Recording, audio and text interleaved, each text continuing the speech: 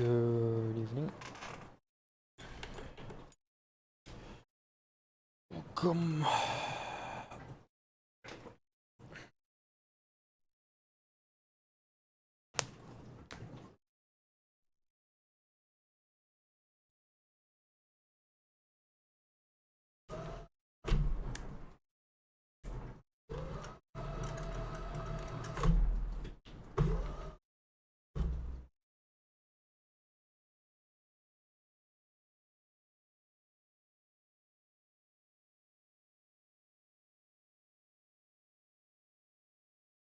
We're doing Laguna Seca 90 laps today.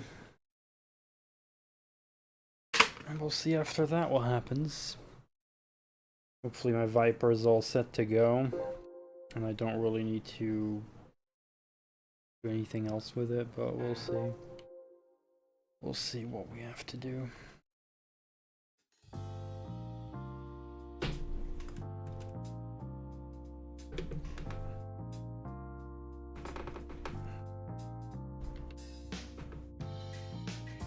Yeah, sometimes I forget there's an arcade mode.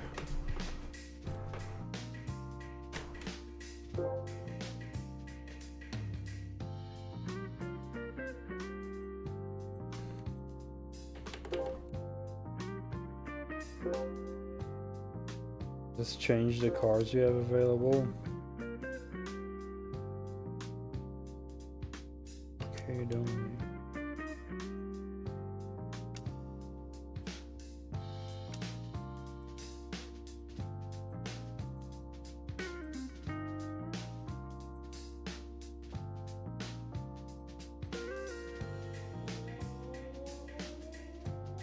Why is it not sorted by like...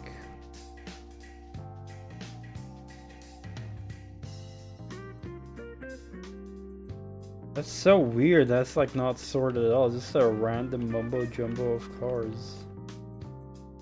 The fuck?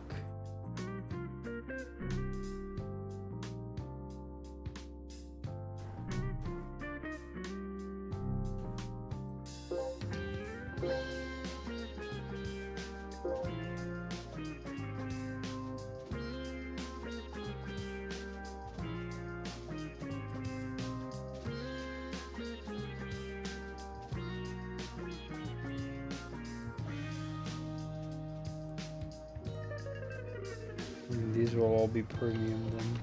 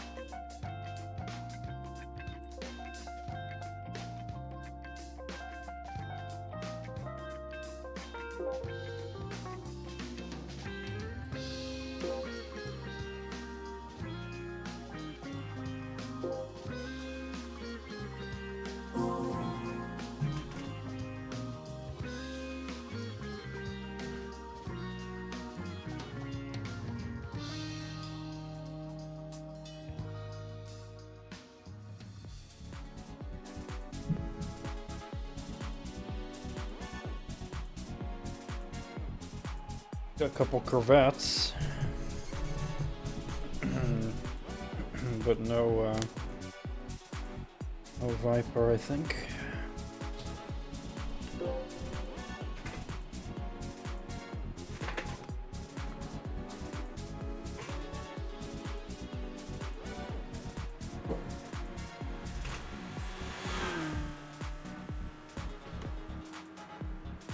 What am I smelling, man?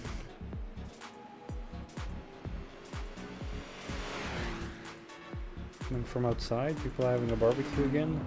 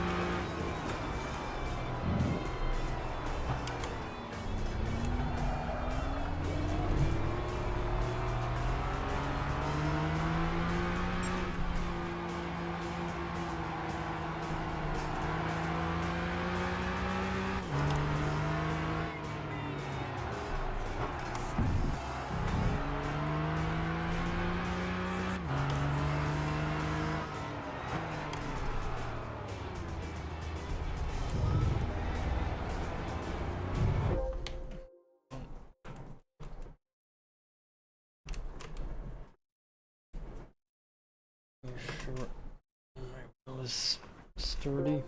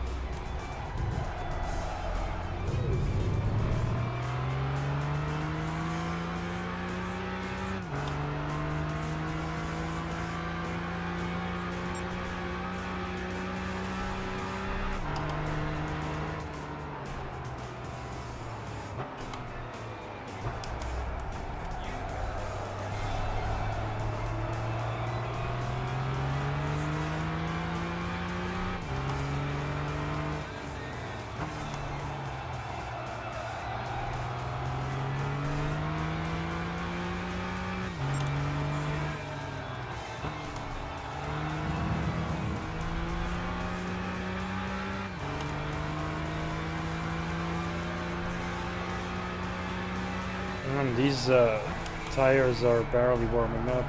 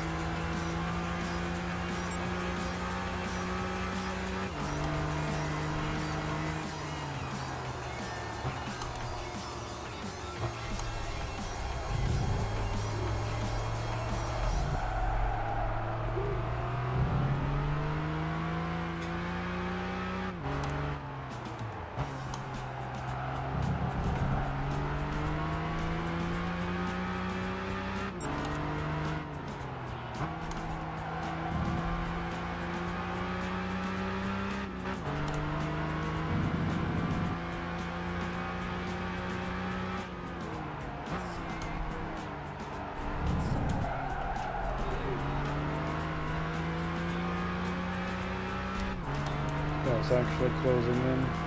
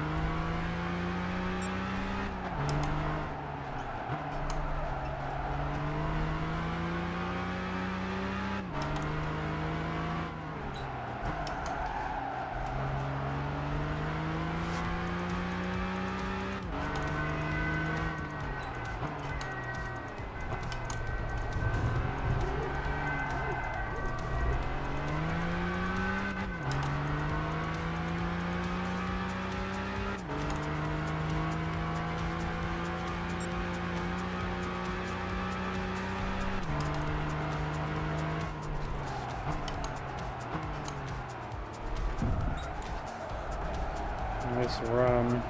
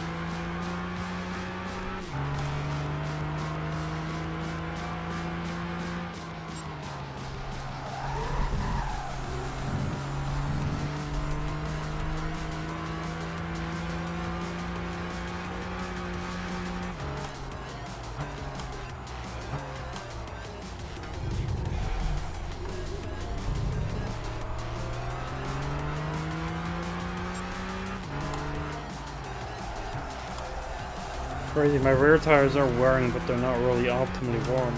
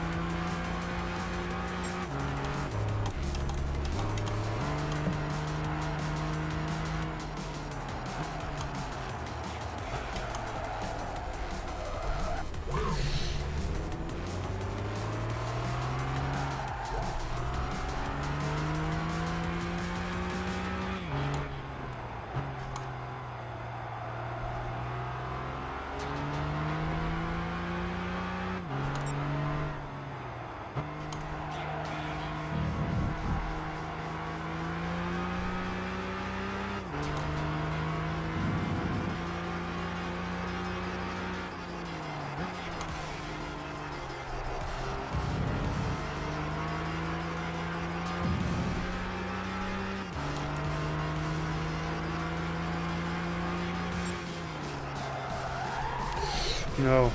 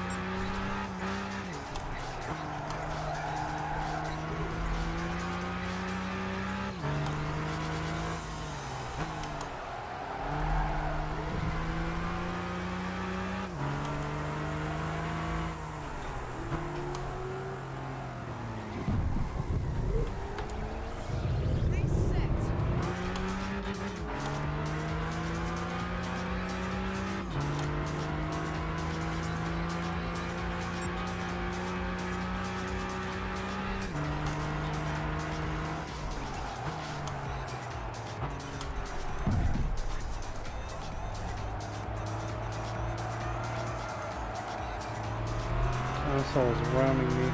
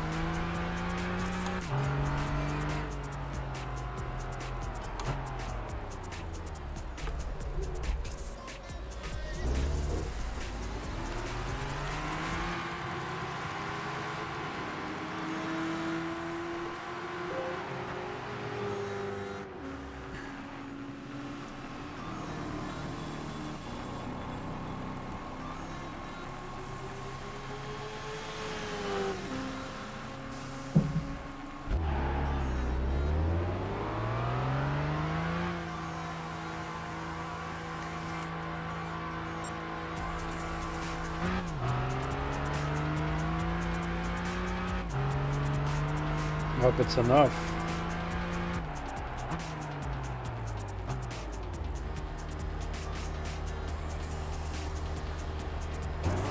Hope I didn't tank too low.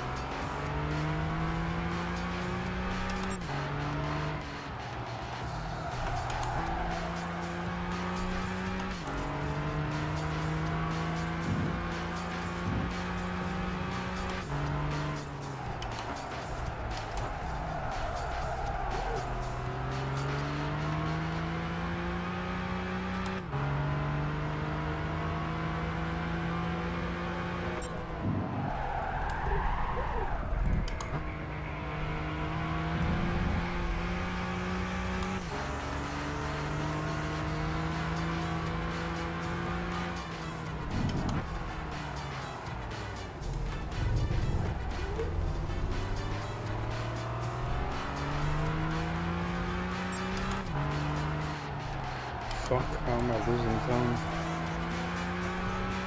I think I did make a little mistake.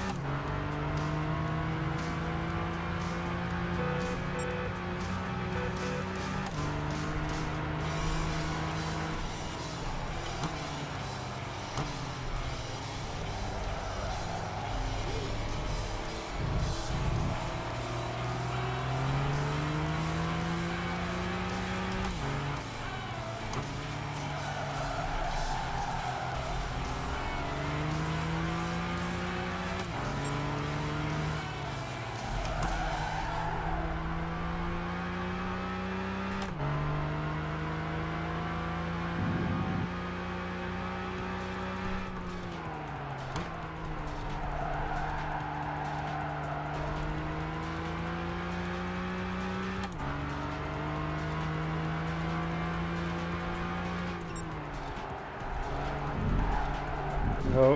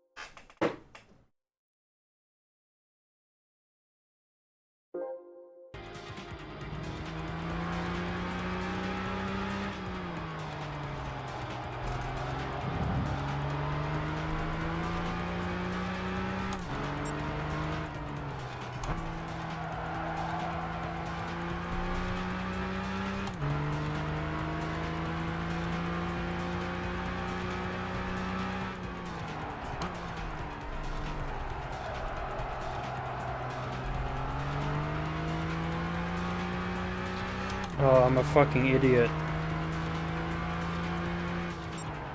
We're doing 90 laps, not 60. Where am I? Oh no. Oh, I'm such a moron.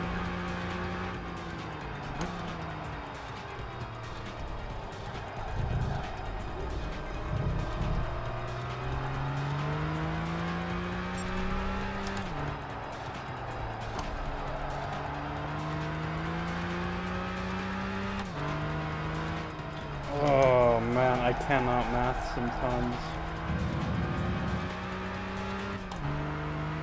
For some reason I thought we were doing 60 laps.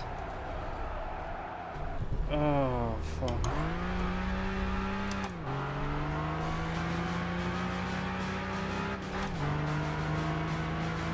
That's really not good.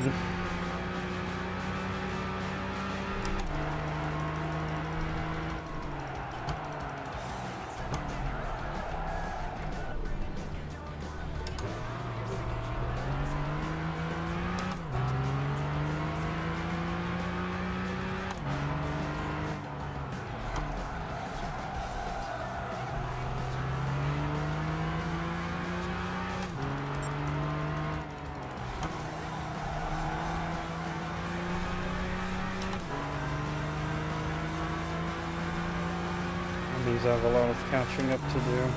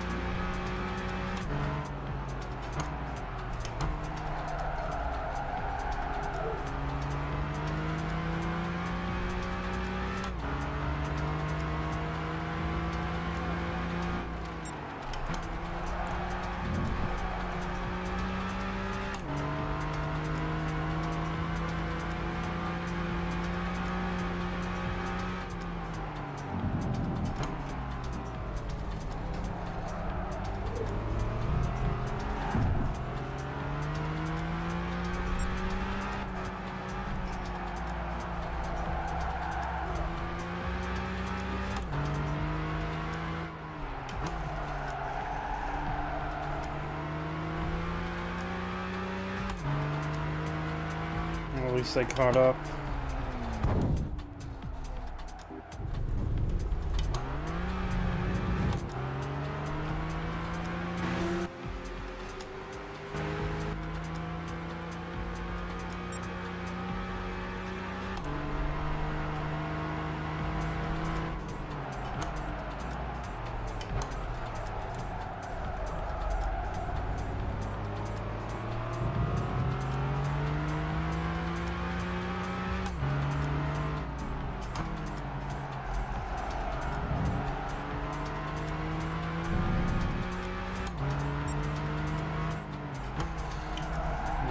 fuel meter was maxed.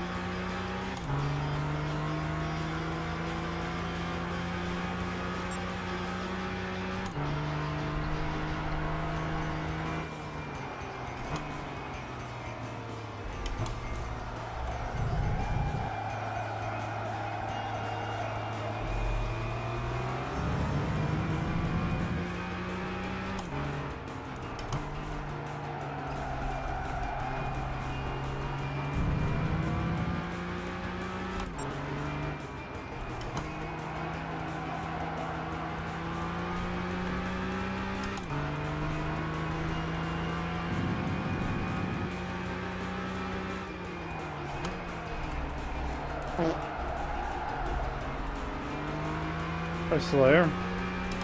Good to see you, man. I'm doing good. I just made a dumb brain fart during this race, though.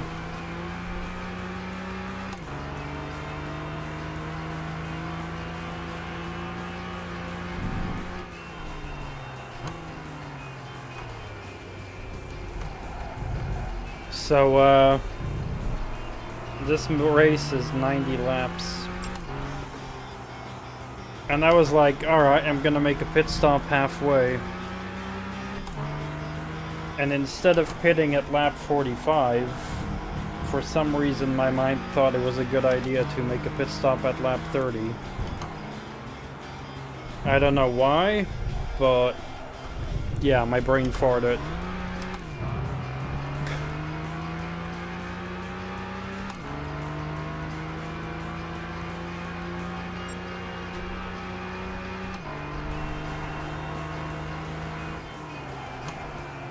Well, the tires aren't really the issue, it's more the fuel.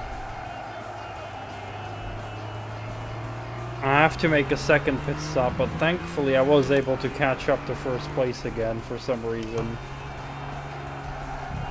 So I do have to make a second pit stop, but thankfully my opponents also still need to make a pit stop. They haven't pitted at all yet.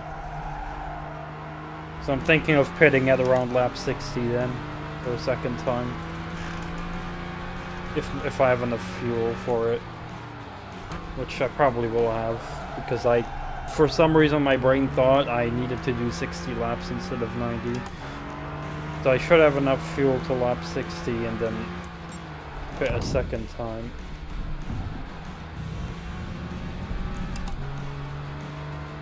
Yeah, that's a big brain fart that happened right there. I panicked for a moment, but yeah, I was able to catch up to first place again. Even though this Viper is not the easiest thing to drive in the world. But it's getting a bit easier with the lighter weight now.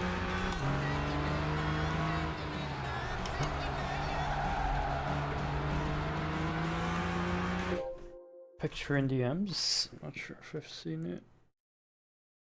Or was that earlier? Because maybe I did see it. Oh yeah, I did see that. My bad for not reacting to it. Because I saw it when I was like just waking up and out of bed. And I was like, I'll react to it later. But then I forgot.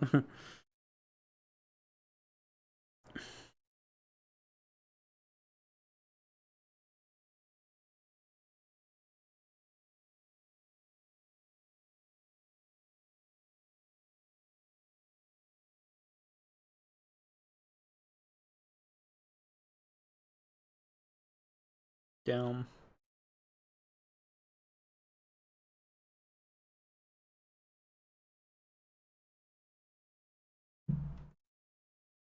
Nice job.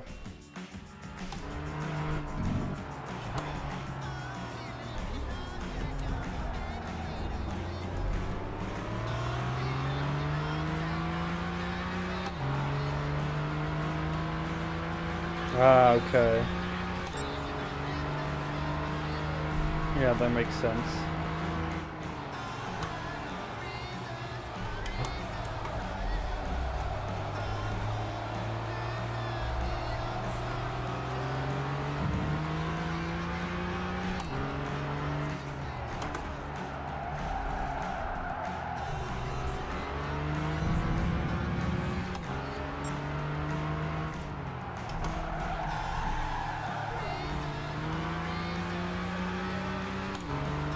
Oh, they're pitting.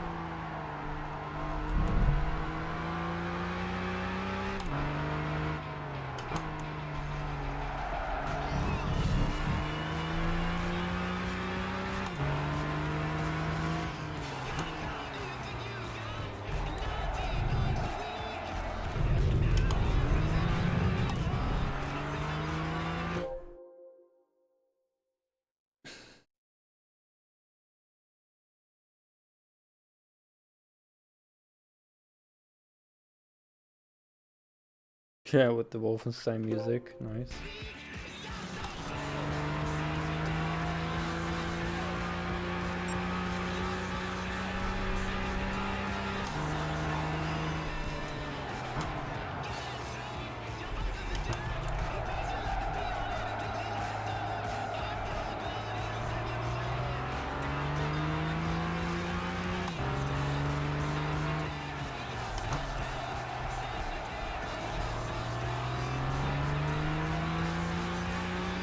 I'm not sure which car is driving behind me now, though.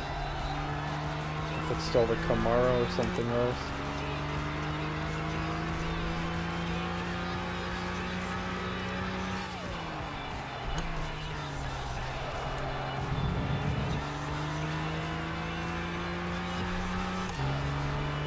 them, the devs answered you.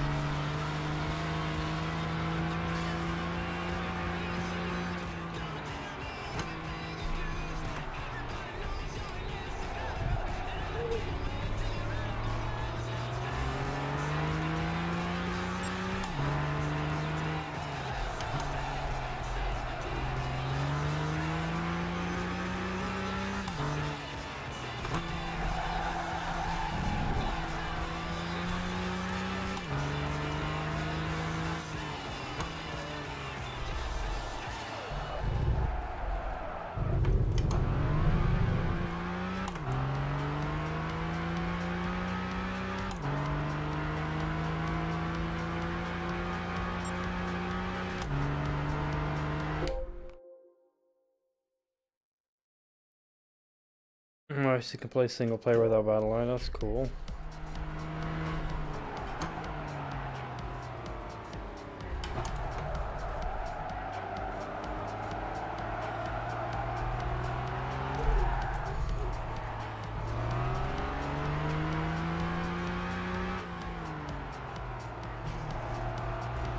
That's good.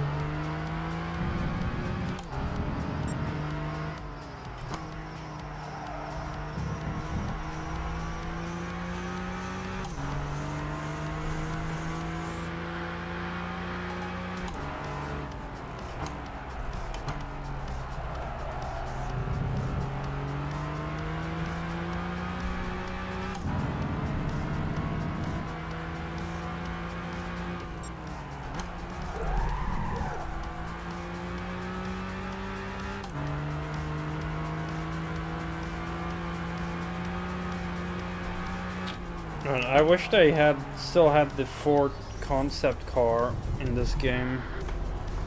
The one they had in Gran Turismo 2 and in Need for Speed 2, I forgot what it was called exactly. It was like a Ford GT concept.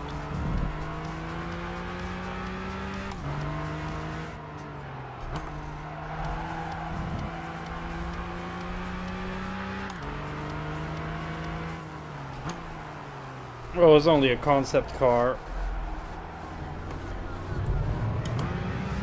Oh, I mean, it's not in this game, is what I mean. It is in Gran Turismo 2, but that's the last Gran Turismo game it was in. Would have been cool if it was in this one as well.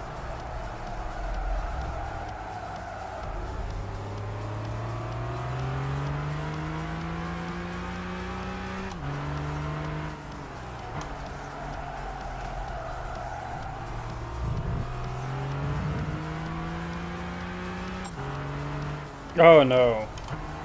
This one has dead multiplayer.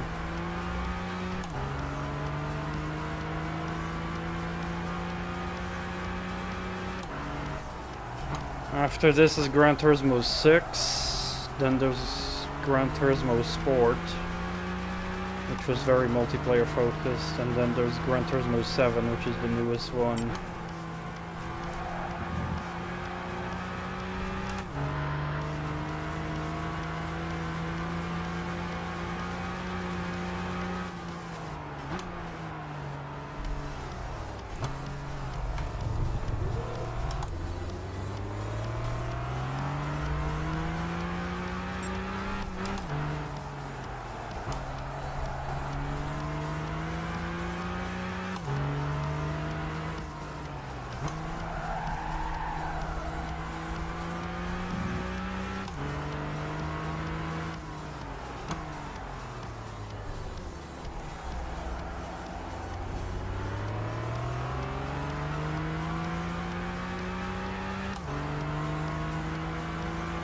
Yeah, it's a long-running franchise.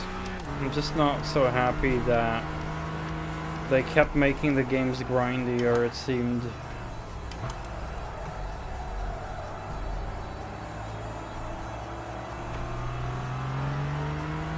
This game kind of started it with the grindiness, adding 3 cars that were 20 million each, which is absurdly high price.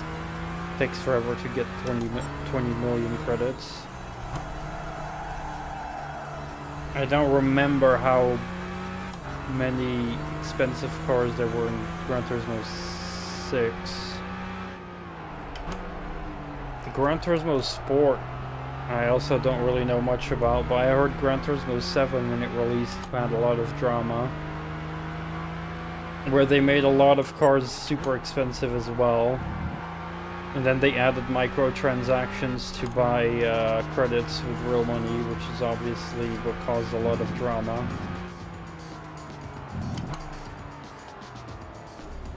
And then they went with the excuse of like, yeah, but we want people to like, basically the pride and accomplishment argument of like, we wanted people to like, you know, feel like the value of like collecting real expensive cars and stuff like that. It's like, yeah, but then you wouldn't have added fucking microtransactions now, would you, to circumvent that? It's like, kind of greed. Now, I did hear that they made the game less grindy after the backlash. I'm not sure, but I've not played that game, so...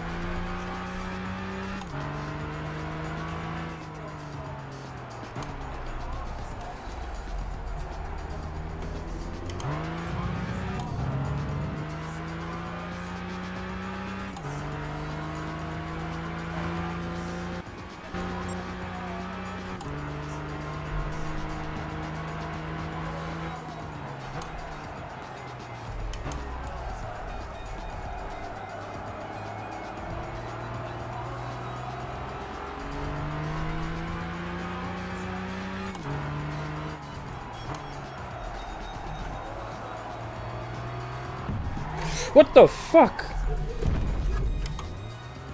You fucking dickhead! You just fucking pit maneuvered me.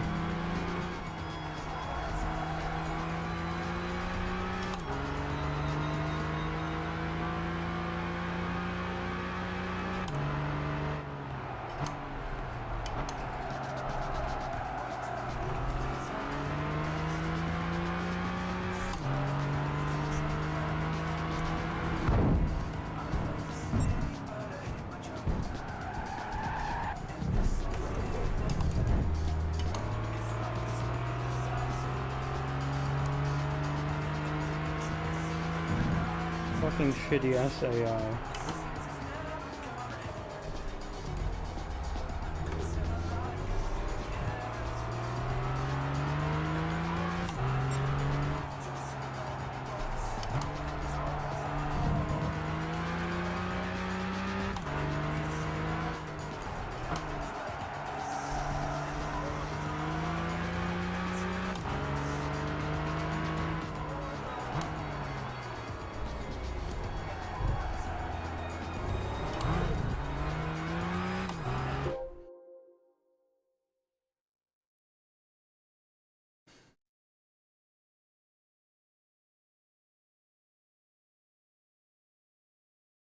Yeah, I'm not a big fan of that either, of letting people unlock it by spending money, to be honest.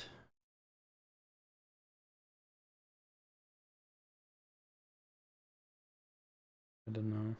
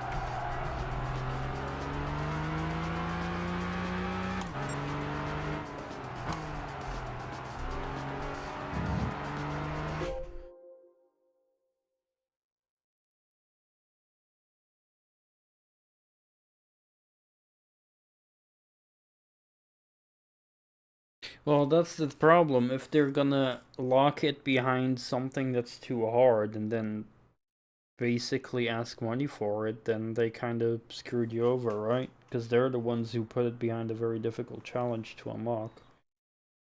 Now, I'm not against having to unlock things by achieving something, but if it's something ridiculously hard that not many people can do, then it's kind of scummy to then put it behind a paywall, I'd say, to extract more money out of people who aren't as skilled at the game.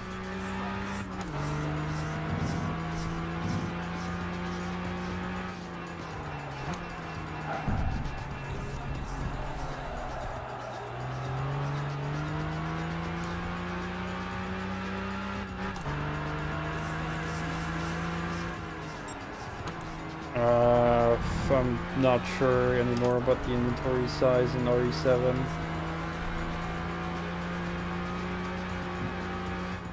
It was a long time ago. I don't know if you can upgrade the backpack or not.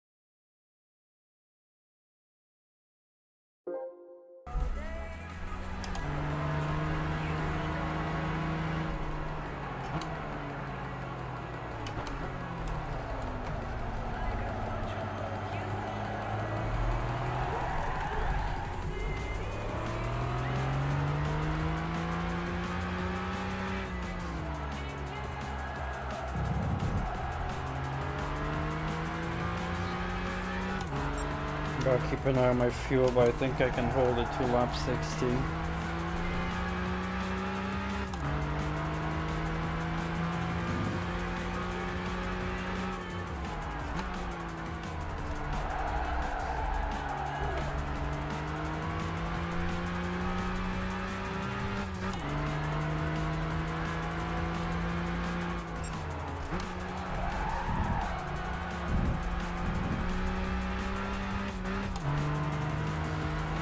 Yeah. But I was like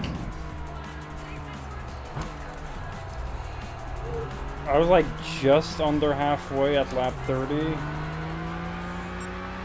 And I added like 10 liters during the first pit stop.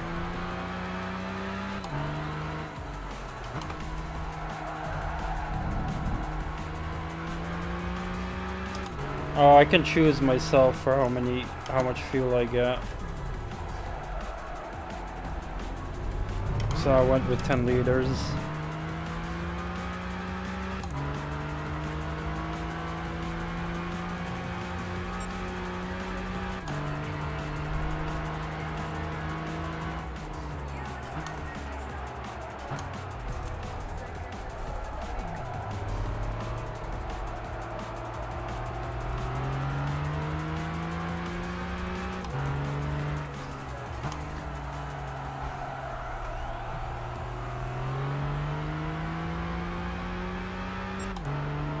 I wish the game gave me a little bit more info on like how many liters exactly I have during the race. Maybe like an average of like how much I'm using on average per lap or something. That would be cool.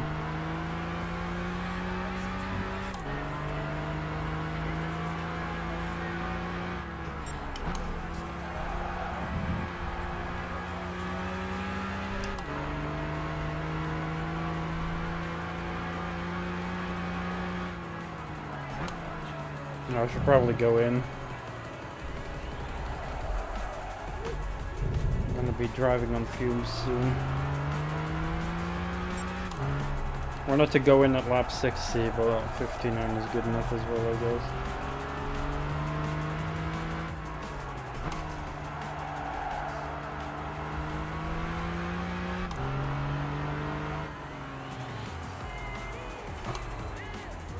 Excuse me? Disconnected.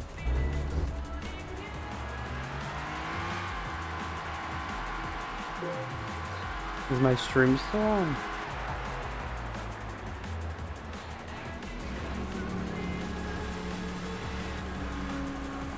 Okay, weird.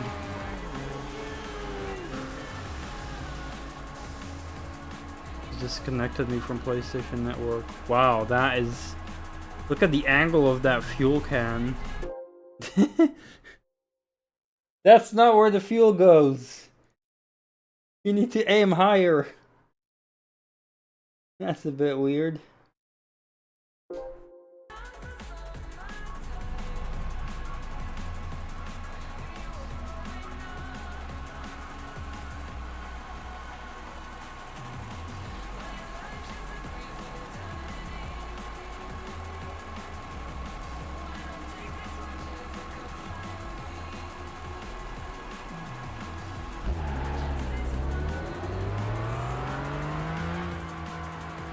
Yeah, I guess so, something like that.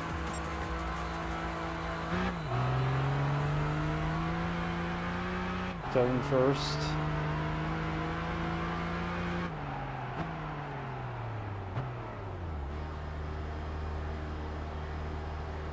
Yeah, I mean, they have a lot of cars in this game. But it would have been cooler if they actually did it properly, for sure.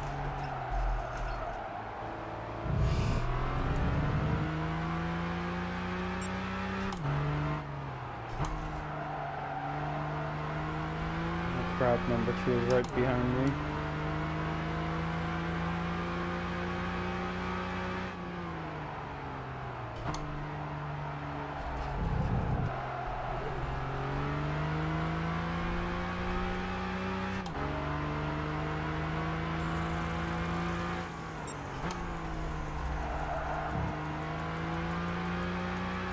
Thank you for contributing to God of War.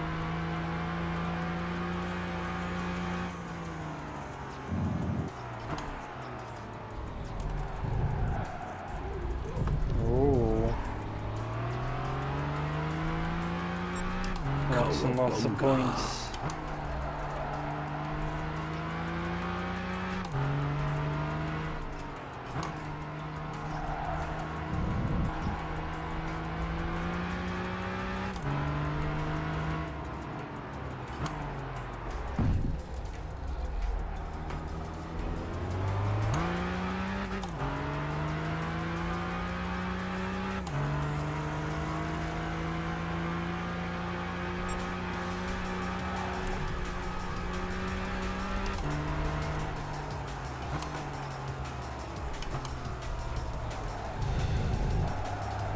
They're gonna make me play every single one of them.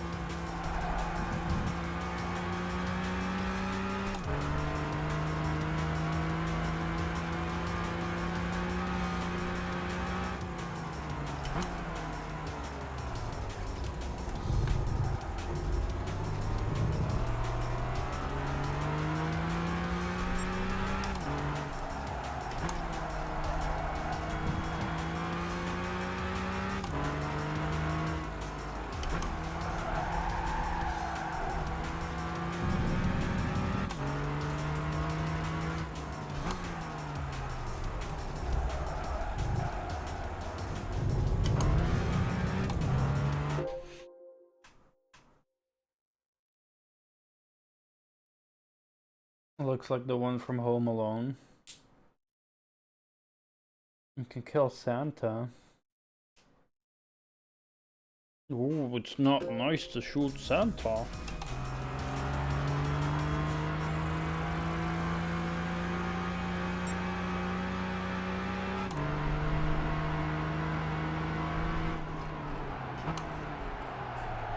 Is that an achievement you get if you wear Santa's outfit?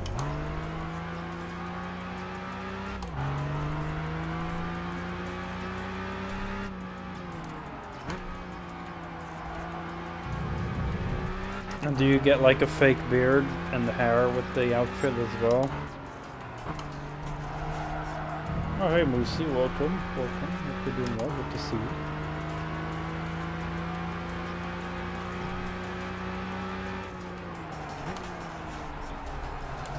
Welcome to my casual stroll on Laguna Seca.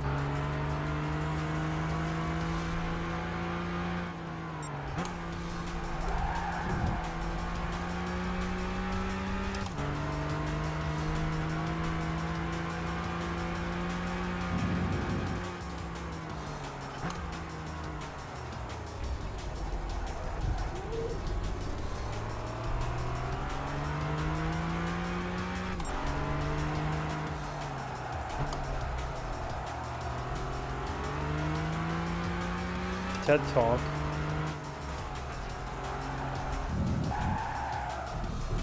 Now what about those crab nebulas, huh? You hear everyone talking about them, but do you ever see them?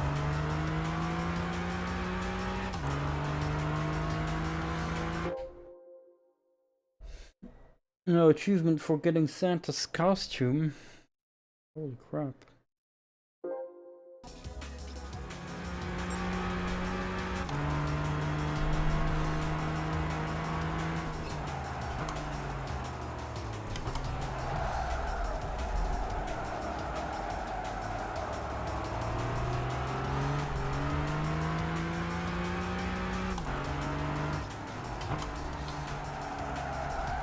Damn it. My brother asked me if I could go to the model shop on Wednesday morning, but I can't on Wednesday morning because on Wednesday I have coach coming over. But my brother wants to go to KFC again with me next time we go to the model shop. No, it's not like I'm often thinking about KFC, but just because he mentioned, I now keep thinking about like the spicy KFC burgers. And let me tell you, I'm a big fan of spicy chicken. So now my fucking mouth is like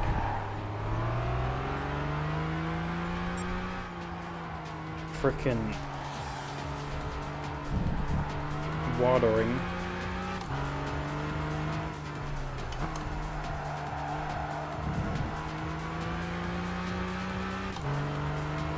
I am a spicy chicken enjoyer.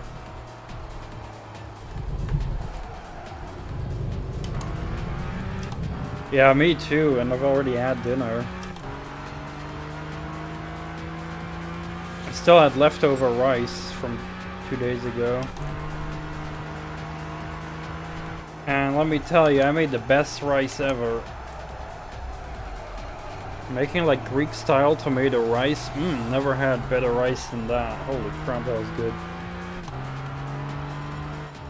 I will now forever keep making tomato rice.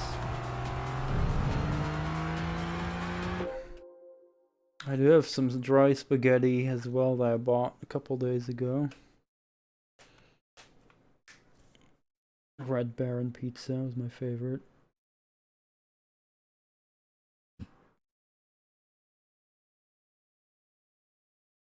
Oh yeah. It's crazy how there's certain things we didn't like as a kid.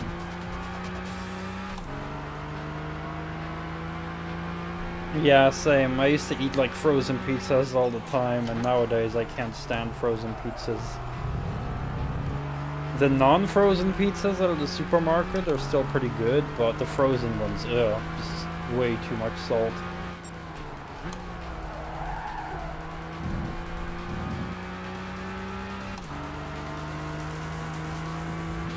Like, I mean, I'll eat it if someone gives it to me, but I wouldn't really buy it anymore, generally speaking.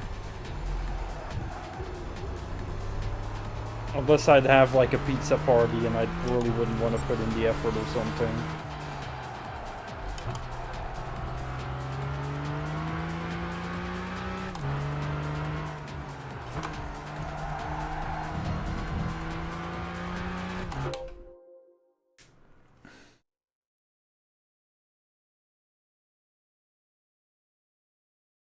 Yeah, I mean, again, I'm fine with like the fresh pizzas. I don't know if they have it over where you live though, but over here, supermarkets also have like fresh pizzas. They're like, they are in plastic, but they're not frozen, so they have a shorter expiration date. But like, those are still pretty good, I'd say. And the restaurants over here also generally have pretty good pizzas. But yeah, the frozen ones I wouldn't really take anymore, but like I mean, flavor wise the frozen ones are fine, it's just that they're very salty. I mean, that's also affecting the flavor, like minus the salty flavor, they're like still pretty decent flavor, but I just feel gross after eating them nowadays. And the crazy thing is, I used to eat those all the time back in the day. And when you're used to salty food, it won't taste as salty to you. But if you eat a lot less salt in your diet, all of a sudden the salty foods, you will taste the salt. So it's all because I changed my my diet with the amount of salt I take in.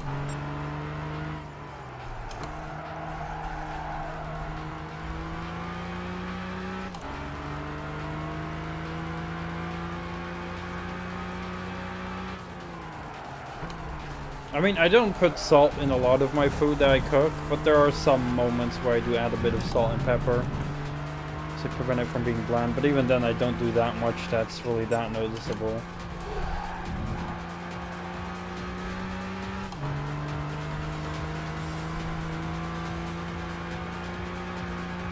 Yeah, it's crazy, right? It's like I used to live off those pizzas a lot. I would buy them all the time.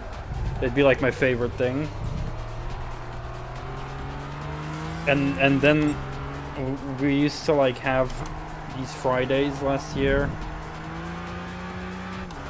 with my neighbors, and then occasionally, when they failed to like get people to cook, they just got those frozen pizzas. And when I took a bite of them, I was like, holy shit, it's just like my mouth is full of salt.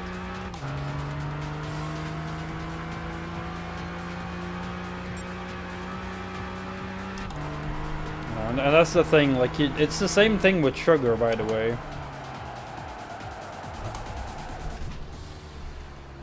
I pretty much, in terms of drinks, live off water most of the time.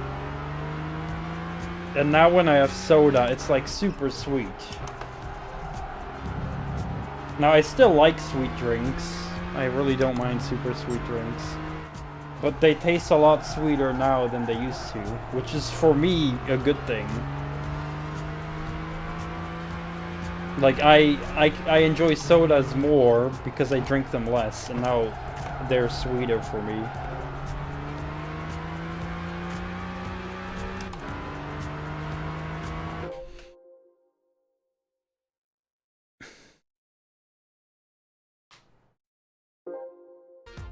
Yeah, exactly. That's the whole reason. Like, I'd rather, get in all the extra stuff through food than drinks.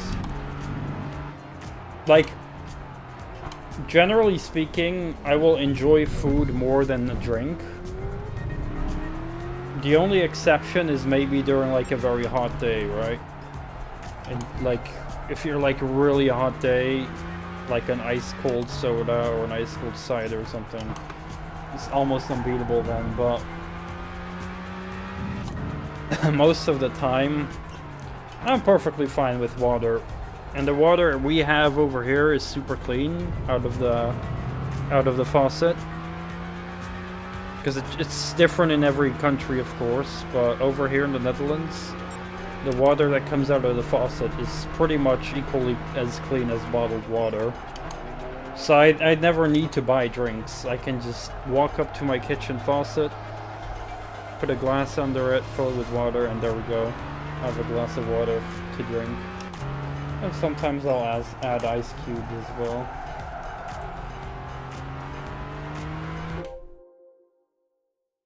Yeah, I mean, I'll gladly drink a cold glass of water as well during a heat. But occasionally I'll definitely crave maybe some soda, but it's not often. Or maybe sometimes an energy drink as well, but again, not often.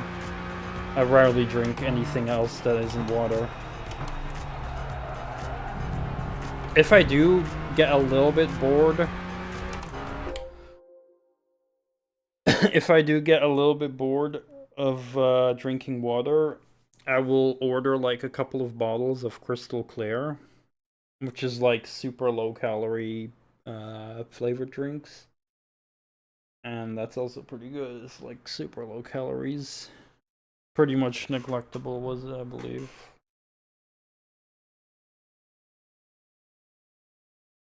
Let's see if I can find Crystal.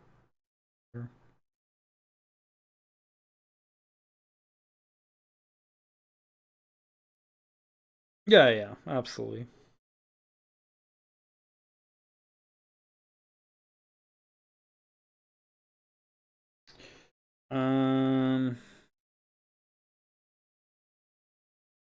Yeah, so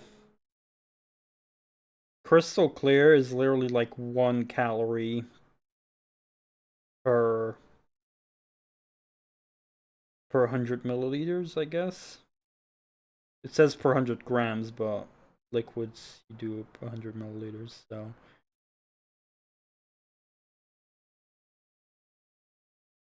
So if you'd have like 1 liter, you'd have maybe like 10 calories or something. So it's like almost nothing. It's like very low in calories. So I'll occasionally order that if I really am like craving like maybe some flavored. But generally speaking, I'll live off water.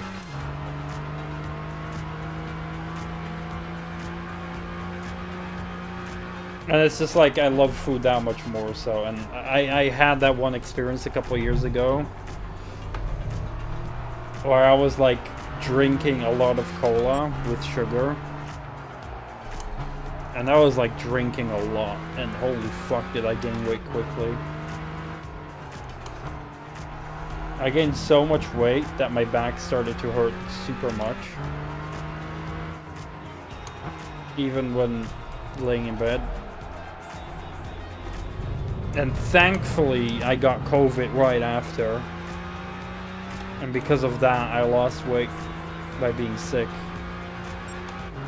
And then I learned my lesson to really not underestimate sugary drinks and drinking them in large quantities.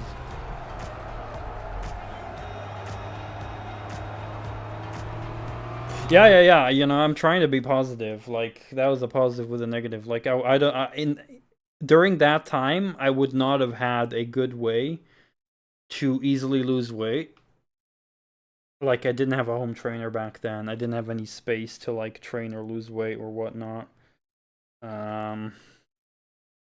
So, and I could barely move. Like, my back pains were so bad that I could barely move. I could barely do anything. So, yeah, like, sure, having COVID was not a fun experience, getting a 40-degree freaking fever. But, you know, in terms of the positives, you know, it was good that I lost weight because of COVID. So, yeah, that's a good thing at least. Yeah, and now, you know, like, I'll... Generally speaking, if I buy soda, I'll buy, like, if I really have to buy soda, I'll buy sugar-free. And, you know, I am aware that sugar-free drinks are entirely healthy either.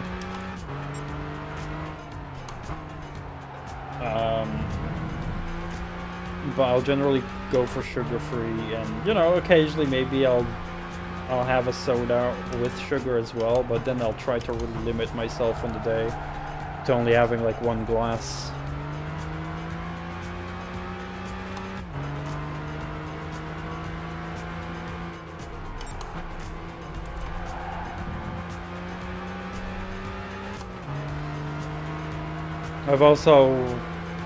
I'm also not drinking as much alcohol as I used to. Not that I ever drank much, necessarily, but, you know, there was a time where maybe, you know, I drink a few beers every other weekend or something, and now it's super rare.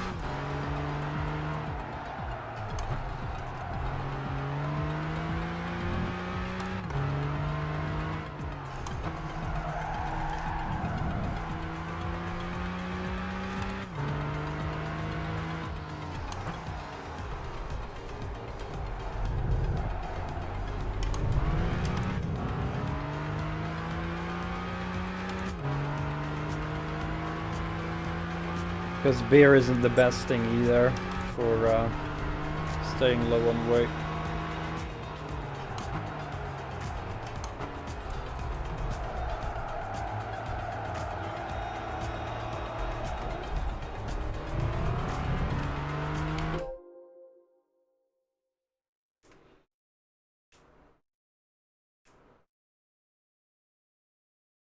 You got something positive from it. What is it, if you want to share?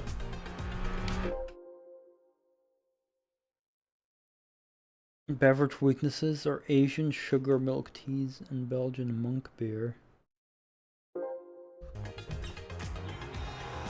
Not sure if I ever had those. I mean, I've had Belgian beers before, but not sure if it was specifically monk beer.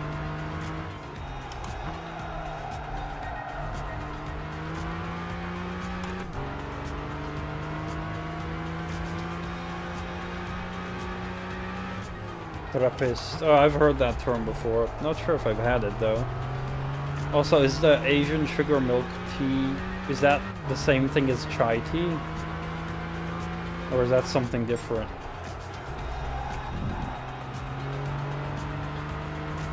Okay. I've had chai tea once. My ex made me drink it. I was a bit mixed on it back then, but I'd definitely be willing to try it again now. I don't know if there's different flavors of it, but I'd try it again just to see if maybe it's something I'd like now, because, you know, your taste palette changes a lot over the years.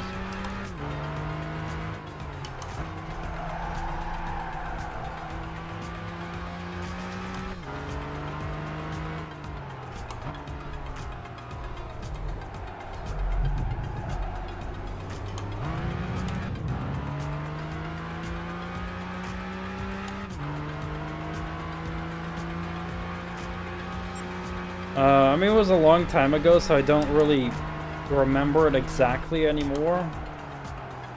But it was definitely like an odd, like,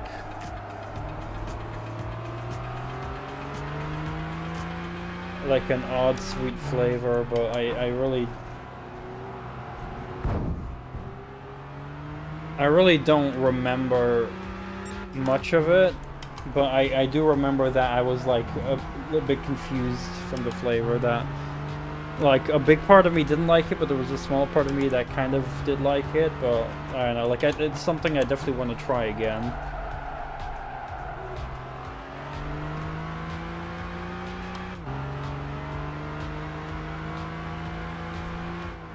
Oh, I even love regular chocolate milk. Chocolate milk is awesome. I don't have it often because, again, lots of sugar and stuff, but I do love milk and chocolate milk and like strawberry milk and all that shit. Like, oh yeah, I love that shit. In general, a lot of milk flavored drinks I love. anything from regular milkshakes to like Müllermilch is like a German brand, like milk thingy with a flavor and stuff like that. Like, oh yeah, milk drinks I love in general.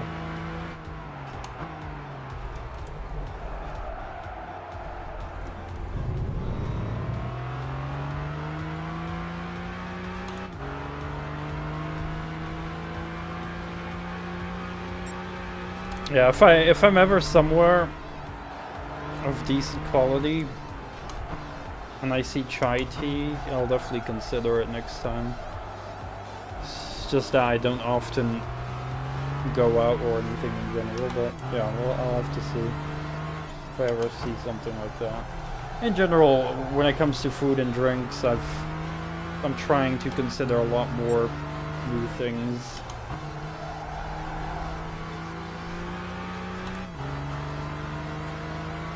I wish fish was cheaper, because I'd really buy fish more often. It was actually affordable, but... I mean, affordable is maybe the wrong word. Like, I could afford it, no problem, but I just don't want to pay that much for it. It's expensive, relatively speaking.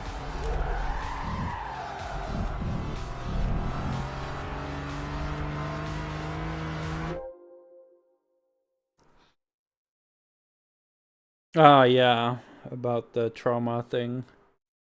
Being able to empathize more. Yeah, I think you did tell me that in the past before that you didn't really have the ability to like empathize with other people who have like certain traumas. And now that you experience it yourself, you understand other people.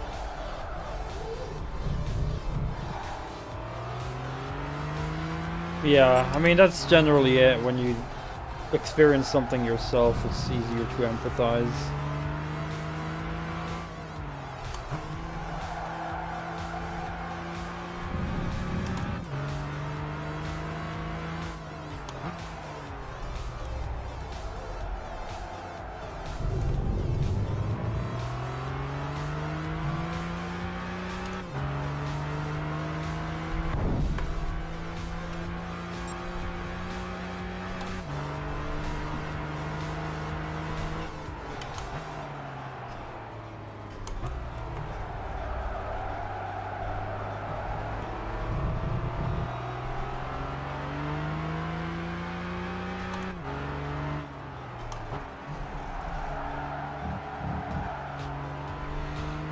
Yeah, that tomato rice I made, holy crap, that was the best thing the best rice I have ever made.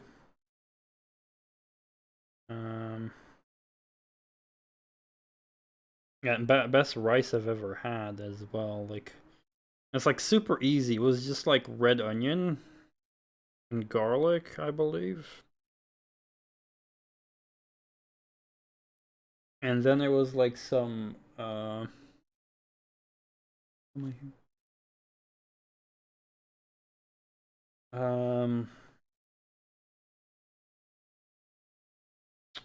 what's the word? I need to translate something.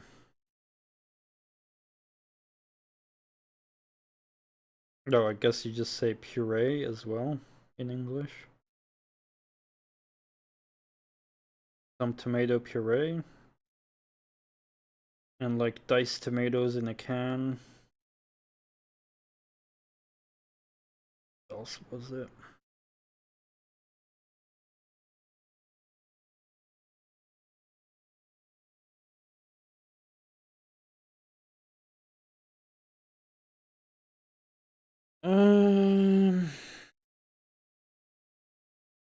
Yeah, red onion. Okay, a little bit of garlic, tomato puree, add the rice, and water, and then the tomato blocks. These, yeah. And then just boil it until like most of the water evaporates. And like I had these little plastic bowls. So what I did is the rice was like super nice. It was like nice and moist. But like stable enough that you could like turn it into a shape. So I put it in a small plastic bowl, and I would like fill it up halfway and then like press at the top. And then I would put the bowl upside down on the plate and take it off, and then I had like a very nice like clean shape like of the rice that looked very good. I posted a screenshot of it on Discord. Let me see if I can link the screenshot. And it was also with like beefsteak and like a salad. It looked so good.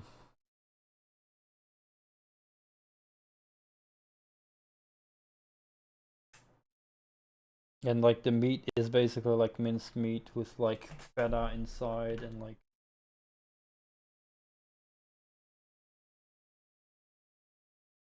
some herbs and stuff, but that was like so good.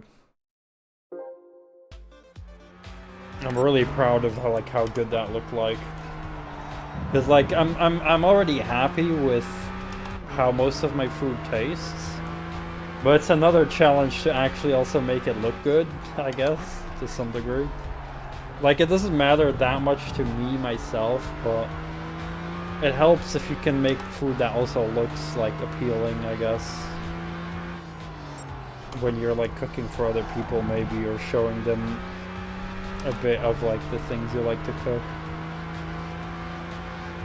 Like when I'm enthusiastic about my cooking, you know, I love to like share pictures of things I cook to other people. But it, you know, it doesn't help if it doesn't look good, because they can't taste it then in the picture, they can only see, so it makes a big difference if it actually looks impressive.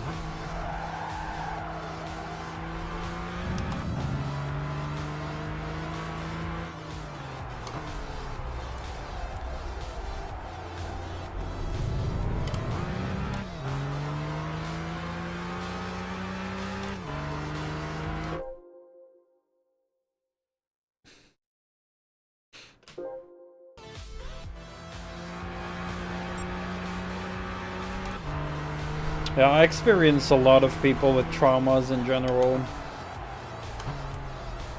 It seems that whenever I'm like meeting women to date, I always attract women with traumas. I think I already talked about this, but like it's like on a personal level, I really don't mind if they have traumas, because I want to be there for them. It's just on an emotional level, I'm an emotional sponge, so for me it's like a negative impact to like have someone with massive traumas around me all the time, because that could like negatively impact me a lot on an emotional level.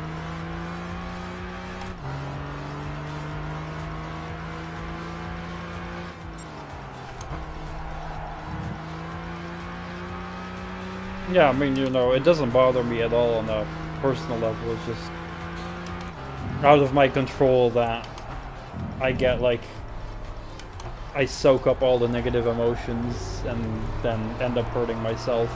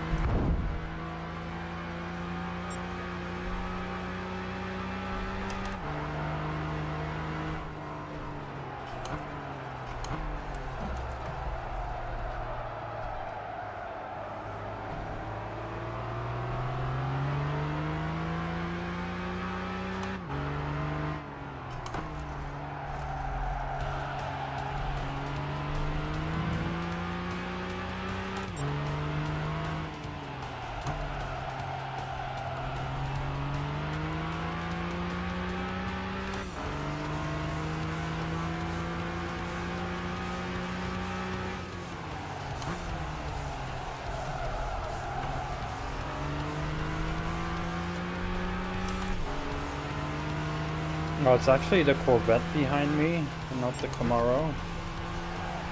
Crazy.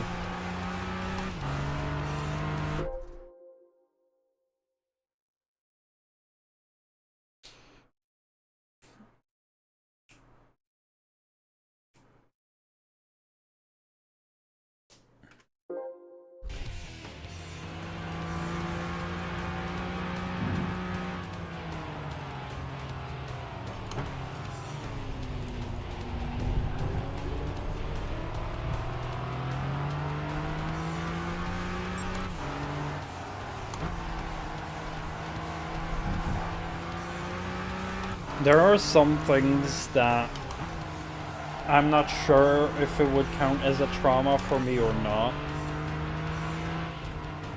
And I'd have to like do a research on like what does and does not technically count as a trauma.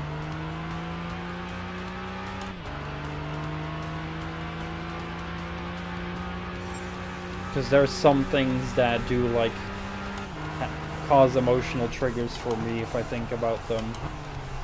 And there's some things that like come back to kind of haunt me at times, but like I don't know if it's like a trauma or not on the technical level.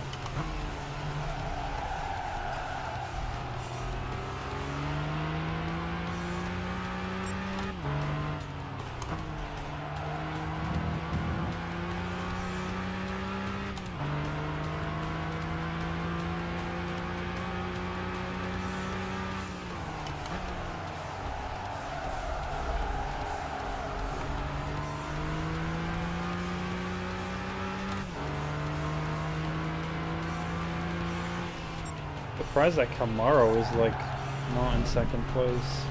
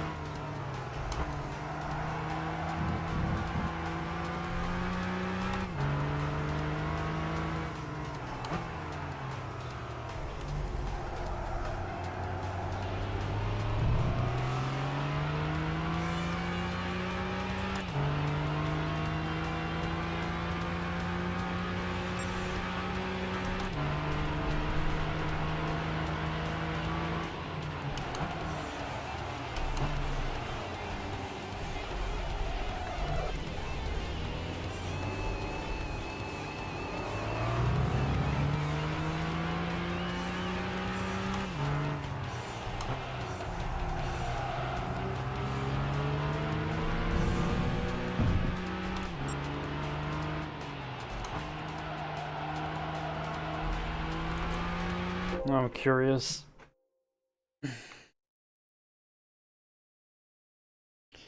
At what point something?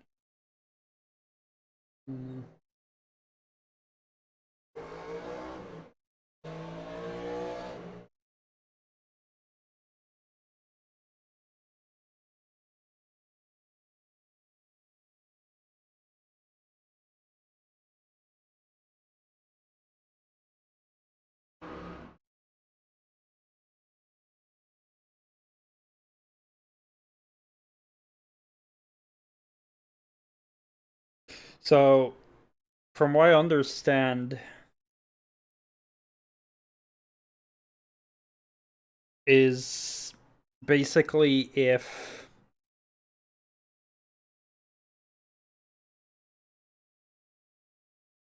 like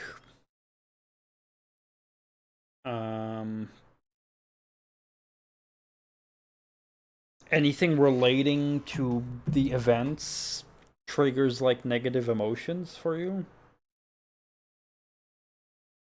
but like not like necessarily sadness, but like, you know, either panic or distress or um you know, anything that is like not easy to cope with, basically. like anything that like genuinely like has an impact on like your mental health at that point. Yeah.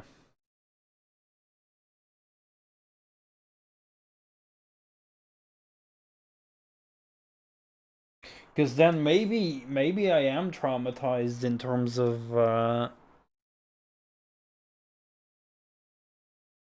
of relationships and stuff, or in terms of like uh coming into contact with people whom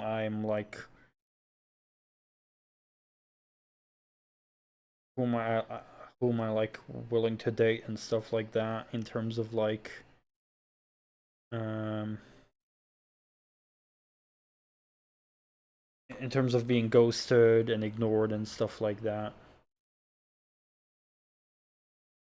And it's not it's like something that goes back to like my experiences as a kid, right? um like even as a kid, when I was maybe, falling in love with a girl, and then I'd have like very negative experiences starting from a very young age, that she would ignore me and not be interested and stuff like that. And it's like been repeating throughout my whole life with all that kind of stuff, that there's definitely moments where if I do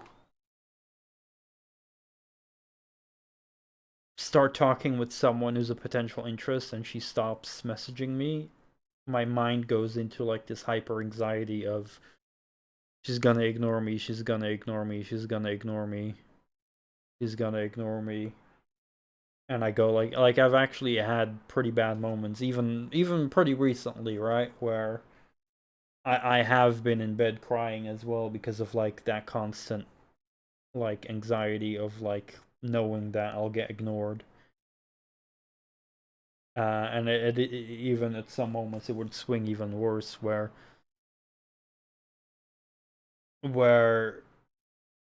I wouldn't even like it's hard to describe, where it was like a moment where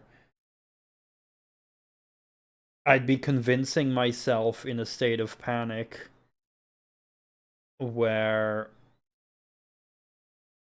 I would convince myself that it's for the better if she ignores me because I'm not worth it and stuff like that, and I'd be crying and like have a lot of self-loathing and stuff like that. Like it's like,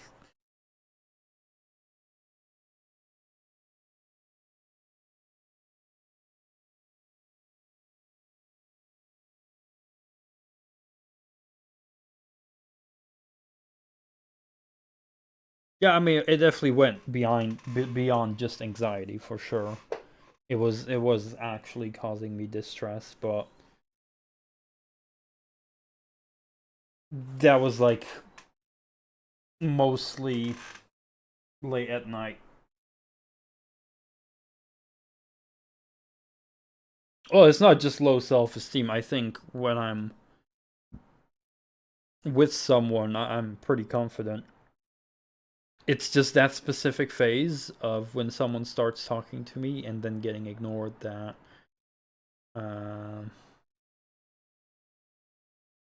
that's like the most anxiety, like definitely the most like anxiety inducing, but also unnerving, like um that first stage of like them showing interest in me, right? Like if the interest is genuinely there, I'm very confident, I'd say, relatively speaking. But it's that point of not knowing if she's interested and seeing if she will become interested, is like, that stuff is like a gnarly place for me, because like that just like gives me a lot of like, firstly anxiety, but then when it goes bad, it like turns into like actual like self-loathing, and like actually like crying hard and stuff like that.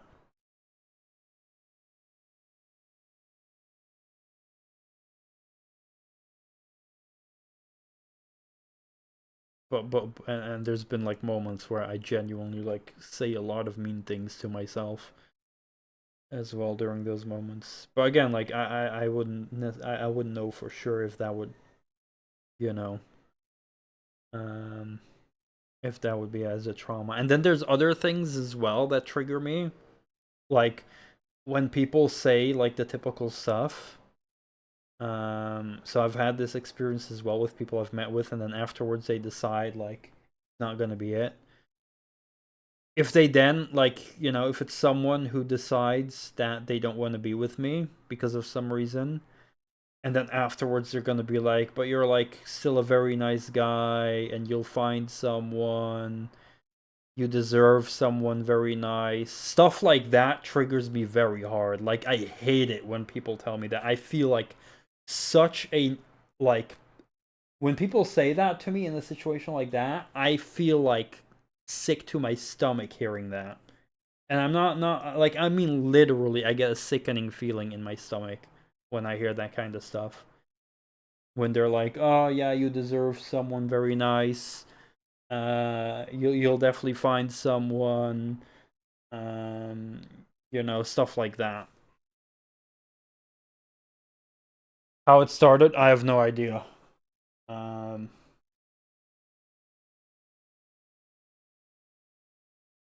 I don't know. It's just maybe like a coping mechanism or something that triggered. I don't know, but like in extreme cases, yeah, in extreme cases, things will just definitely lead to self-loathing.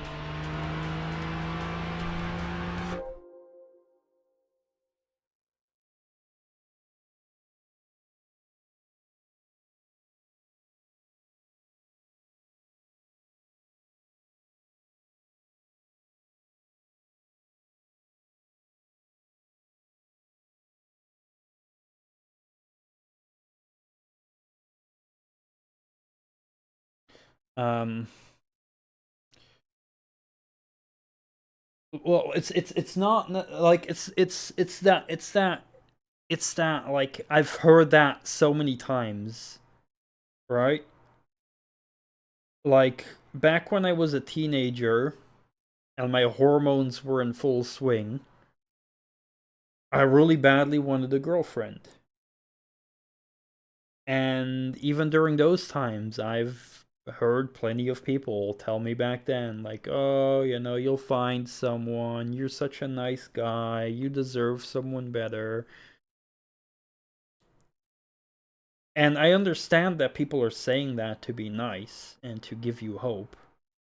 But if you hear that at the age of 13, 14, and you still hear it at the age of 30,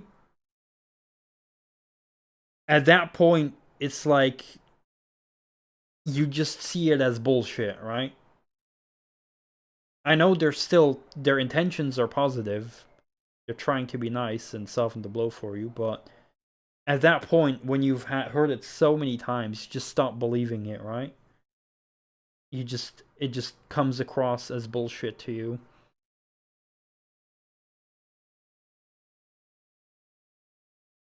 Yeah, exactly.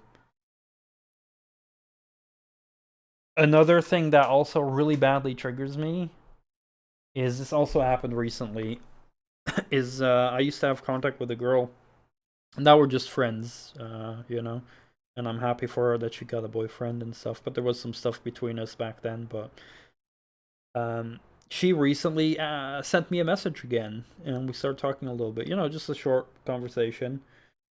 But then, like, you know, it's been like maybe a year since I spoke to her. And then she asks me if I've been dating someone. You know, like, how's the dating life? And I'm an honest person. I'm not a bullshit person who's gonna make up lies and shit. So I'm gonna be honest, but that feels super humiliating and shitty to me when all my answer is, yeah, no, nothing's been happening. I'm still alone. And I keep getting ghosted. That also, like, that feels like super humiliating for me to say that to someone when they're asking me, like, after a year. Like, if someone asks me multiple times, that's fine. But if it's like a year has passed, like a long time between me and someone, and then they ask how has your love life been, and I'm just being like all this negativity of like, yeah, still single, nothing's happening, everyone's ghosting me. Yeah, it's like super humiliating, but like very badly that it instantly gets me into a cry session.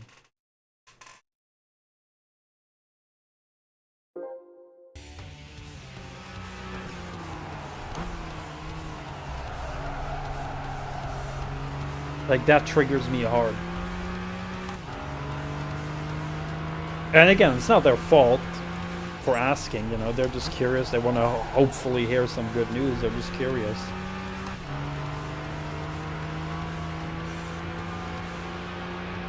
So no bad intentions, obviously, from their side, but it's something that also really triggers me.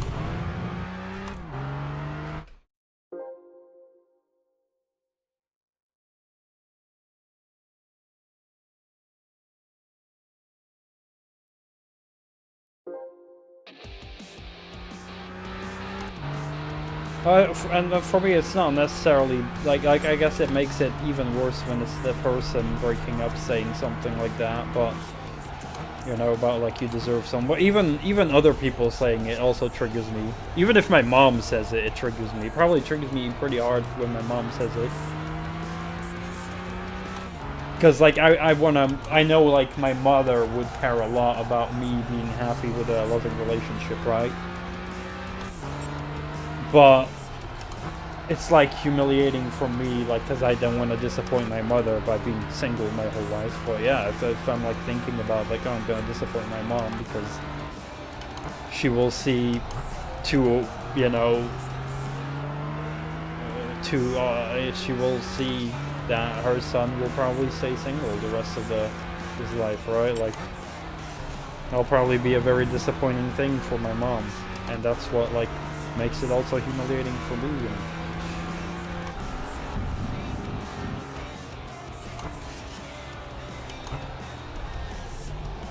You know, my mom will always be positive, say, "Oh, you're such a nice boy, and you deserve some." But it's like, yeah, but I know, Mom, but like, that's not how the world works. I just can't find anyone.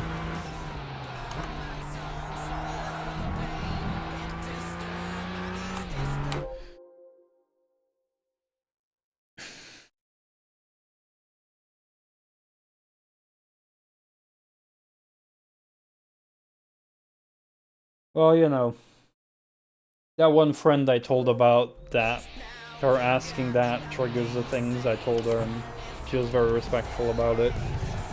I just have a hard time telling stuff like that to my mom. Because I don't want to tell my mom that emotionally triggers me, because that will it will like strengthen the idea of my mom knowing that I'm helpless, that I'm a helpless romantic, right? And I don't want to I don't want to like disappoint my mom in that way, is the thing. So that's why I'm like not wanting to actually tell her that kind of stuff, because I just don't want to make my mom feel bad. And I'd rather feel shit by myself than to make my mom feel bad. And that's the honest truth.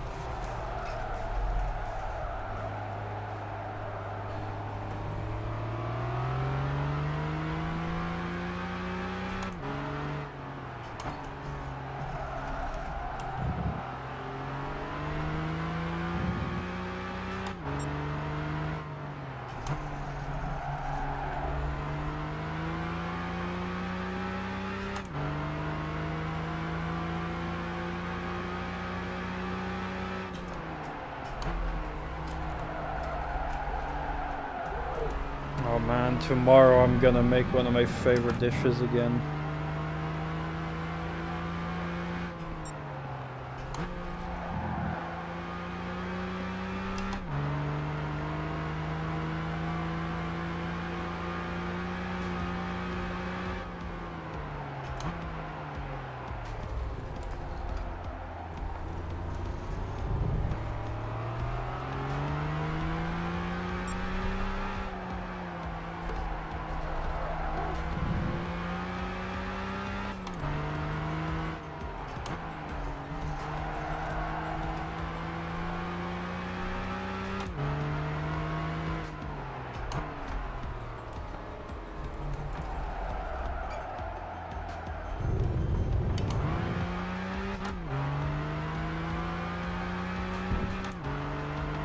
I'm gonna make roti.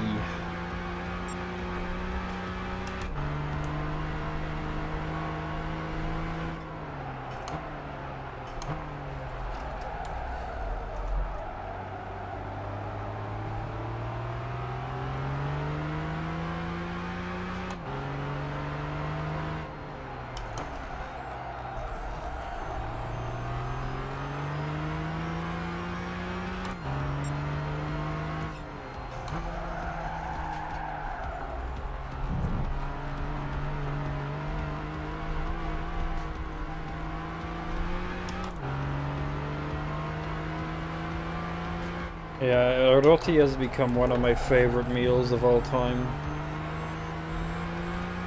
It's like a tie between roti kapsalon and like the Greek style dish thingy I make. Those are like my 3 favorite dishes.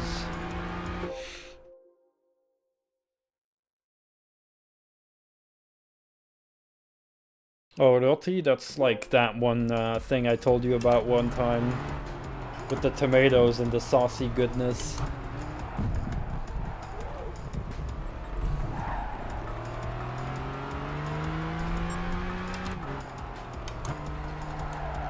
Hamburgers are very good if you make them yourself with a lot of good ingredients on them.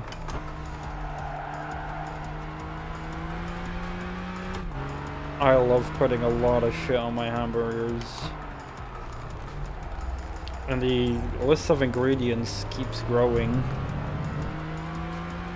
Definitely bacon and cheddar, pickles, onion, jalapenos, and more recently also a big slice of tomato, making it nice and juicy.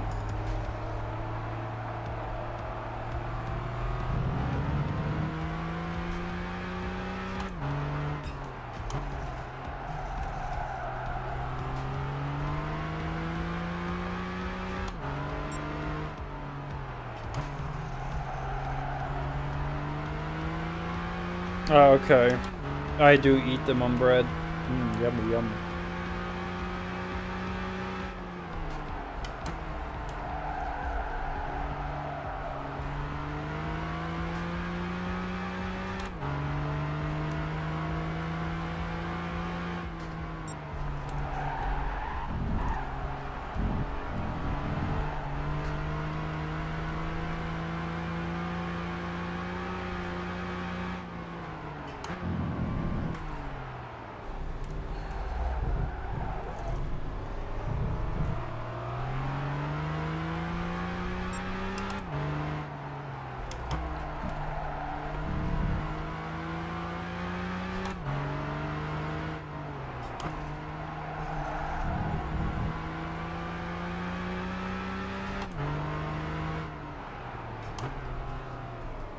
BLT. Oh, I used to know what that meant, but I forgot.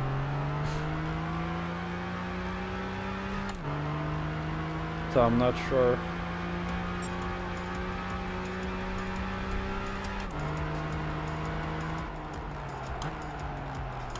Bacon, lettuce, and tomato. Okay. I don't think so. But I also don't eat a lot of lettuce.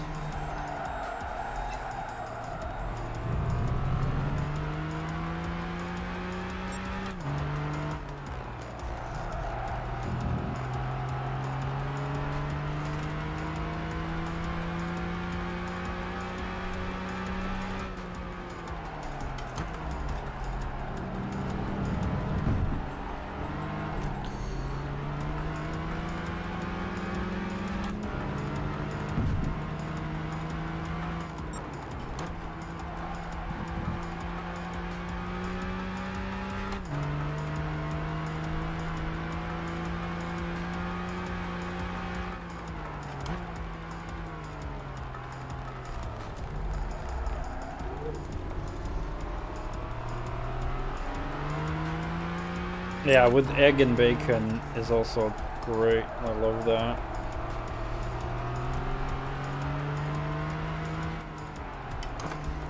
Yeah, I mean, like, the thing is, if I want something crunchy, I'll probably use something like onion instead. And if I want, like, something else that's, like, green, I'm likely to just add, like, some arugula or something. Instead of lettuce, just because of lettuce just not really having much in terms of like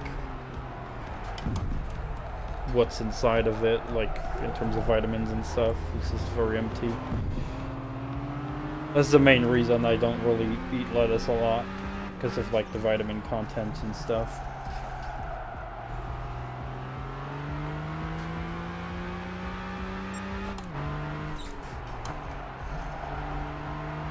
You know, I'm you know, I'm sure it tastes fine. But knowing myself, I'll probably like customize it a bit differently.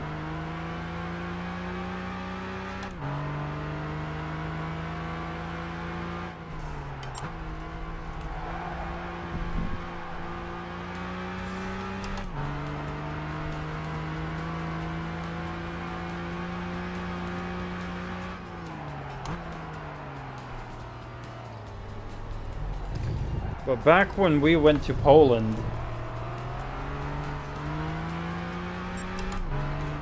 I definitely have a lot of egg sandwiches with bacon or ham. I do love egg, fried egg on a sandwich, fuck yeah. Or even boiled egg. This egg is fucking good. And of course, back in the day, also, we would have a lot of broodje frikandel.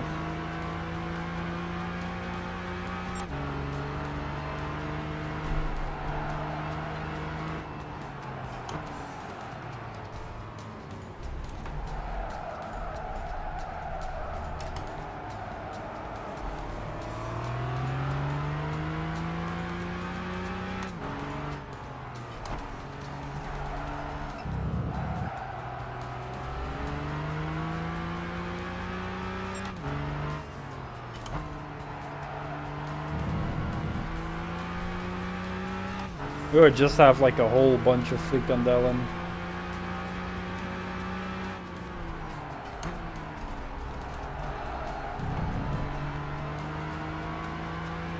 Homegrown tomatoes.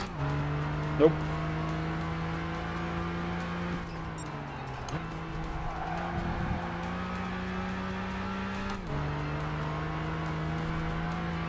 Never really had any place to be able to grow stuff at home, I think.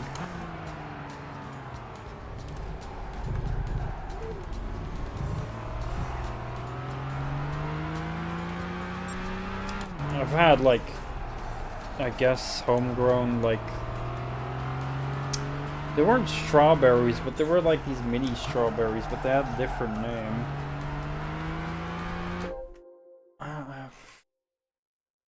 I only found them in Poland, and my aunt had like a little garden with them growing in it.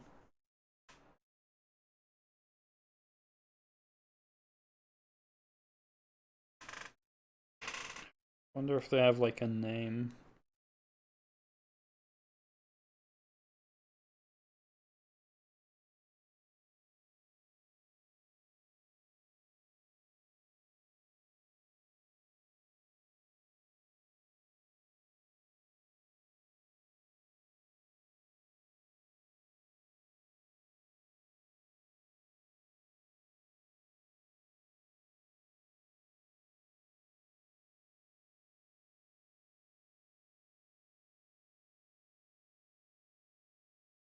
Okay, so they're like...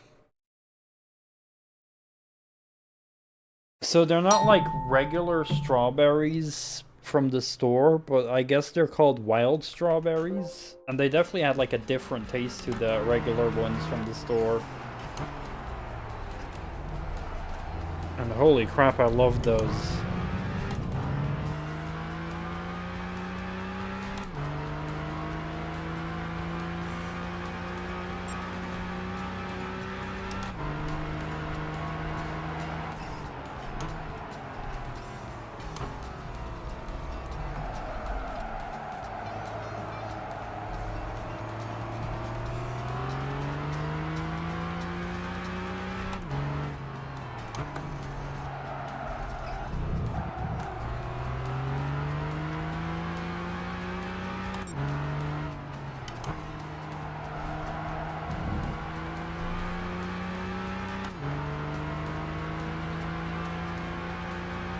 Only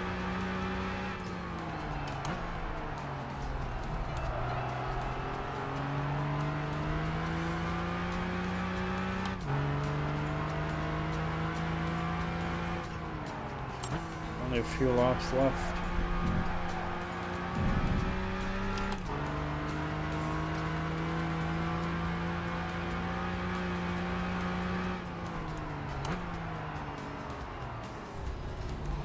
Wonder if I'll have the energy to do another race.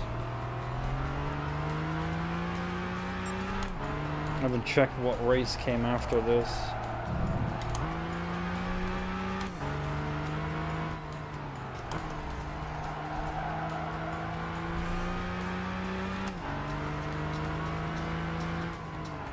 I wonder if I'd go to like a market here in the Netherlands, if there'd be like someone selling wild strawberries.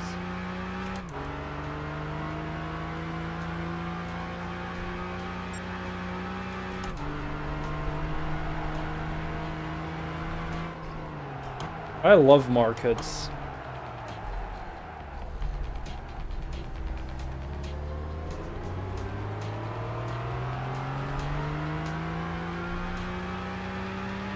Oh, I'll answer that question as well, because I had it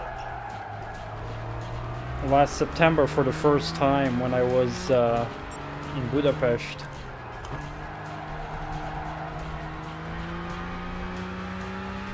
My first time trying, and holy crap, it was the softest meat ever. I never had meat that was like so fine and soft before, holy crap. I definitely want to get it again, because I didn't order it myself, I only tried it from someone else. But if I ever get the chance to order it, and it's priced fairly okay, I'll definitely order it, because, yeah, it was so tender. Yeah, it's really good.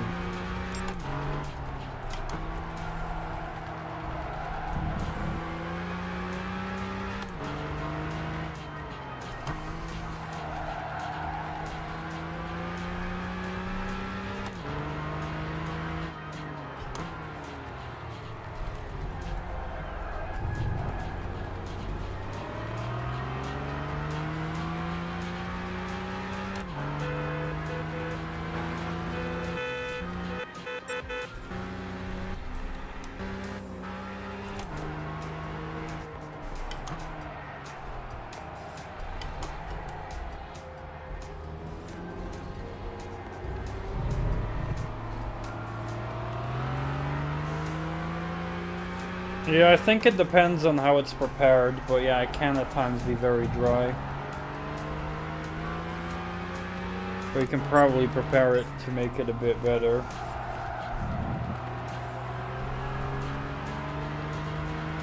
Same with pork, often being very, what's the word, Thai. But you can make it a lot softer if prepared well.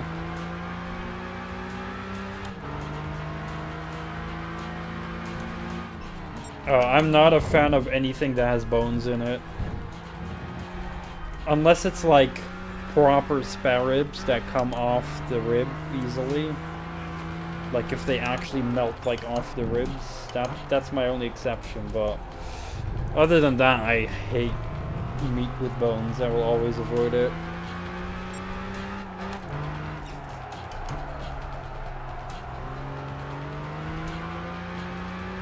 No, I just want to put something in my mouth and be able to chew and swallow it. I hate having to fucking have a bone in my hand and like pick off all the pieces of meat and stuff like that off that. I hate that shit. Too much work for something that needs to be just a good enjoyable thing.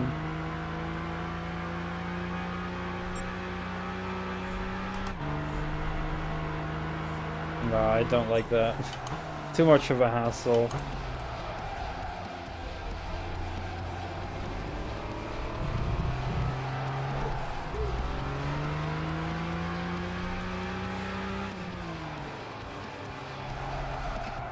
Can't believe second place is gonna go to that Corvette.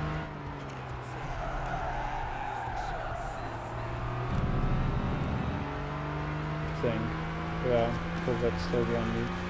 Freaking Camaro lost second place somehow. I wonder how. It was in second the whole time earlier. I wonder how many seconds behind the Camaro is.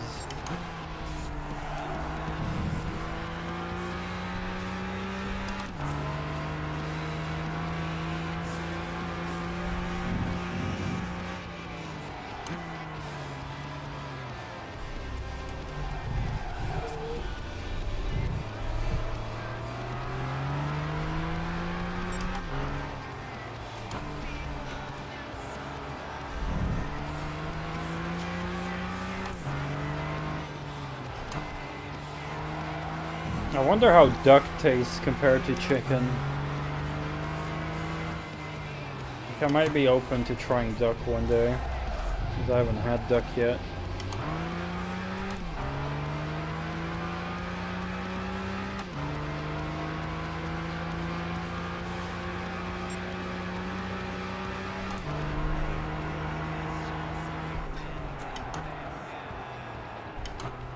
I've seen them selling it a couple times here, but not often. It's usually very expensive.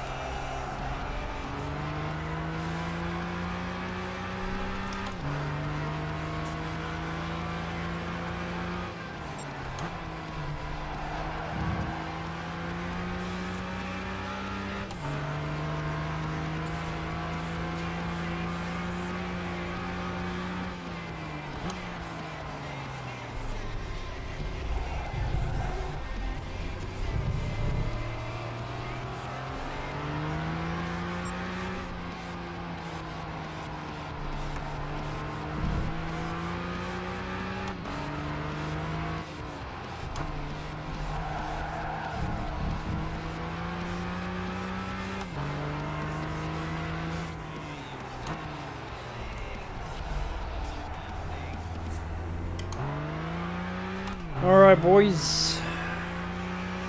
Final lap incoming.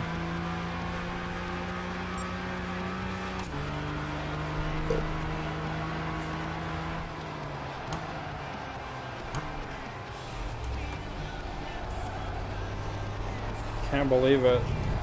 The first half of the race, the Camaro was behind me the whole time, and all of a sudden the Corvette passed him, and I don't know what the fuck happened.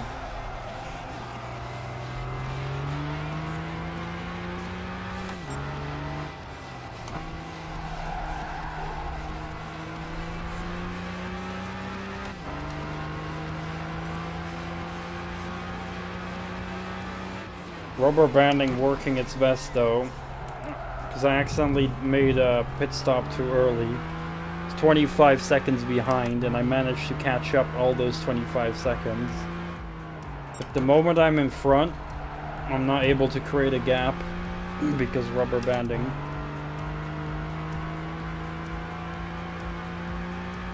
Like max 5-second gap.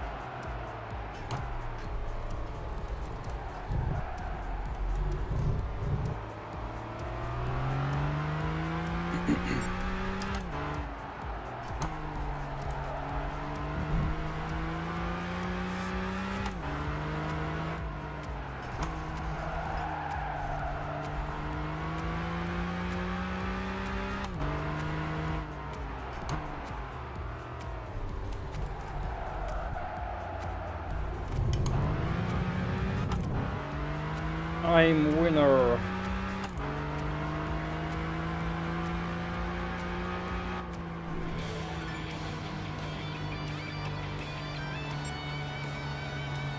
How far is that Camaro? Damn, quite far. How? That Camaro was on my ass the whole time earlier. 13.7 seconds. 0.8 almost.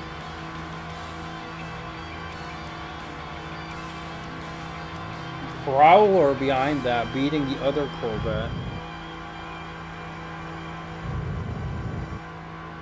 Another Camaro. But that's a very old one. SVT Cobra. Oh, I didn't look.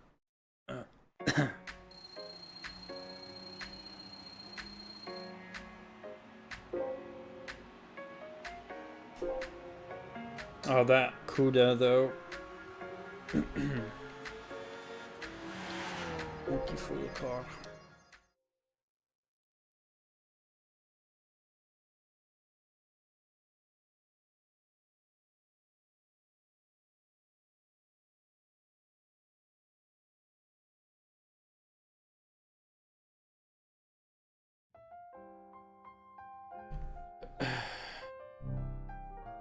Oh no, we got the most boring race.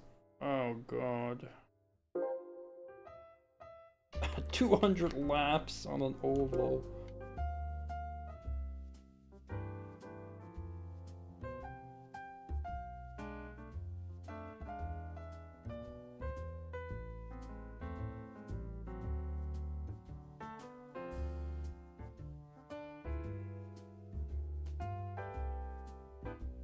Well, I'll have to do it regardless.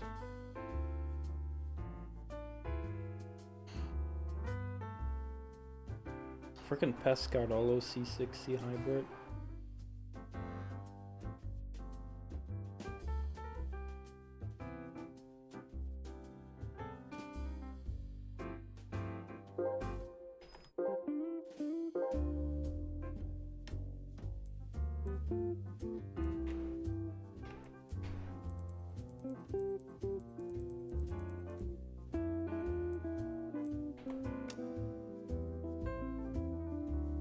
Oh, I've got the energy. That's not the problem, it's just ovals are boring as fuck. It's mental fucking draining.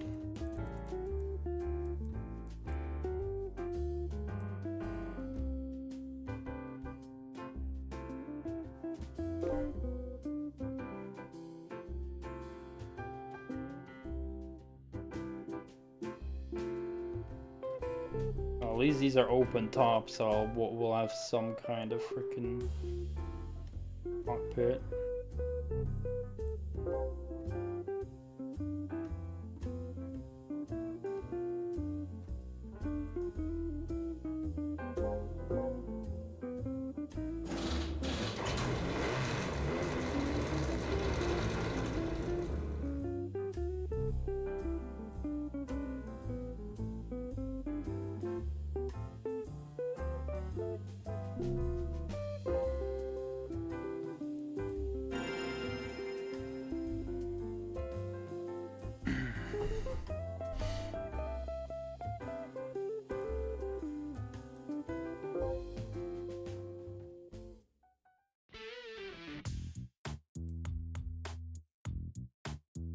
Oh shit, PT Cruiser. And it's deep cranberry pearl.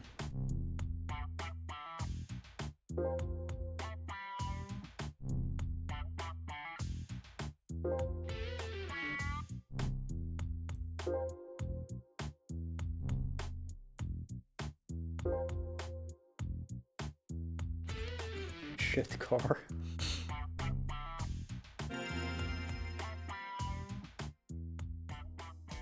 The cardiac. You can make custom tracks in this game, but it's more like a generator kind of thing.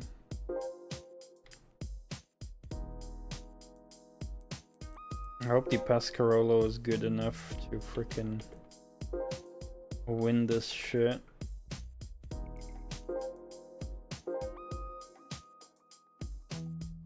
The thing is, I just hate doing long oval races. They're just so fucking boring.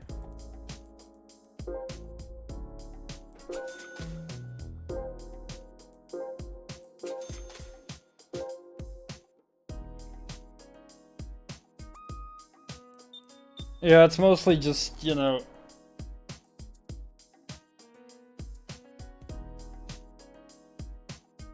you like set the number of like corners and like values of like sharpness of corners and like elevation changes and stuff like that. You know, you put in some values and then it generates a track.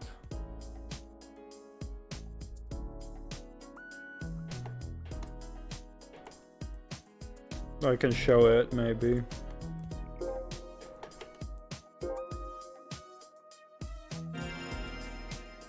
I was disappointed back then because I wanted to make my own track, but then it was like just a generator. I just wanted to make like an actual track creator. Like, it's not terrible, but you know, it's definitely less than I had originally hoped for back then.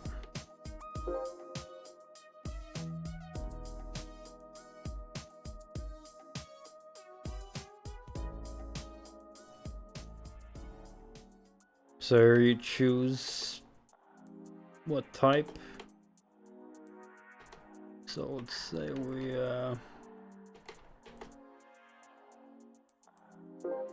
do this. I think there was an option to share your tracks as well, I'm not sure, but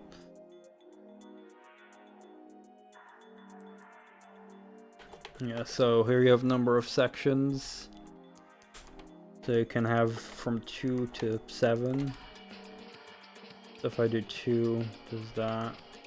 Do 7.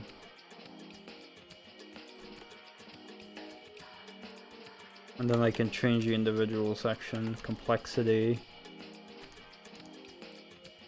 road width, corner sharpness, corner camber.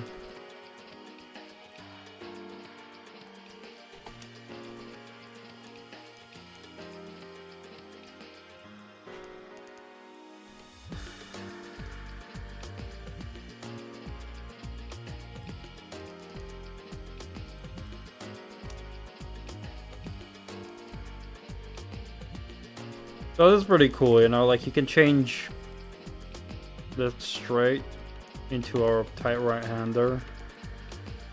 And now it turns into like a left-hander there. And it adds like some more stuff the more complex I make it.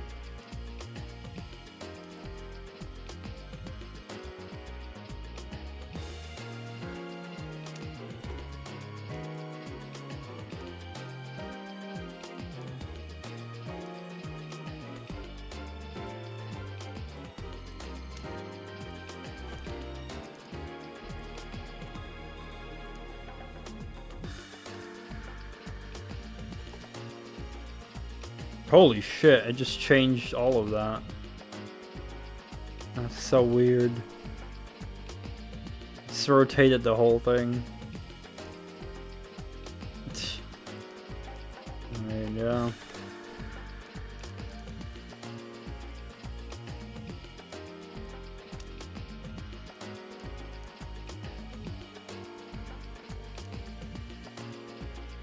Oh, that's cool.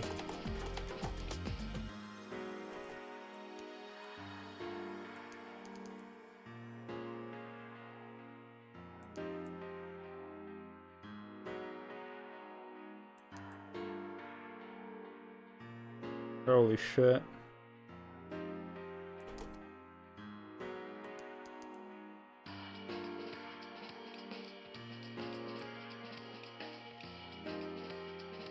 And then we can test drive it.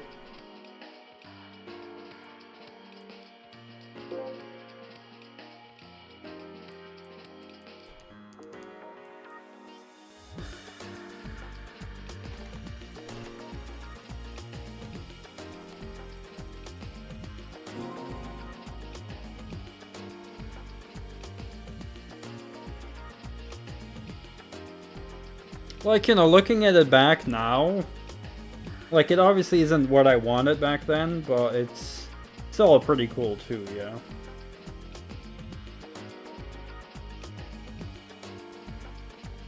And with enough playing around, you could probably make something very cool, like your own test track. Well, you know, I was like, well, how old was I when this came out? I don't remember when this came out. Alright, hold on. Gran Turismo 5 release date 2010. Right. So that was 15 years ago. So I was 15 years old. So, you know, I was 15 years old and I wanted to make my own tracks.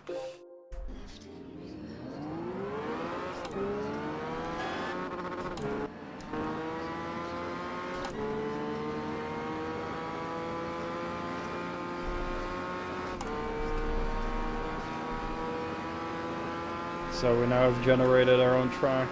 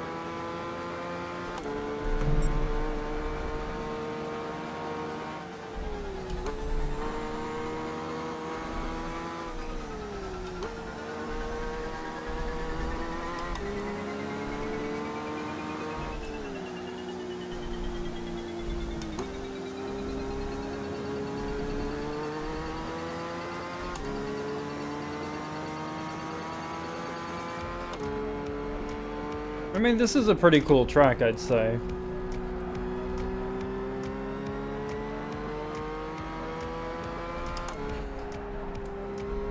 That was a cool corner. Like, you can genuinely make some very cool tracks, like, with this tool.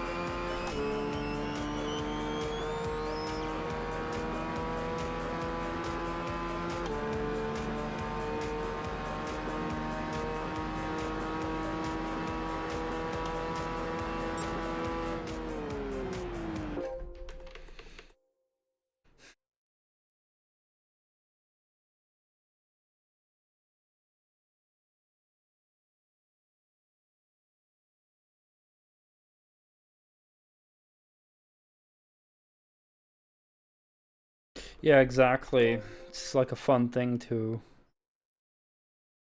learn, like, the track. Save.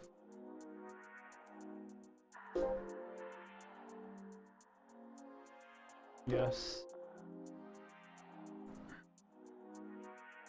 And what you can also do, because this does add, like, the content. Let me show you, because what you can even do, because it's not like you can just do time trials on it. You can, I believe, also race on it.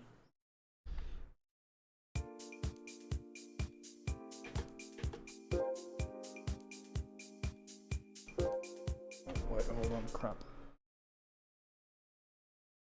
I forgot I disconnected. I'm just quickly doing this so that it doesn't show my email. You don't have to, but I forgot I logged out earlier. There we go. Yeah, I believe you can. Gonna make sure. See if it's possible.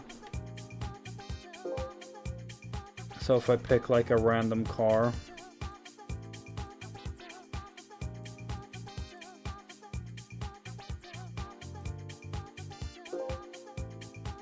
Go for this Mark 7 race car.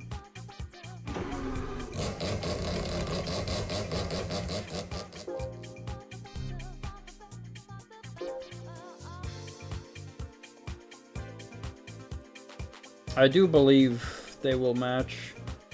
So you go to practice.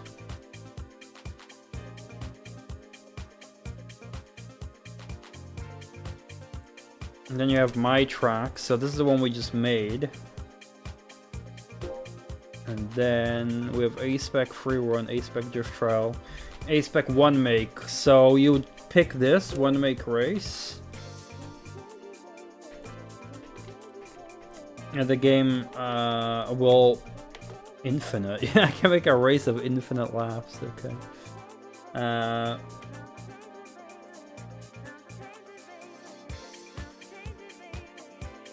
The game will generate a race for you against opponents of similar performance of your car.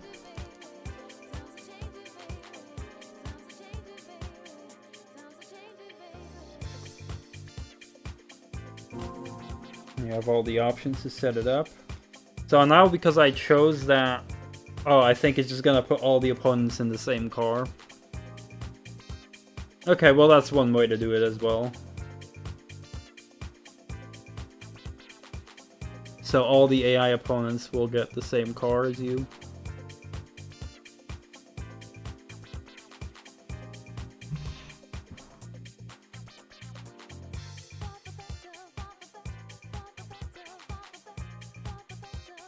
Yeah, all in literally the same car. That would be funny. Like a clown car.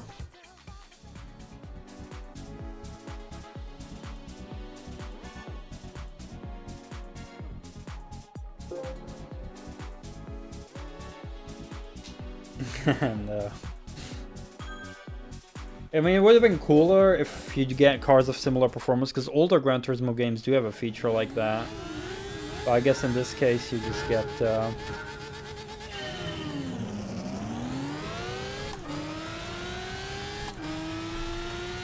Damn, this wheel is very close to the right side though.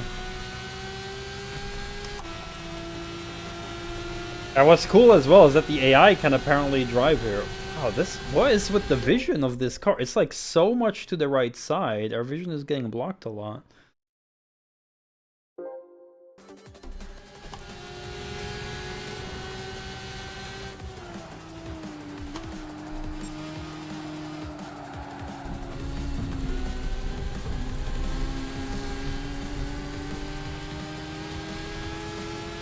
I don't like this cockpit view. Yeah, this steering wheel is like super much to the right side. Like, look at this. I cannot take right corners.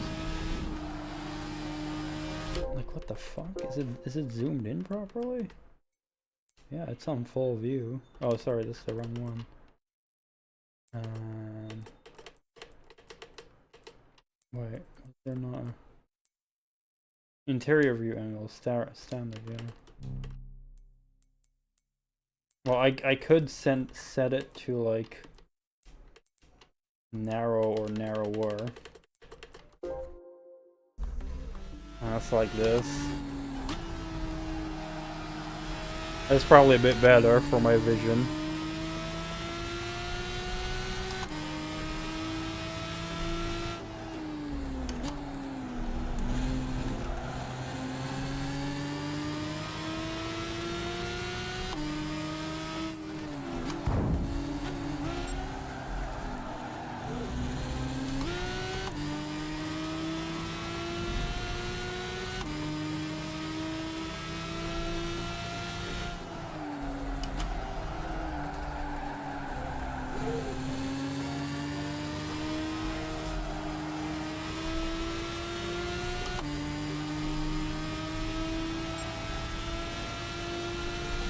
FOV is a bit worse, of course.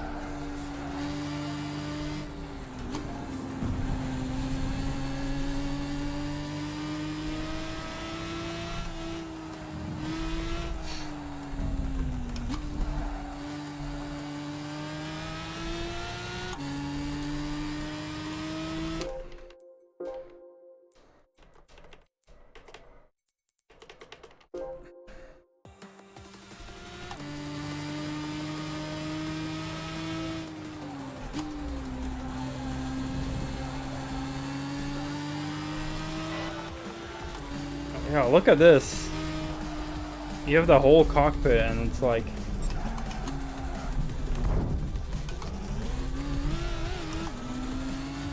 Uh-oh.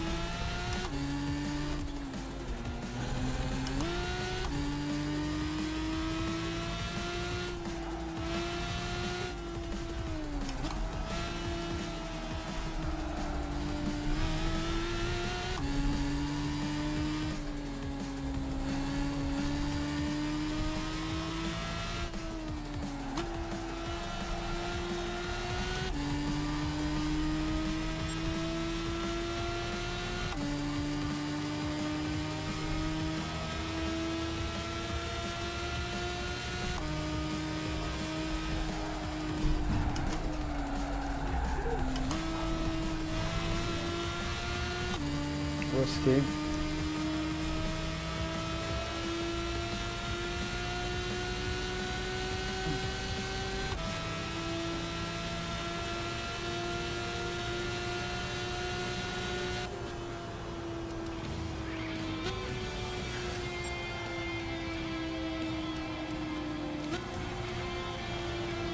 Terrible cockpit view in this car, what the fuck?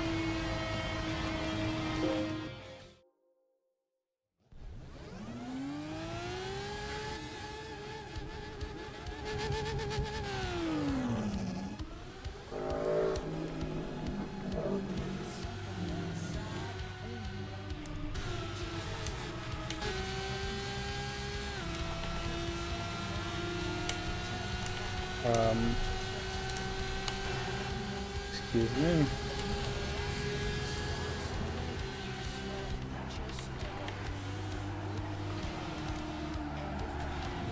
What the fuck?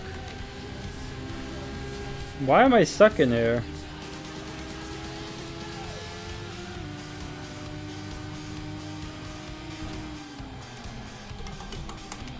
What the fuck?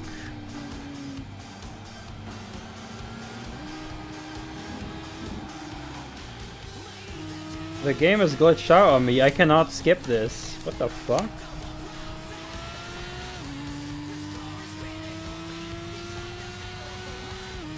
That's really weird. And I'm having a deja vu.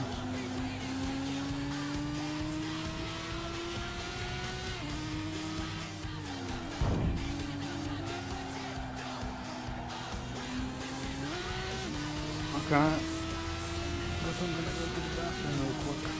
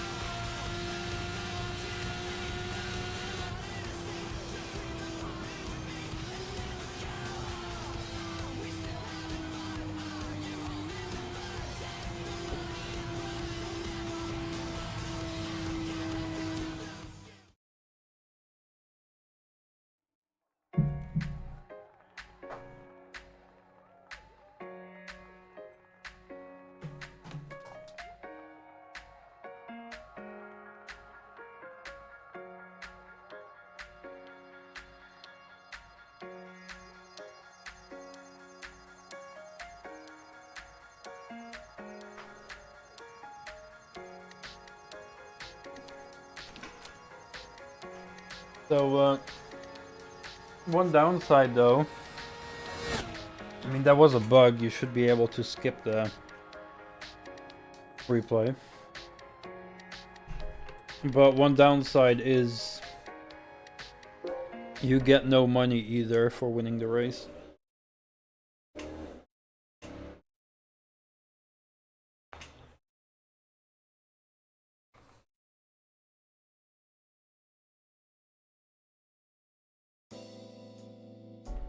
Now, I guess that could be remedied by just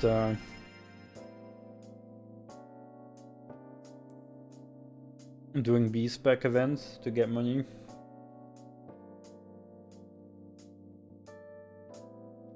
But, you know.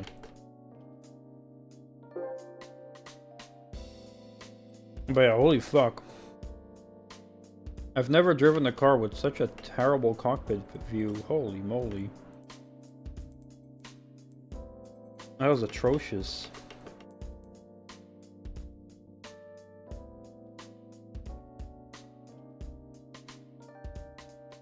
I mean, I did custom races earlier and it didn't have the bug, so this was the first time it happened. Yeah, the car's view is not the game's fault though. That's literally the car designers putting the steering wheel all the way to the right there.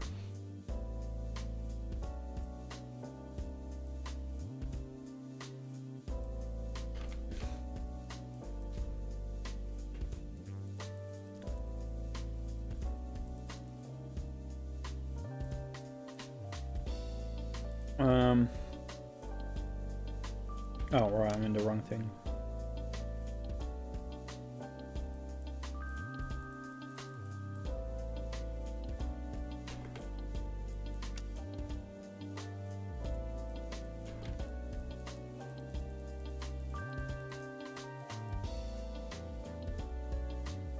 Wait, what?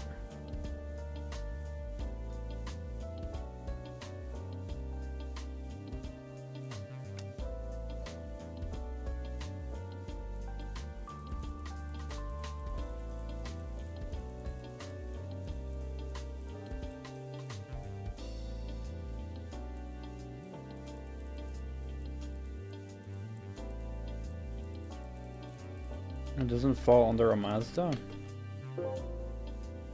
Mine's an RX-7.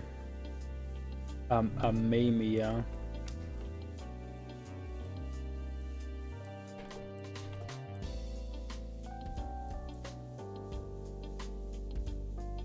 Wait, what?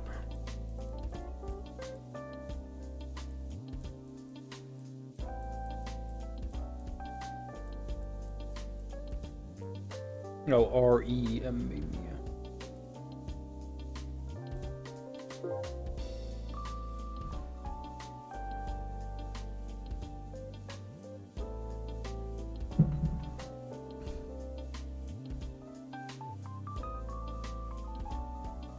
Just look how far that wheel is. What the hell? Does this one have that as well?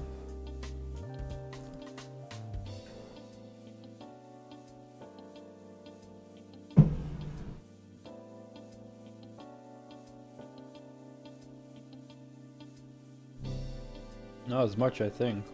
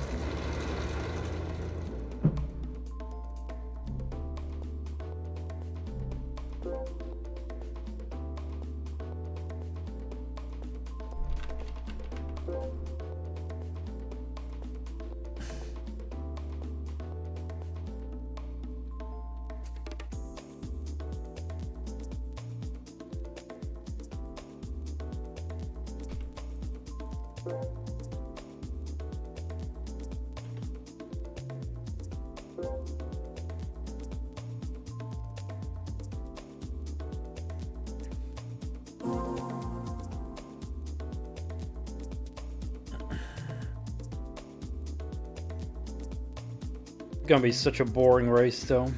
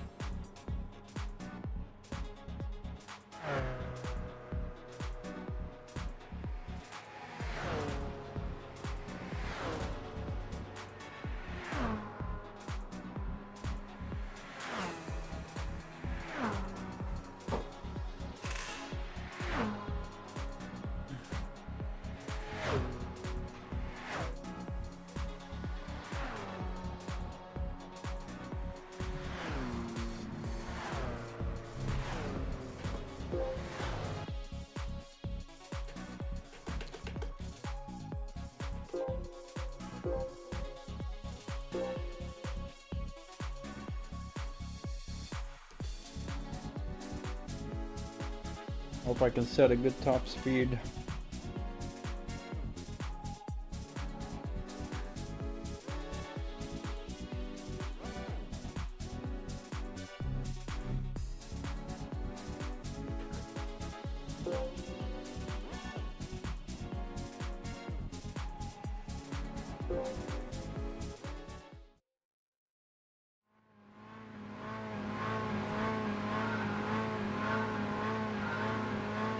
So we do have a less detailed cockpit view because this is a standard car.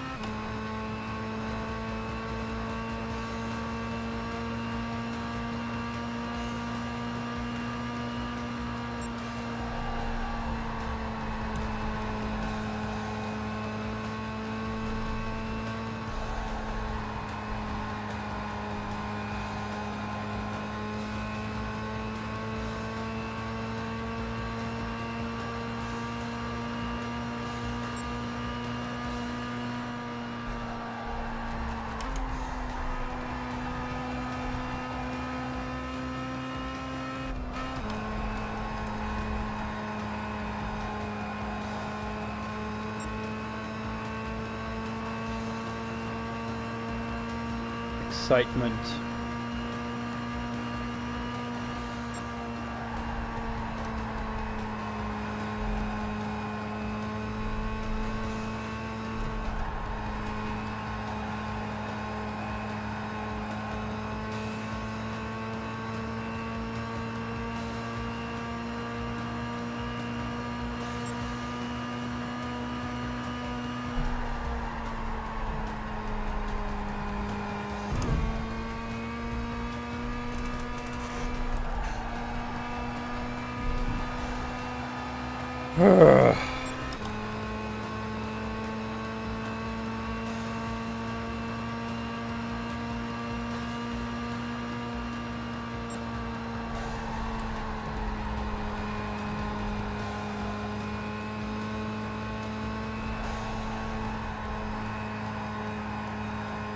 Oh yeah, I forgot to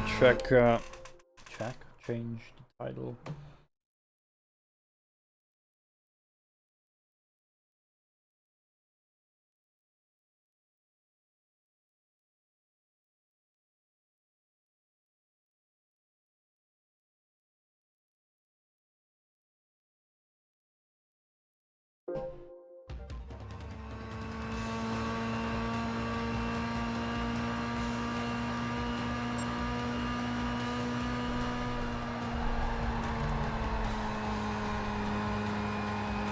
see how my fuel and tires will hold out.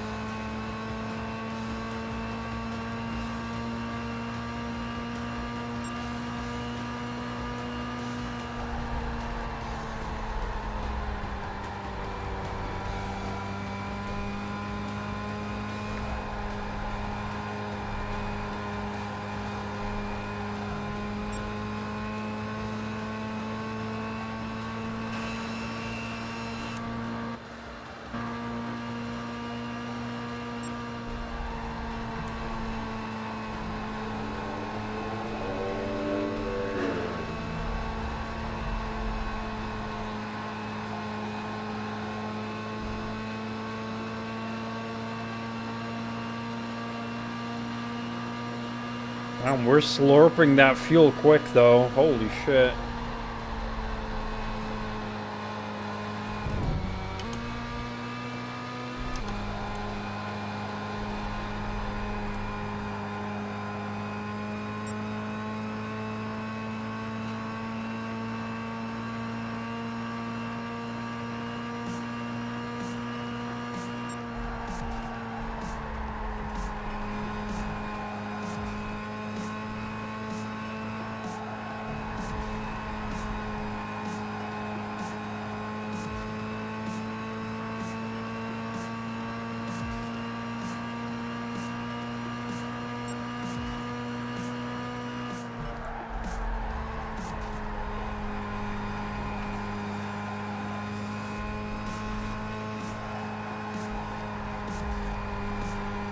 I wonder what will give in quicker, my fuel or my tires.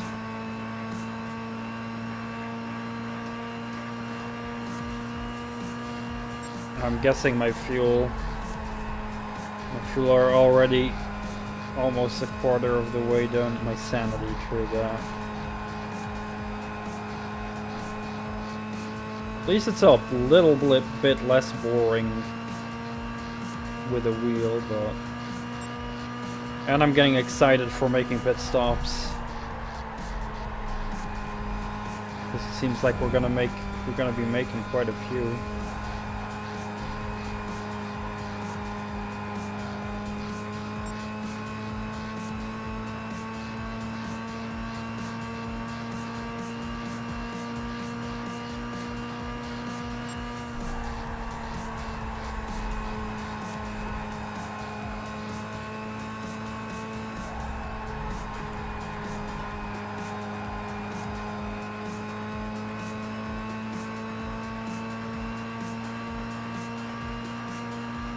Fun fact, in real life cars have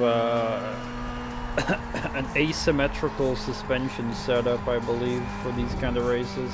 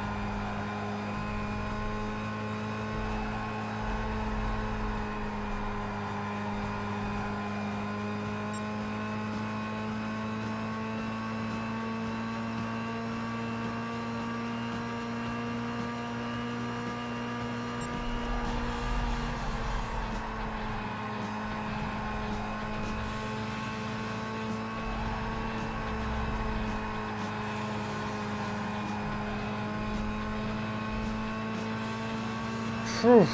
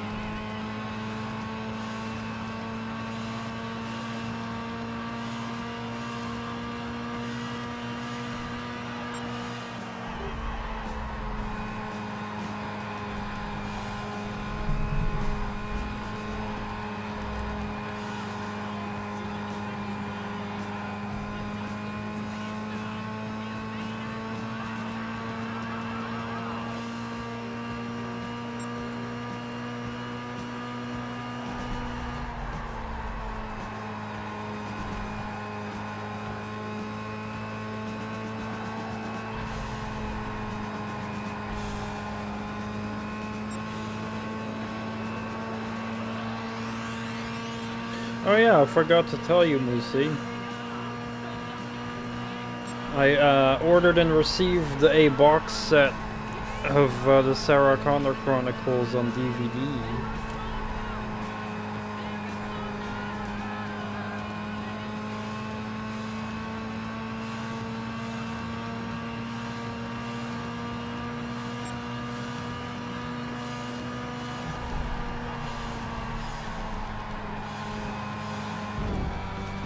Mostly because I was talking with my brother about Terminator movies again. He's going through the movies, and I kept recommending Sarah Connor Chronicles to him, but it's not really available on streaming. But I still wanted him to watch it. So I was like, alright, if I order a DVD box set, I'll let you borrow it so you can watch it. So then I did order it. But the next time I see him, I'm gonna let him borrow it so he can watch it.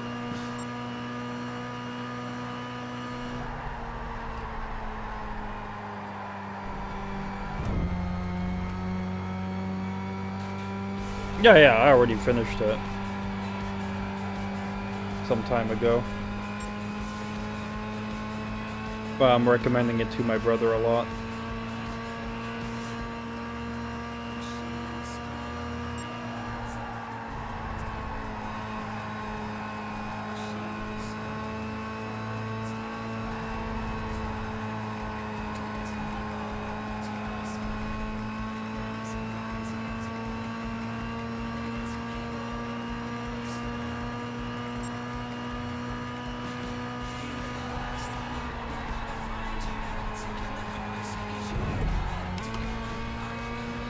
Yeah, it's pretty good.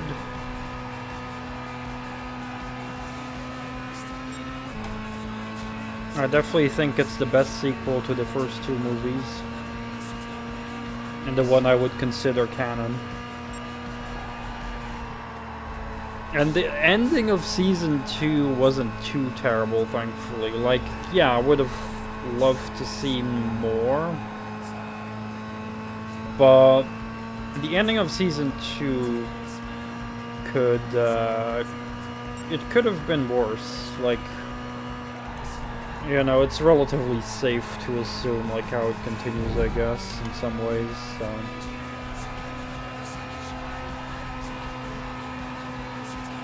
Yeah, it was 2 seasons.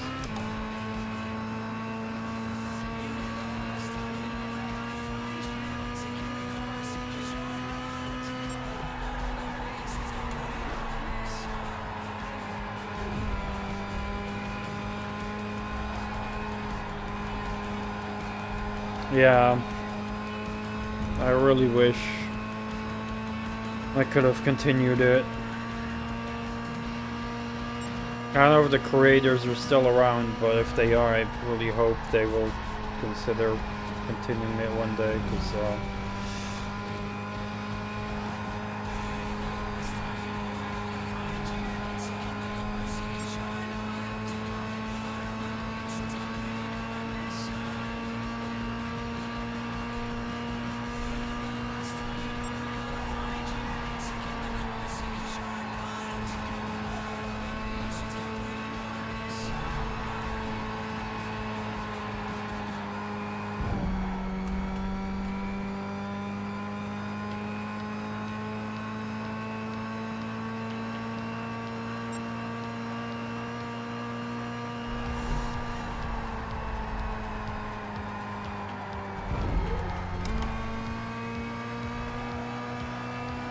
but yeah, my brother was like watching Terminator, all the Terminator movies, kind of like I was doing, just watching them all in order again, and some of them he didn't watch yet, so he was watching Genesis, and then he asked, like, he said he didn't really like it, that, like, the Terminators kept getting more and more advanced in the movies. And then he asked me about Dark Fate, and I'm like, well, in Dark Fate it's gonna be more of the same, they're gonna be even more advanced. And then I just kept telling him, like, yeah, you know, you should watch the Sarah Connor Chronicles. Because that one pretty much just uses the tech from Terminator 1 and 2.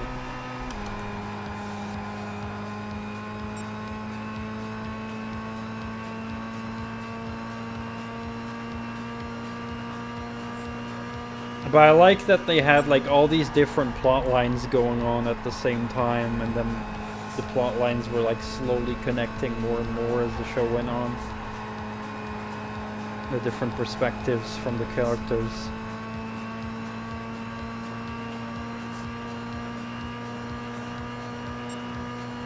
And what I also really appreciated about the Sarah Connor Chronicles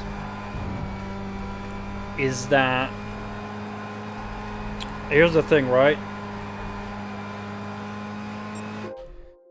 Terminator 1 and 2 were obviously the heavy hitters of the franchise, and you know, those movies had the established characters of John Connor, Sarah Connor, and Kyle Reese and stuff like that.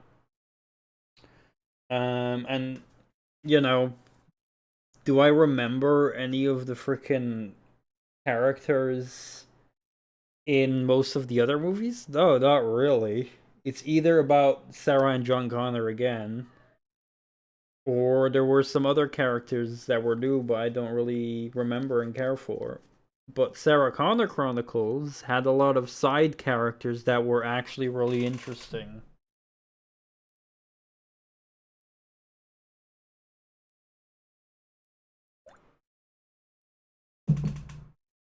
And memorable. And I think when you take a franchise and you introduce new side characters that are actually good and memorable, you know you're doing it good.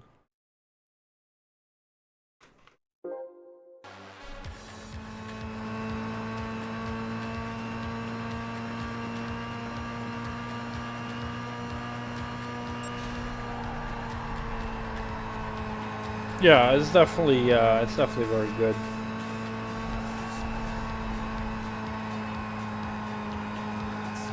Though I would probably still, like, even though they're completely different franchises, I wouldn't rate it as high as happens. You know it's coming. Star Wars Andor. The show I can't keep shutting up about. That's not to say that I don't like Saracon. I mean, I bought the DVD box. I really like the show. Definitely something I'd want to rewatch in the future. But Andor is just so high on my list that, yeah, I will praise the fuck out of that.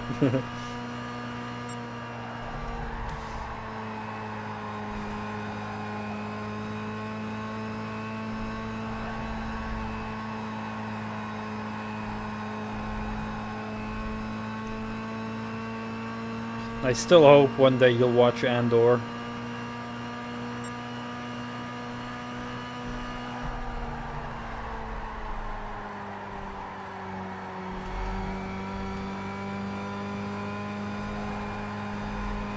I still need to watch season 2. That came out recently, so.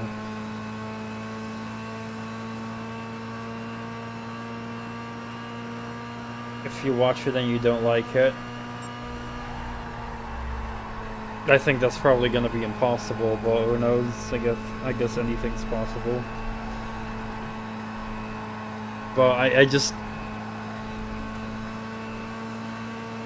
It's just getting praised so much across the board. Like, I'm not saying it's not possible for you to dislike it, but I just think it's very unlikely that you'll not like it.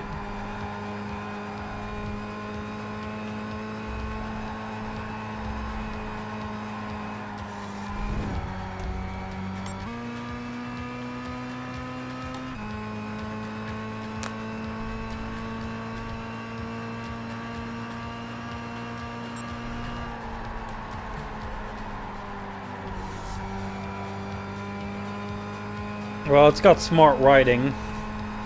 Smart and logical adult writing. Stuff that makes sense.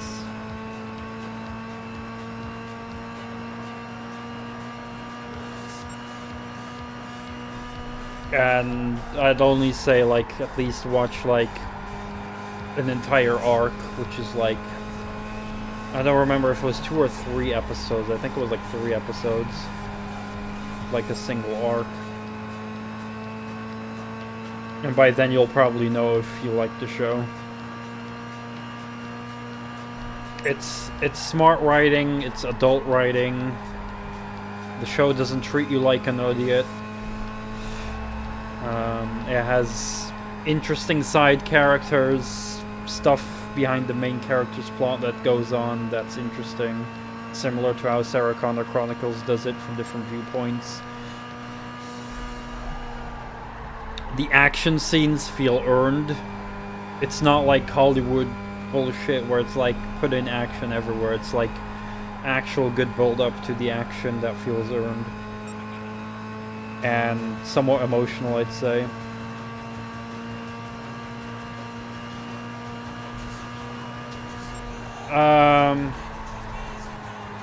There's generally not a lot of humor in it.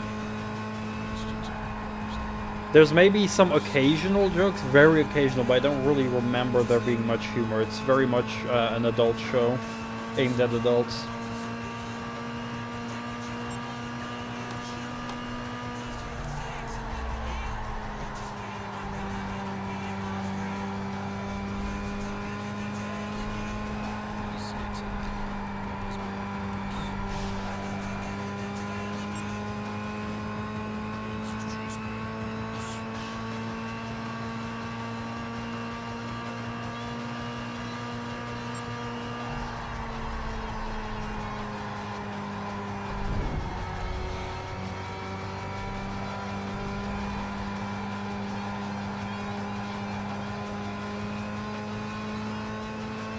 Yeah, I generally recommend just trying to find like a website that hosts the episodes. I can send you a link if you want, but I do recommend a good ad blocker.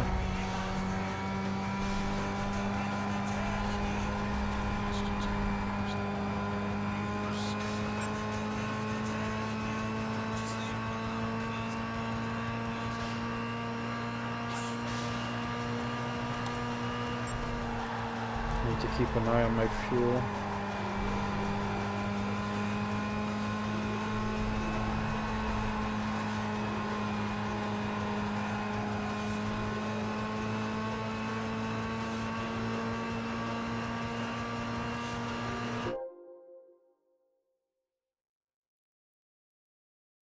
Okay.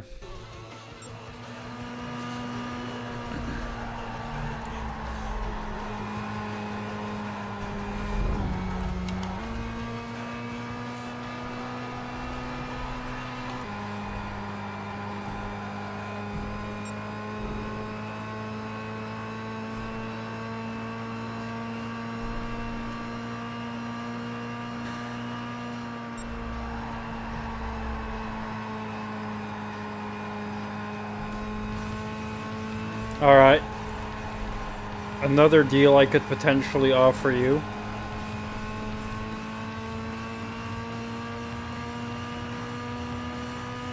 I could potentially end up buying 1 month for myself, because I might want to watch Season 2 myself.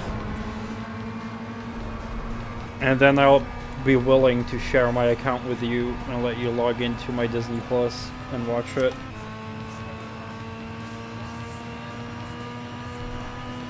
But then you'd have 1 month to watch it.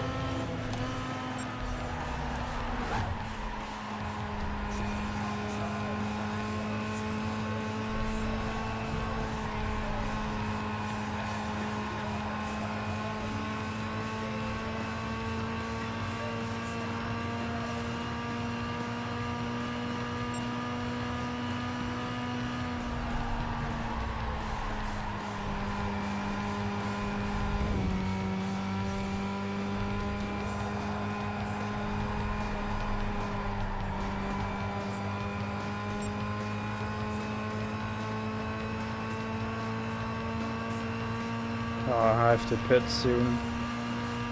Don't know if I can do another lap. Oh, it's in the red now. I should probably pit then.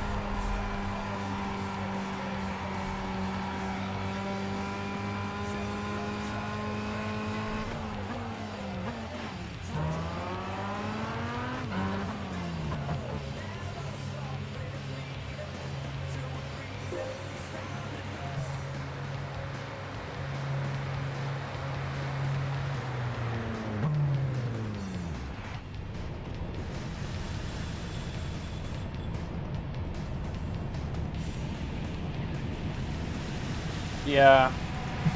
Knowing myself, though, I'll probably binge Season 2 very quickly. And I'll probably be done with it.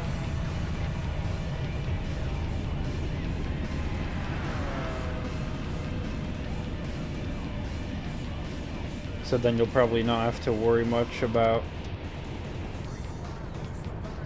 being like whenever I'm wanting to watch or anything. Holy crap, tanking is taking a while.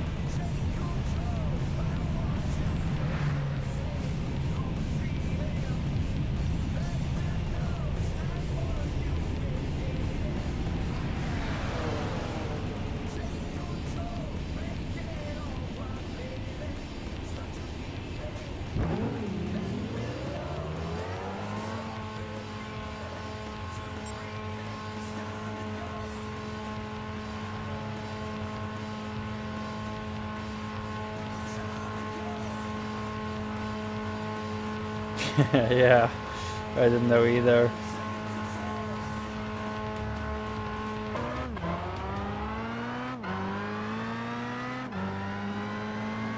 Yeah, I doubt that's a 100-liter tank the guy's holding.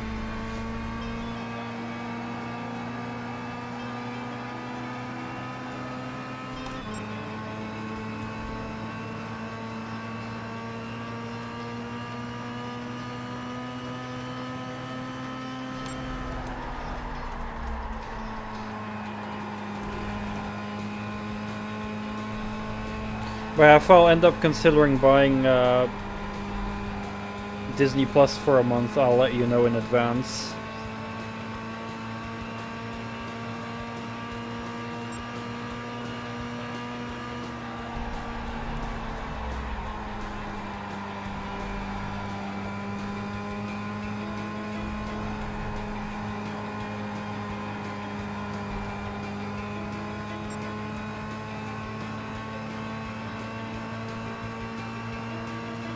I just need to know Season 2 is fully available or not.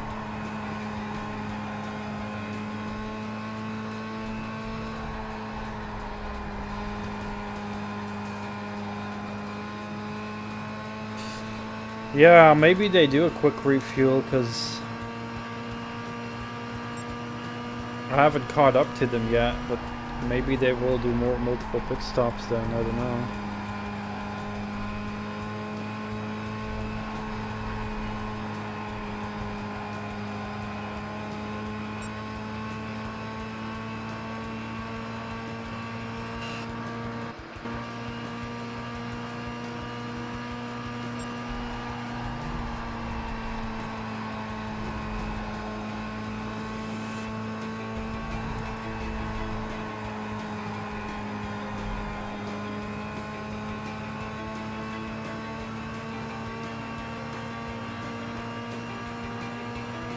I'm still like one lap behind, so I don't know what the hell's been happening.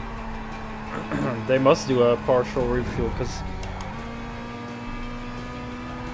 how else am I still so much behind?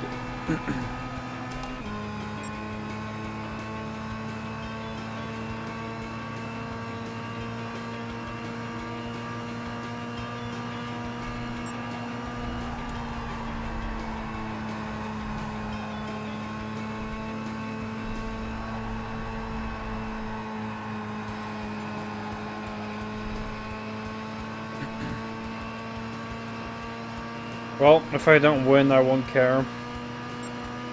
I care only to have done the race, honestly. Because if I want to win it badly, I could just pick a OP car. Oh yeah, the car definitely gets lighter if you have less fuel.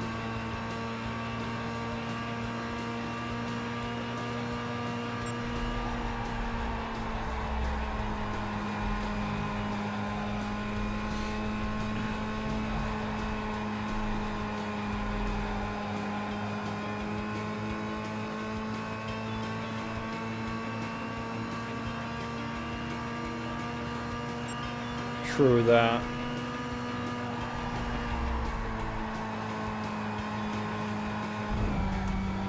A Red Bull could probably make like 10-second laps. I don't know. Yeah. The main reason I went to the pit was empty fuel as well. Rather than my tires. My tires were still holding up a little bit. Not much, but... the main reason was like I was getting in the red with the fuel. Yeah, there's a lot of UI on the screen, so I don't blame you for missing it.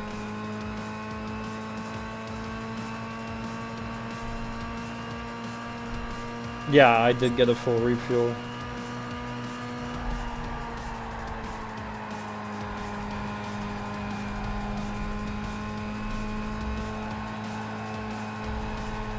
Oh yeah, in real life, it's probably a lot different and more complicated.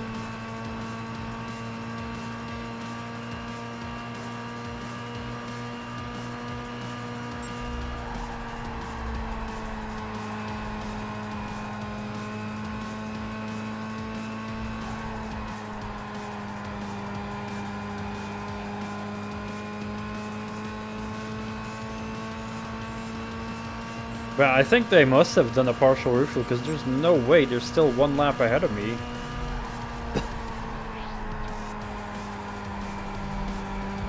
They all have pitted. And I was in the lead when I went pitting, so naturally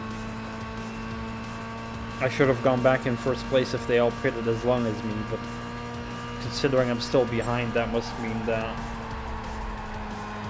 they pitted shorter. It's the only explanation, I think.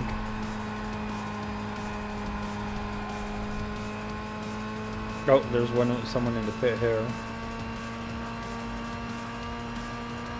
No position change though. I mean, it's a lot of different cars, so the fuel consumption will be different as well.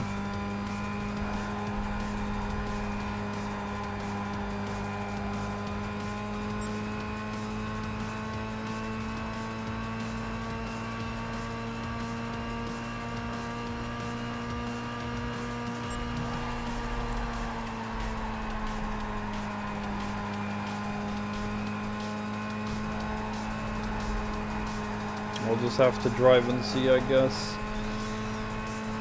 See where I eventually land. Oh, position change. 5, 4. 2 position changes. Okay. So maybe some of them didn't pit yet, I don't know.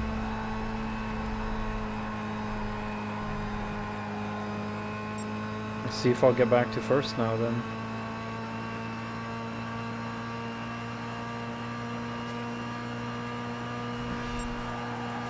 So maybe they just did have a lot bigger fuel tank.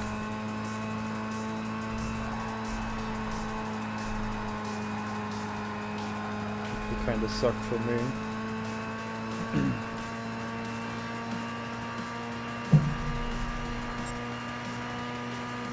Now I'm back in first.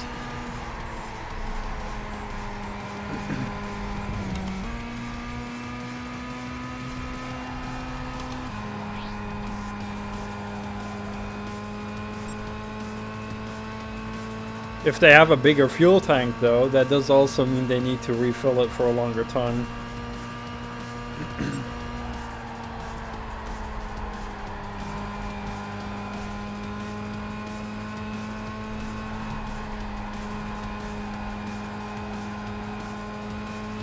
Still a lot in the pit here.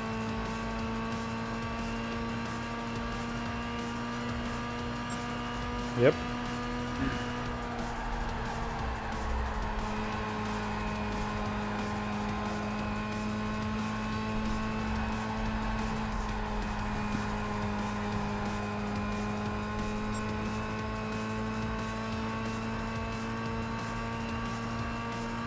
Some are still in the pit. Crazy.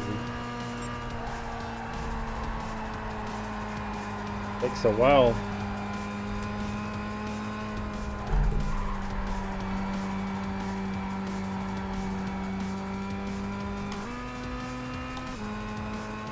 It's more fun watching the pit stop action than the actual driving.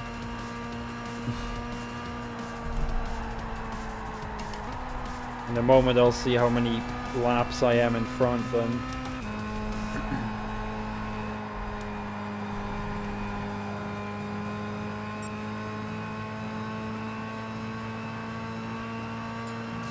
That's 39.5 seconds in front. I didn't lap anyone.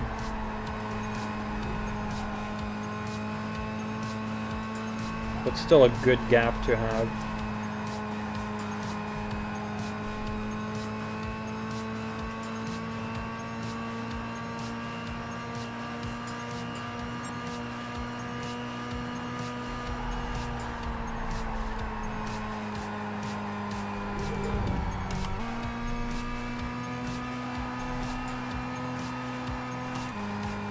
So it was like 37 laps or something for a full tank to deplete.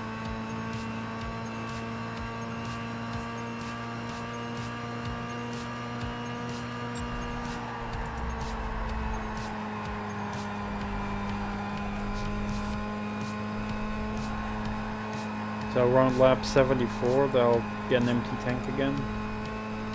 Actually I have to do some calculations later so I can time it properly.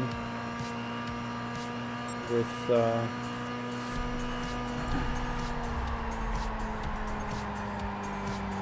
thingies. At least I have a nice round number for a 100-liter tank.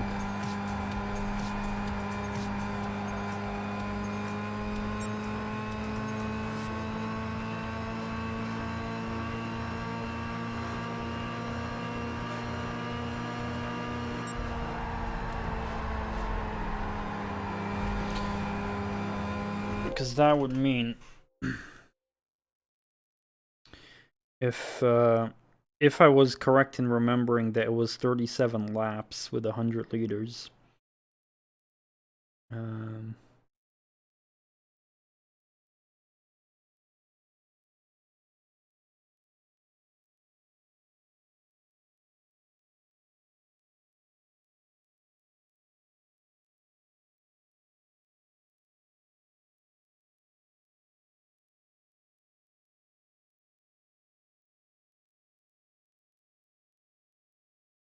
So that would be like 2.7 liters per lap. So that would hopefully help me in calculating how many liters I'm gonna need in the final refuel to not spend too much time refueling at the end to save time. If I'm gonna, you know, make a stop and have less than 37 laps to go to the finish. If that'll be the case. Because at that point filling it up completely will be redundant and waste of time.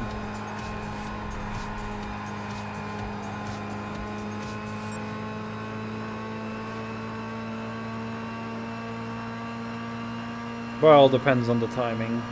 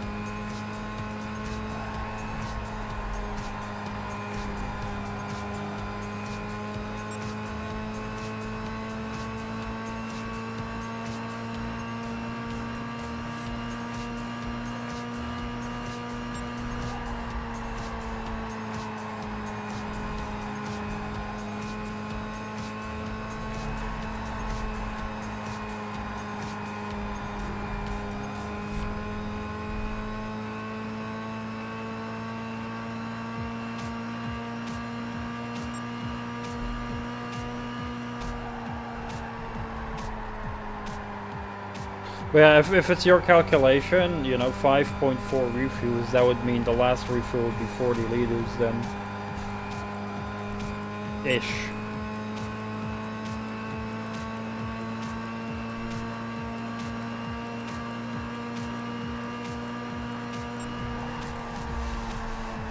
Because that's a different way you can calculate it.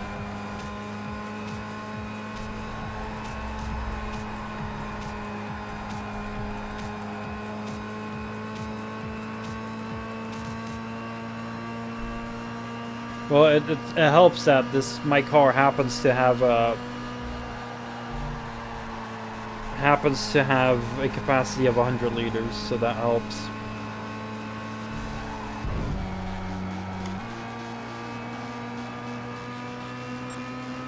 Oh yeah, of course.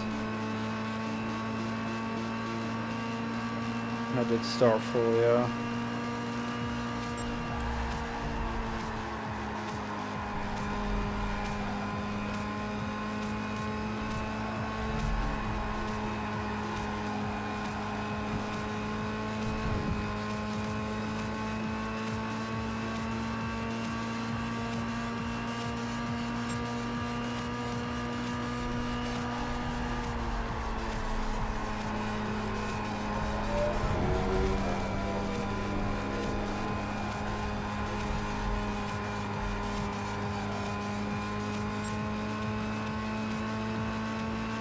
Yeah, instant pit stop, lap 1. Or the pit crew has to run onto the starting line to quickly refuel the car when the race starts. You see the whole pit crew running. Or just the one guy with the big bottle.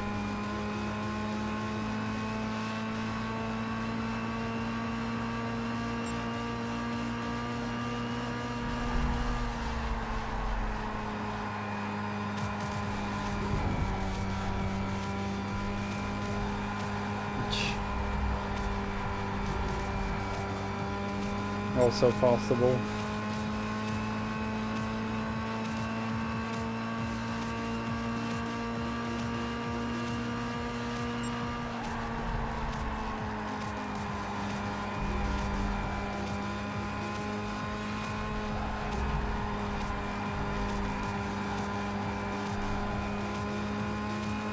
Damn, I'm losing my gap.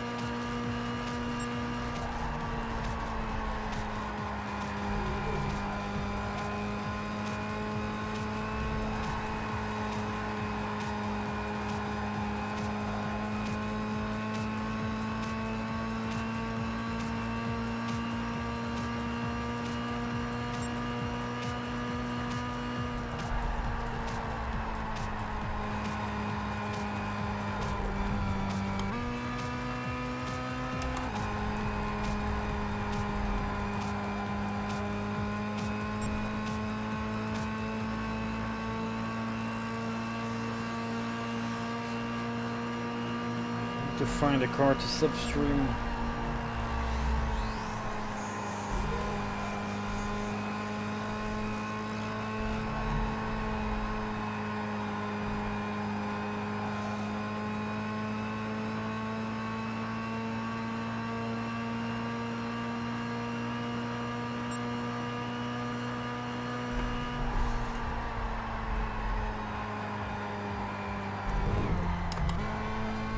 Fuck.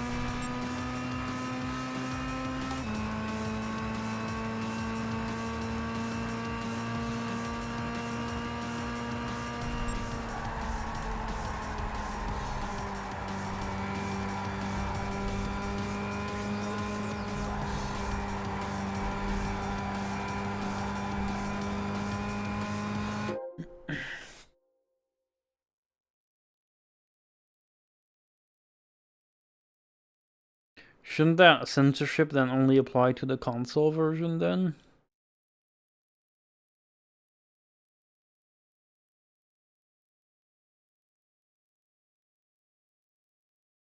The fuck?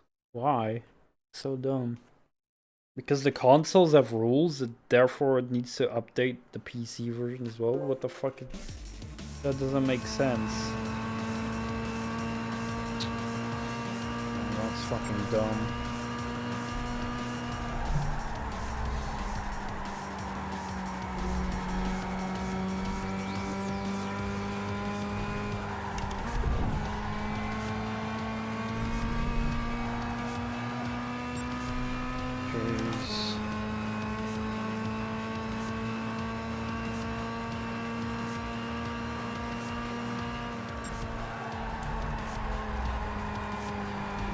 Is the game moddable?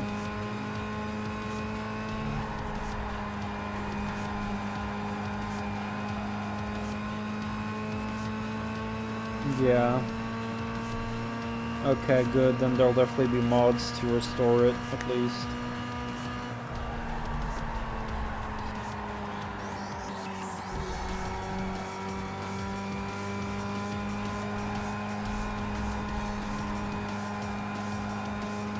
I can't believe how much of a gap I'm losing.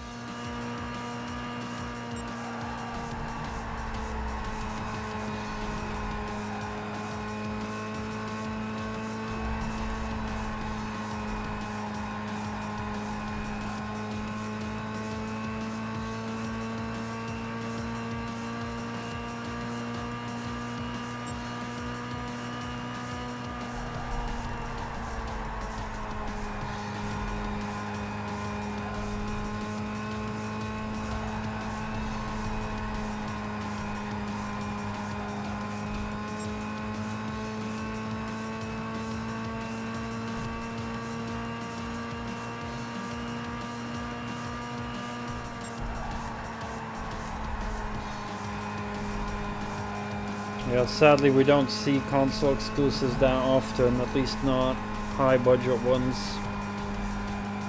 which sucks.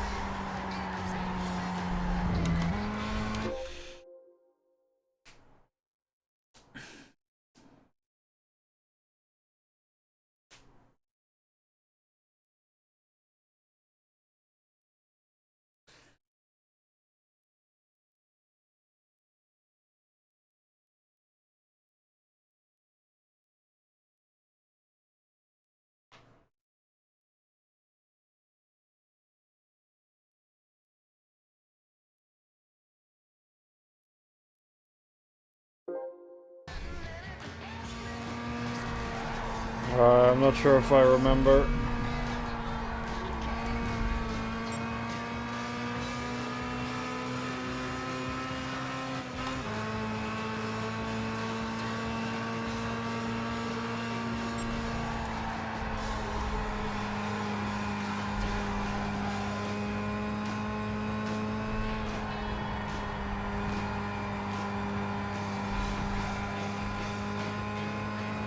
Yeah, it used to be a PC exclusive, and now they're bringing it to console, but now they're basically censoring the version because of, I guess, rules on console of the gore needing to be tamer.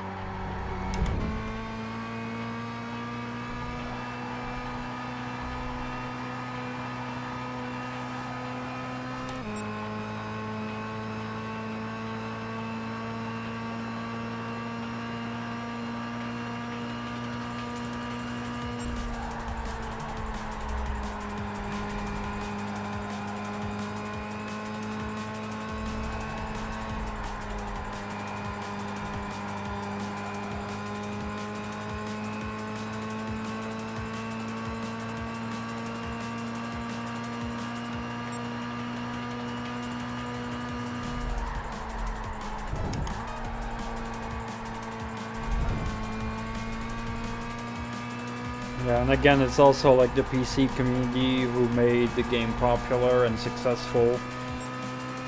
Only for now, the devs having them turn their back to the PC gamers and face, you know, to please the consoles and screw over the PC players. So fucking disgusting.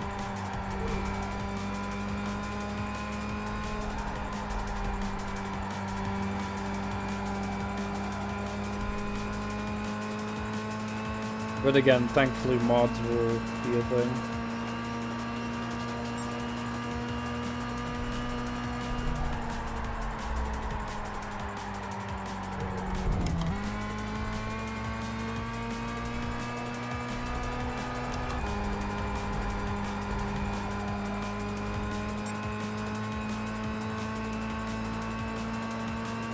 Though keep in mind that still any future maps they'll release will be tamer as a result as well.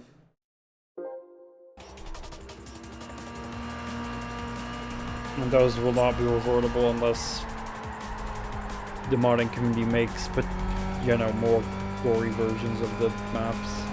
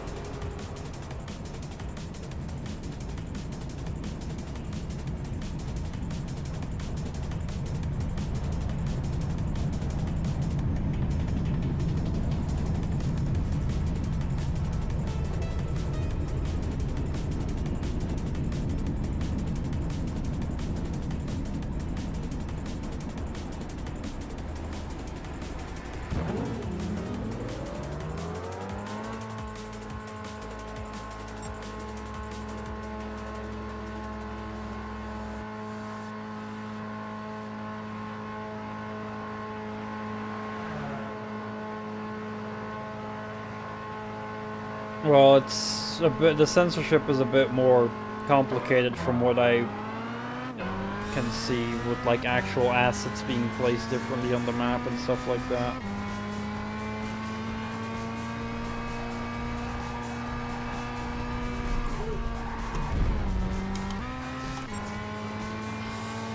Oh, I may be wrong.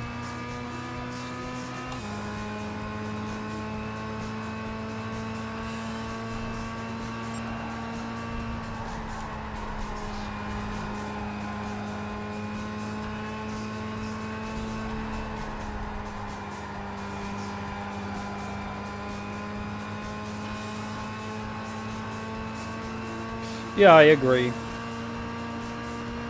I agree that's not a hard thing, but it is definitely more than enabling or disabling something in the options.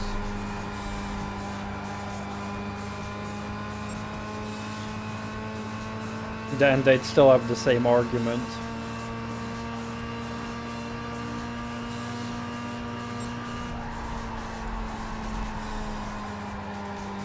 Yeah, but something like a swear or a bleep is simpler to implement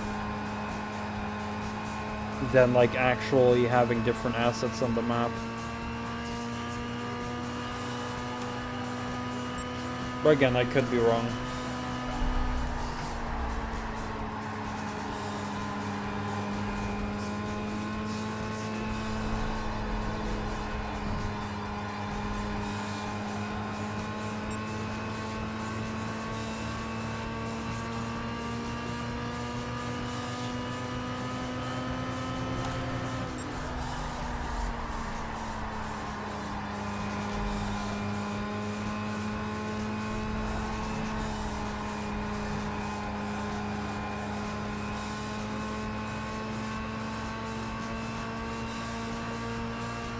Well, yeah, I don't think it... I'm not saying that there shouldn't be an option for a rollback. But it is one of those things that if you turn the option on, you would need to restart the map probably to load things in differently.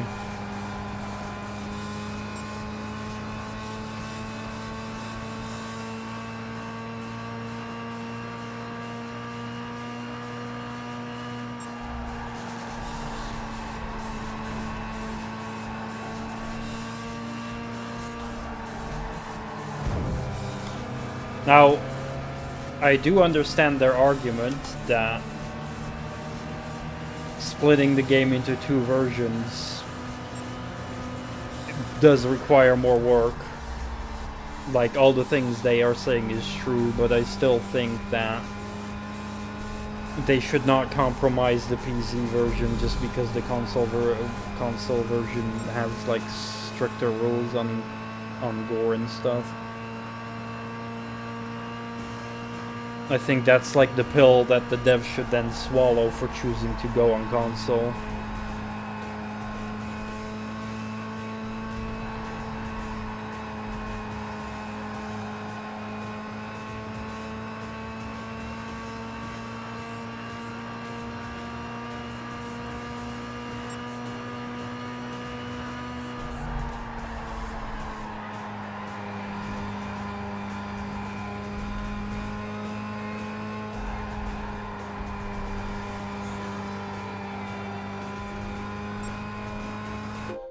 I mean, again, the whole option thing is besides the point that the devs are making.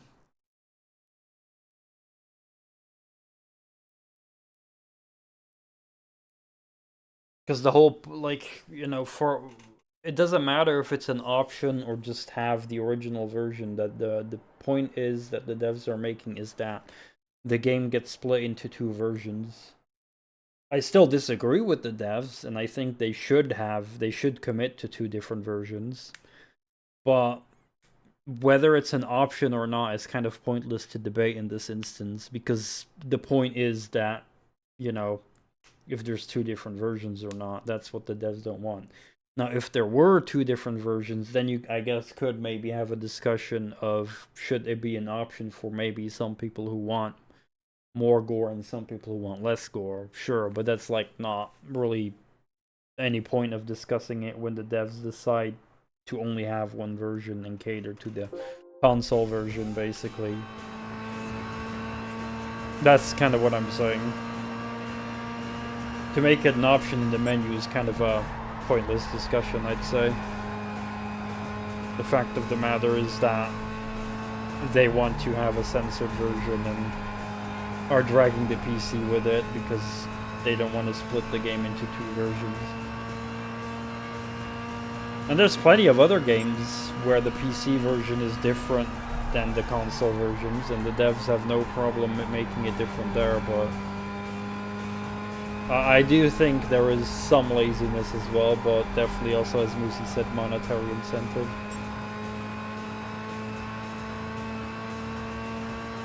I just think it betrays the PC community because the PC community made the game successful. So it's just a big middle finger to now turn your back to the PC players and say, yeah, we're just gonna censor the game for everyone now because the console has more strict rules on gore and stuff like that.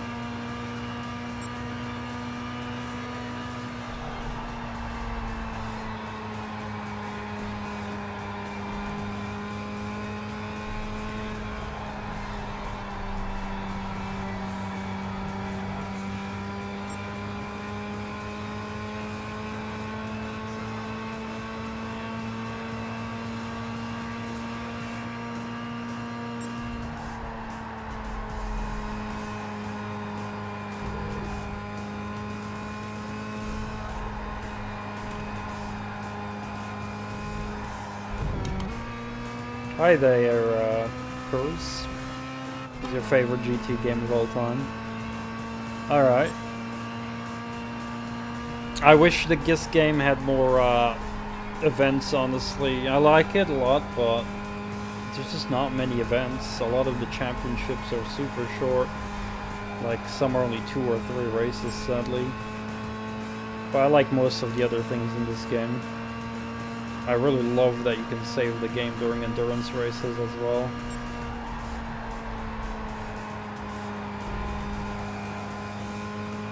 Like, being able to save the game during 24 hours of Le Mans and stuff like that is amazing. During pit stops. And I don't like that you don't have cockpit views for all the standard cars.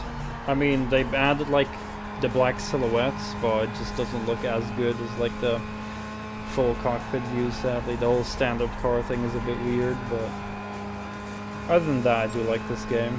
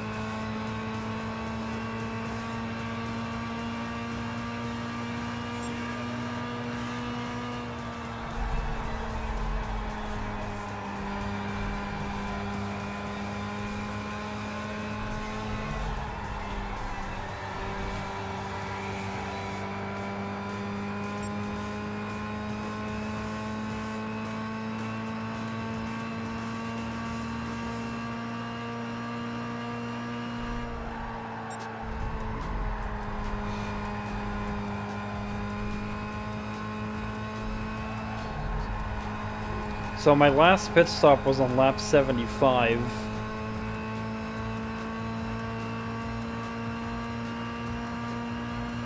Currently means around 37.5 laps for a stint.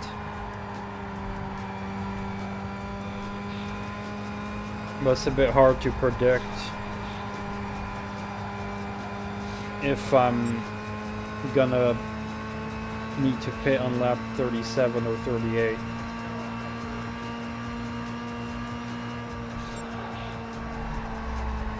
But at the end we'll fuel a bit extra just in case.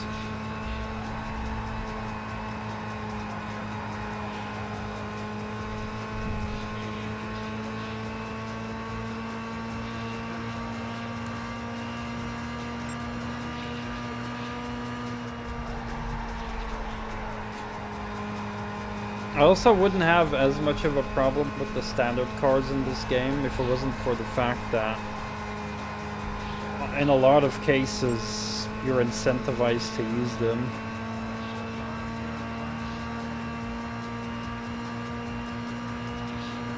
If you want to drive like certain cars, then a lot of the choices are like standard cars.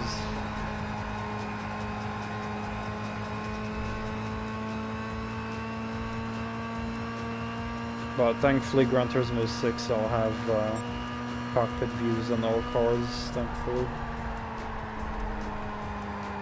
And I'll get to that after I finish the endurance events.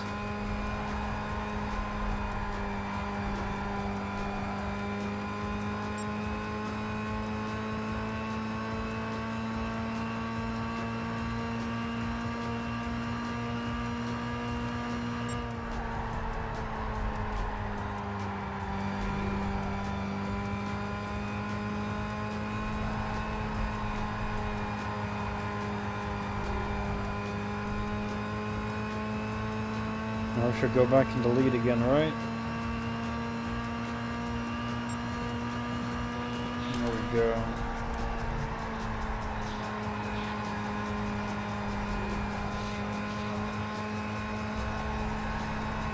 Let's see how many seconds I get.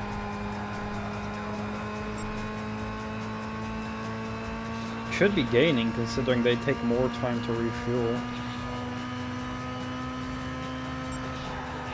Or not.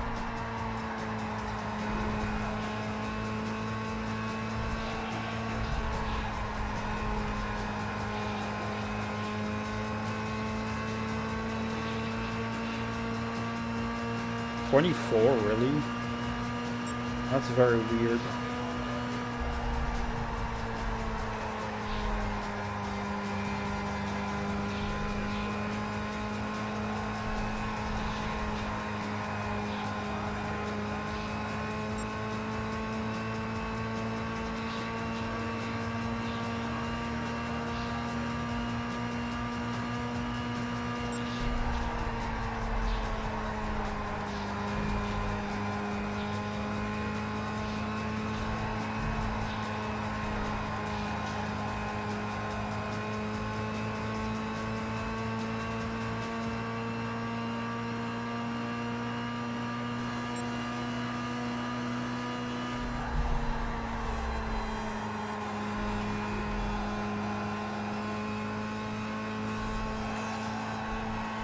All of a sudden to 28. Okay.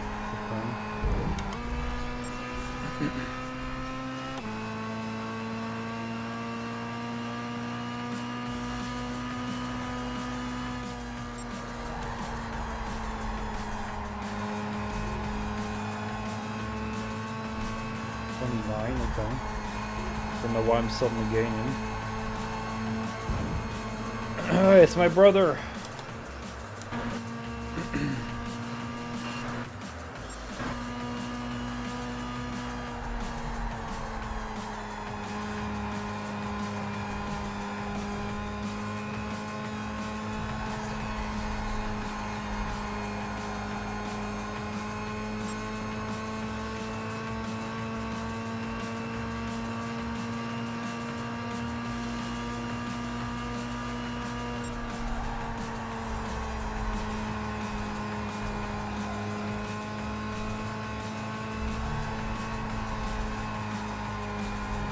I don't know why I'm gaining all of a sudden.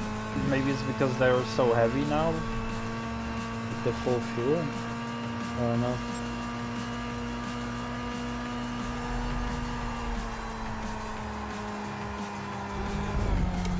Meanwhile, I'm on a half tank though, so.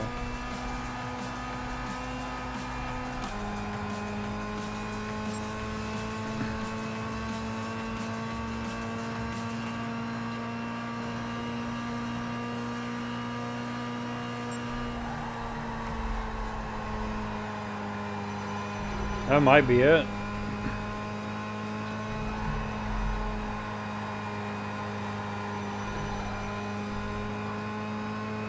$37, wow. That split keeps getting wider.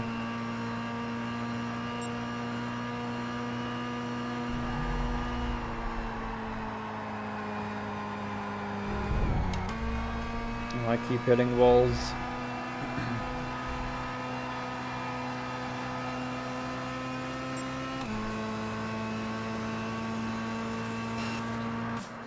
Look at the fucking dents.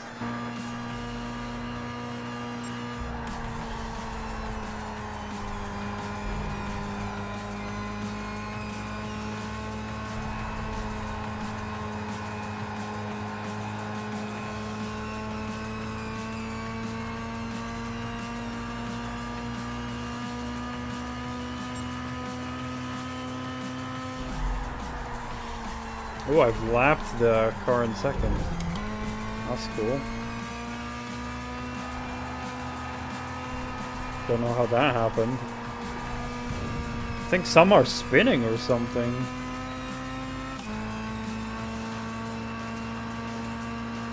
No, they can't be doing another pit stop. Like, I have no clue what's happening. Unless they're having a bug. Alright, here's a theory, chat.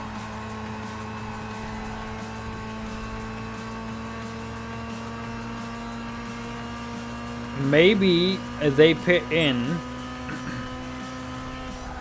because they're out of fuel and they don't replace their tires because they're still good.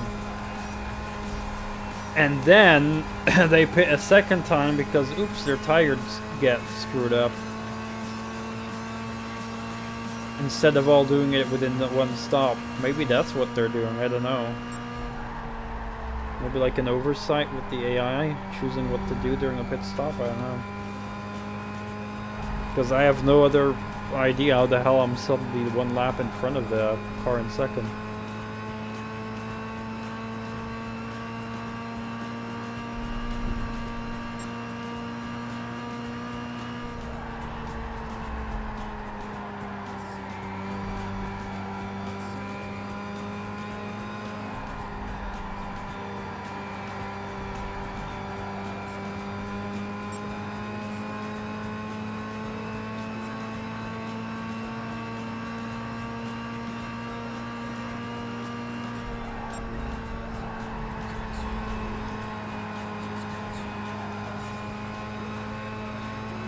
Because I just pitted twice.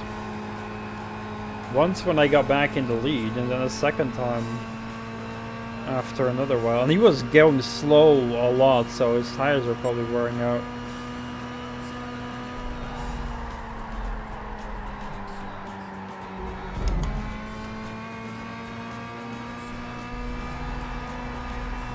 Maybe I'll find something about it on the wiki.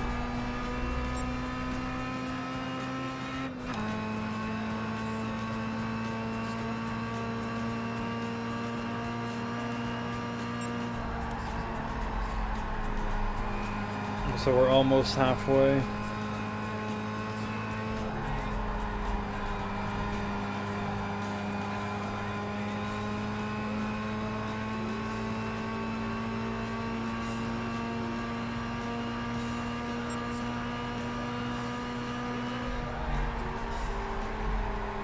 Also, I literally have to never use the brake in my this fucking race.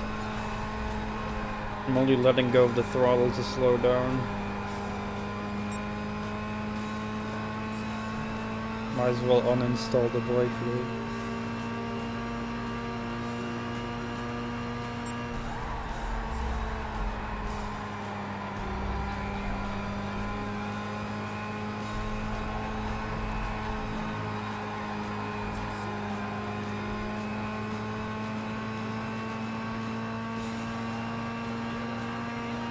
Alright, boom, halfway.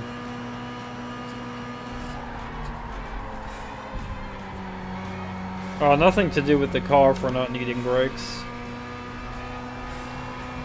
It's just the track, it's all for fast corners where I don't need to brake for, I just need to let go of the accelerator.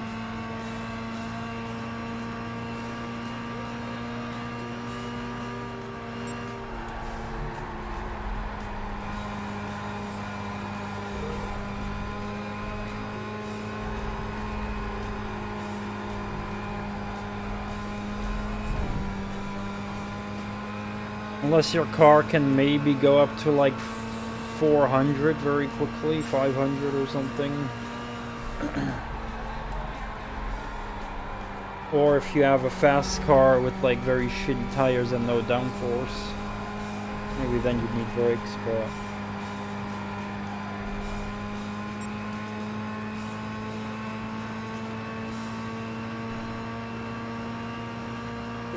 Yeah, so we got 37.5 per stint.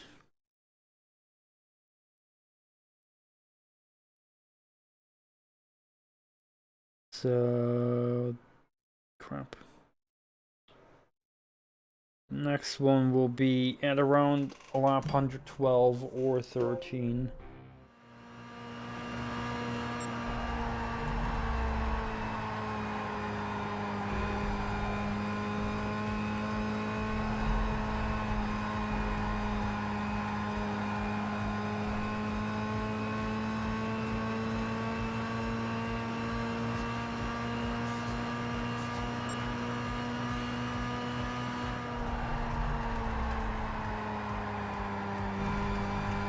I wonder if this is a car in second.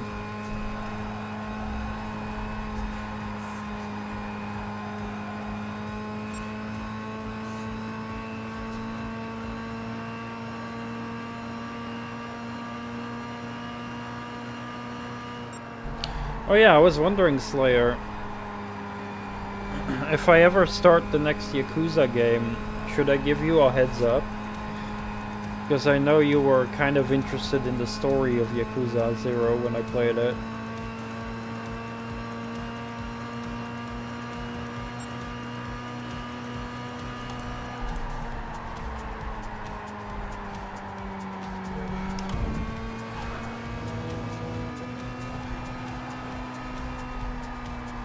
Nice. Alright, good to know. I'm considering to maybe start the next one this year as well. I know I enjoyed it a lot, so... Yeah, the story is crazy, right?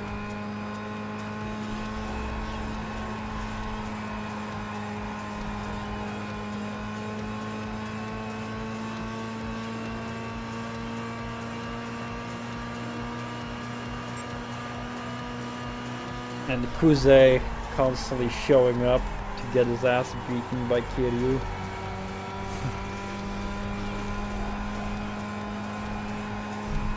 Surprising he didn't die.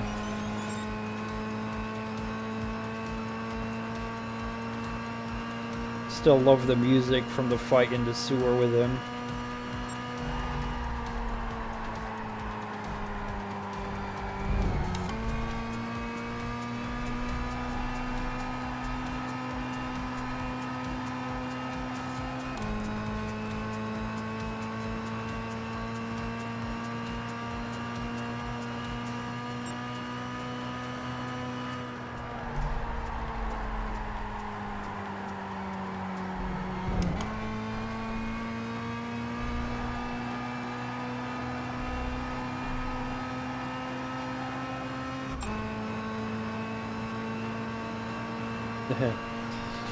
Yeah, just you wait. He's gonna be very crazy in the next game. He's called the Mad Dog for a reason.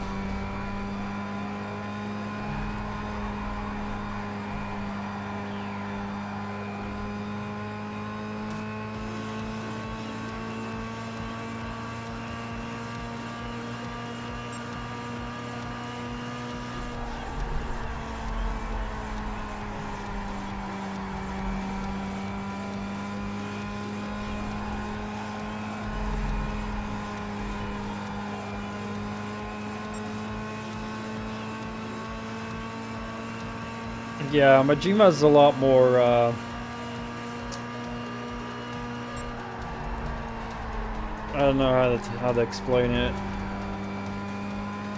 I mean, he's crazy as well, but he does have a good side. Kiryu's a bit more simple. He's a very good guy as well, but very righteous and simple, but also maybe a little bit more boring.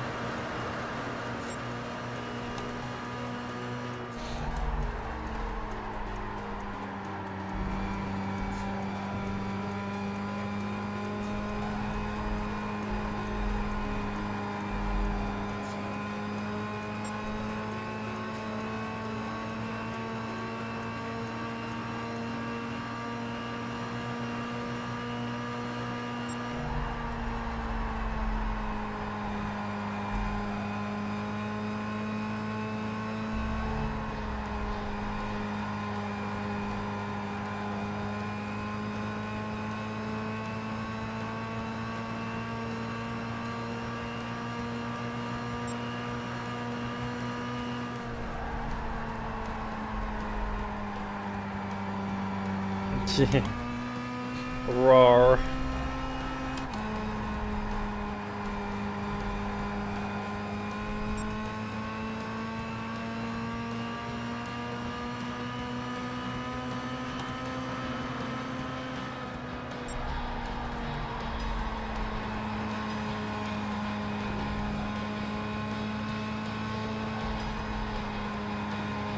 And the frickin' Miracle Johnson,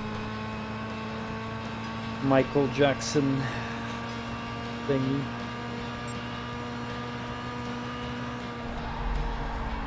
There's a lot of fun, crazy things in the other Yakuza games as well.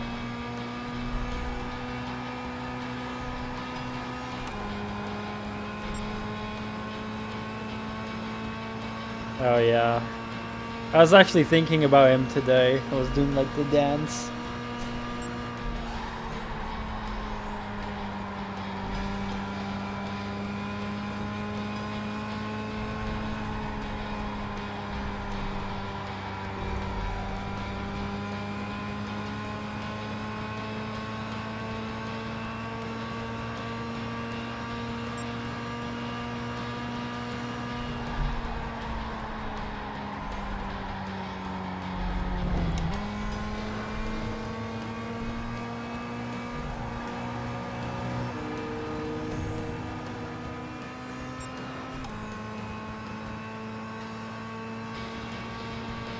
Oh yeah. Quick time event to pick up the phone.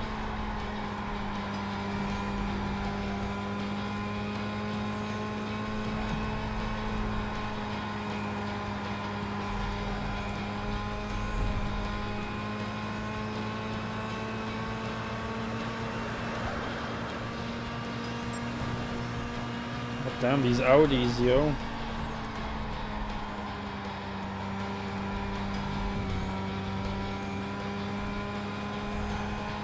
Seems like we're probably not gonna pit on this lap. If that's the case, then our stints will probably be 38 laps from now on.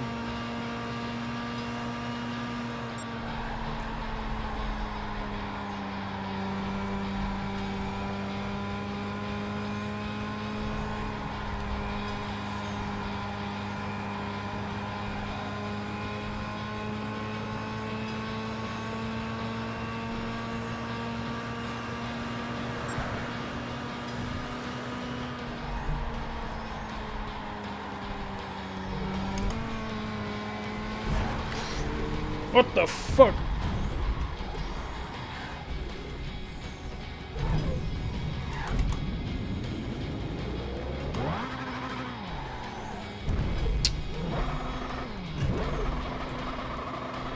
Oh, that's just great.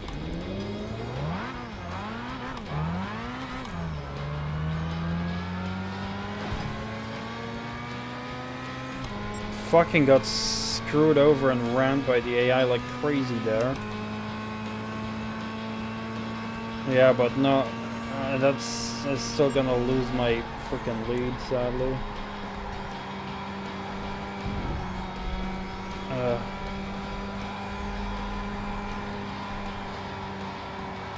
With my gap, I lost so much time there, crazy.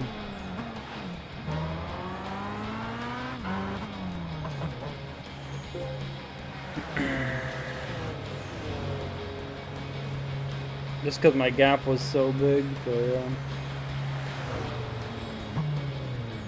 Yeah, so with this logic,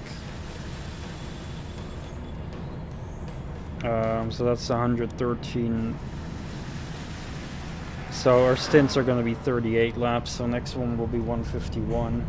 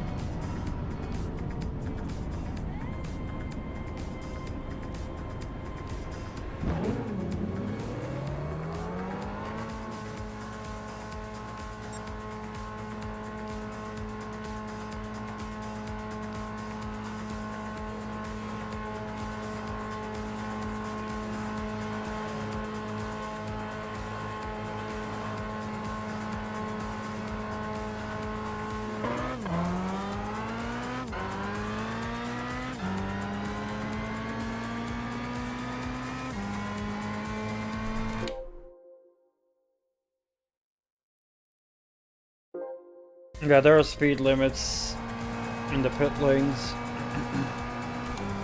Though in this game, the AI takes control over your car in the pit lane, so you don't need to do anything yourself.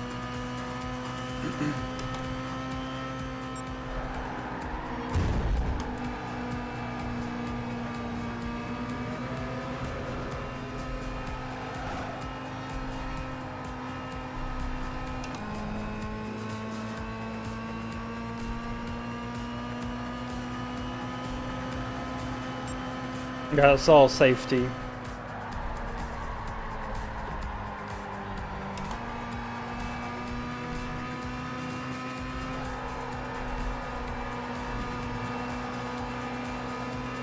And you can get a penalty if you go over the speed limit in real life.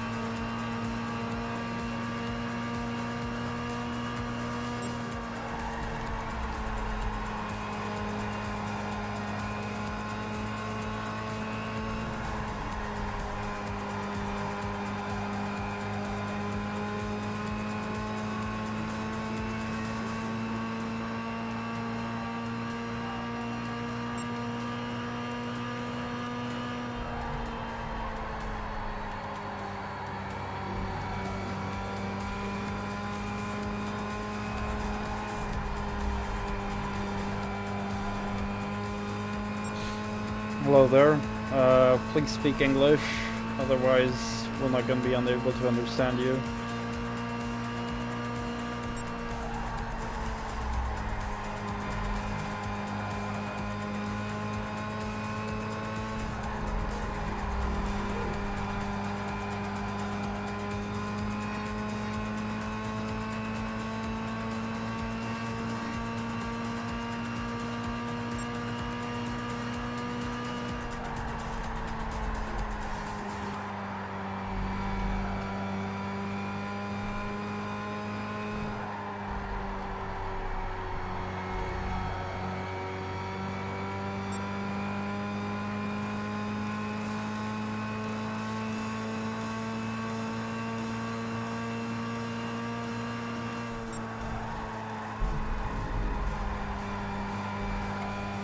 I have no idea what you're saying. You need to speak English.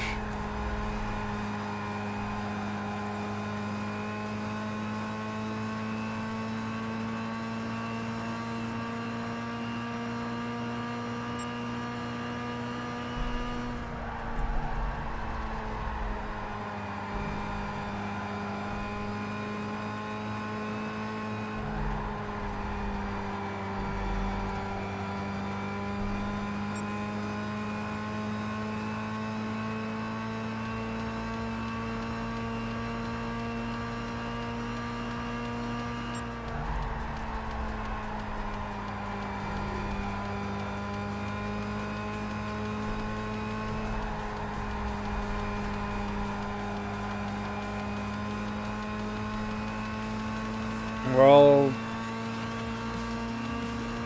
then I cannot understand what you're saying.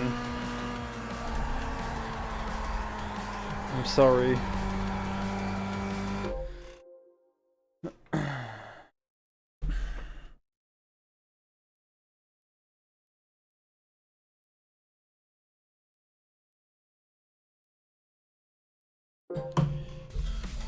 Might be better if you find Portuguese streamers.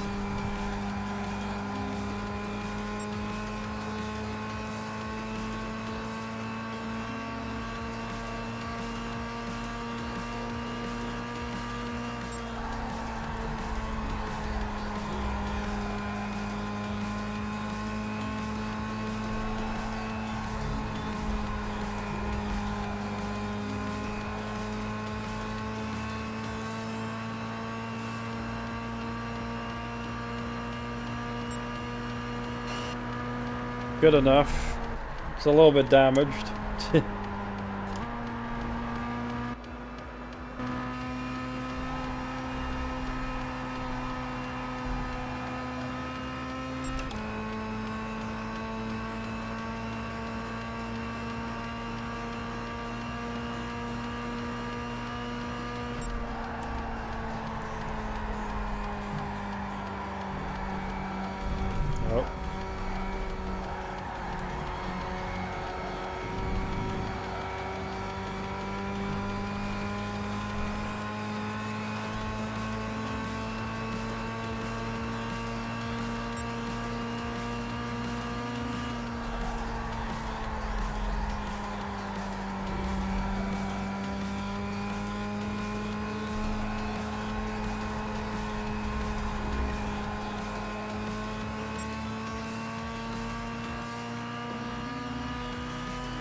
Nissan GTR.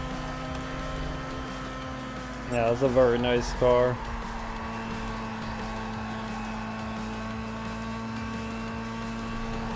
One of the best cars in this game. The road cars.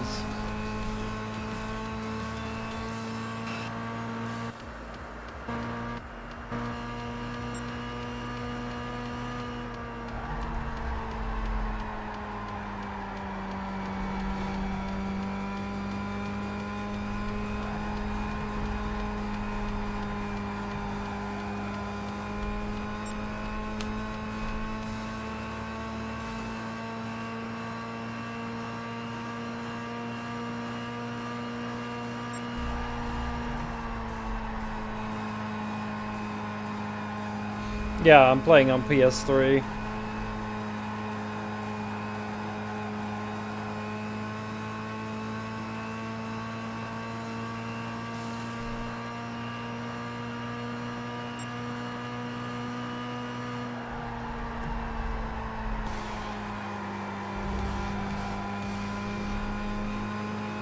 A real PlayStation 3. Real hardware.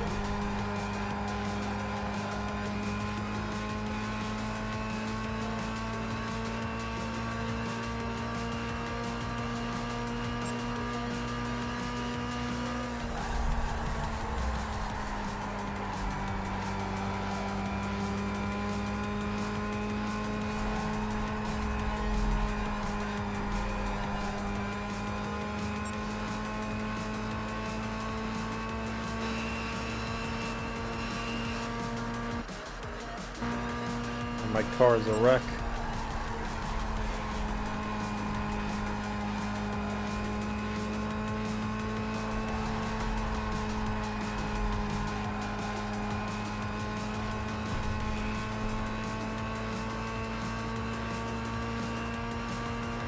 Yeah, and the whole wing like being off.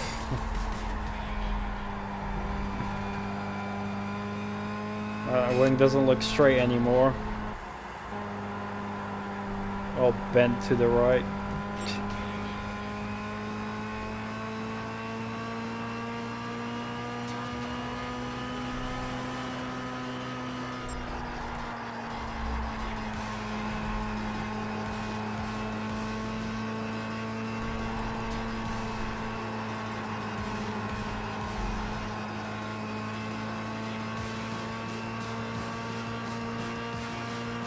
Other cars going in the pit. Might get my first place back soon.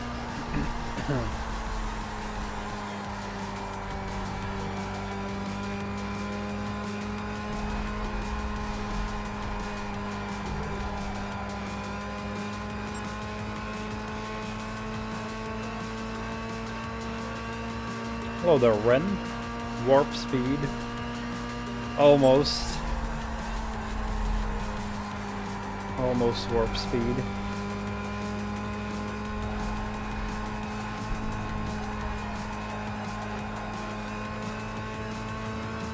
Yeah, for me it's relatively easy. I'm quite used to driving with the wheel.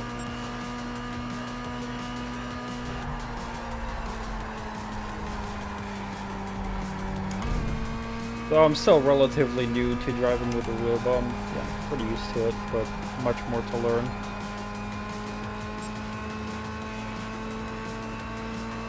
I love this game a lot. I do like it a lot, but there's definitely some flaws with it that annoy me a bit. Like how short a lot of the events are. Like some of the championships having like only 2 or 3 races in them is like crazy.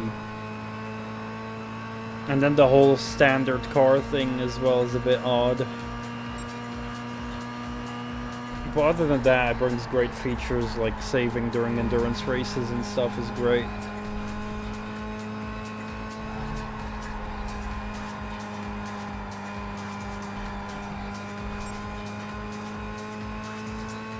And being able to paint the cars, and although that feature is still a bit weird because you need to collect the paints and then you can only paint it once in that color, but still. And the cockpit views on the premium cars are beautiful.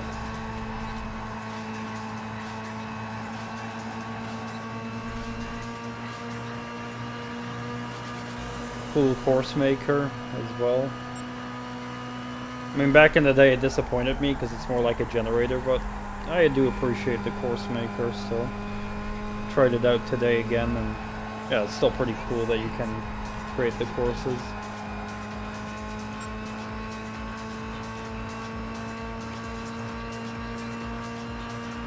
Well, yeah, you know, not complaining that it's not perfect, but definitely some gripes here and there that I have. I haven't played much of Gran Turismo 6. I did play it a bit, but not that much. I never completed it, I think. I'm gonna have to play that and see how good that was. And then Sport I've never played yet. 7 I also have not played yet at all. I do have Sport, but I first want to complete 5 and 6. Like, properly complete them.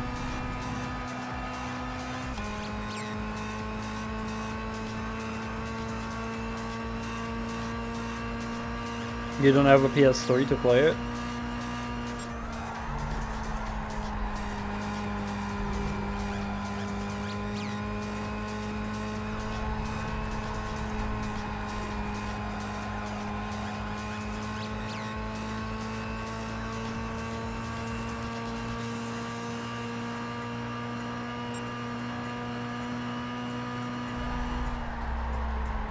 Oh, we're regaining positions.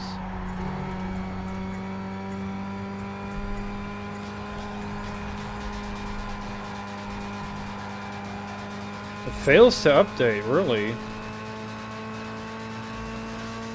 Wow, oh shit. That doesn't sound good. Even if you like turn off the internet on your PS3, so it cannot try to update. I hope my version will not do that.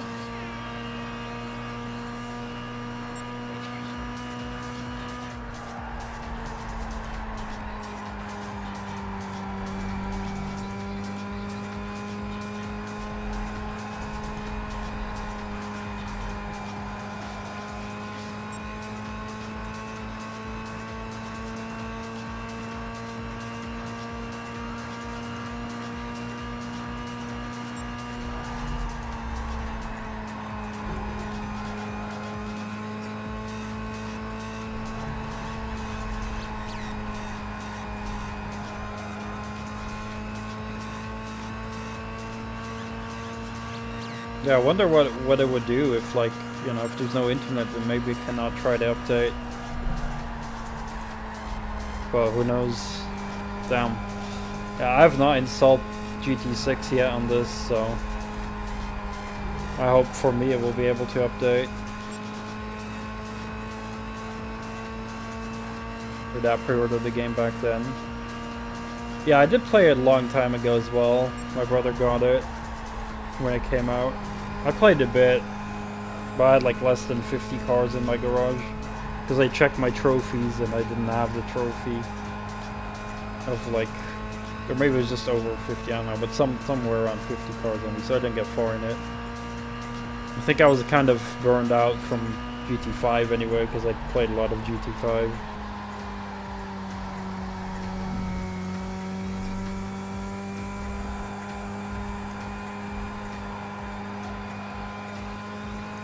I just hope I can level up enough, because I'm still level 37 and all the events I'm doing are not giving me much XP to level up, so, and I need to be level 40 for like the 24 hours of, I'm not sure, one of the two 24-hour races, but I won't be able to do it if I don't level up.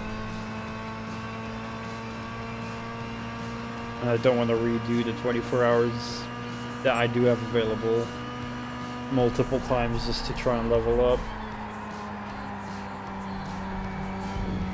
Because you used to have the seasonal events back when online was a thing, but they turned that off, so can't use the seasonal events to get XP.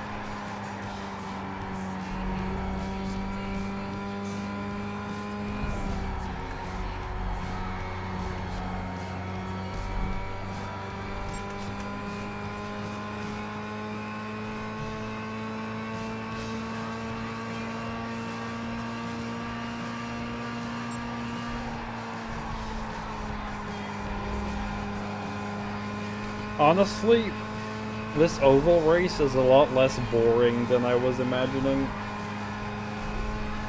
I usually get very bored from ovals, but at least it's somewhat interesting that my gap isn't ridiculous, so I still have to kind of watch out.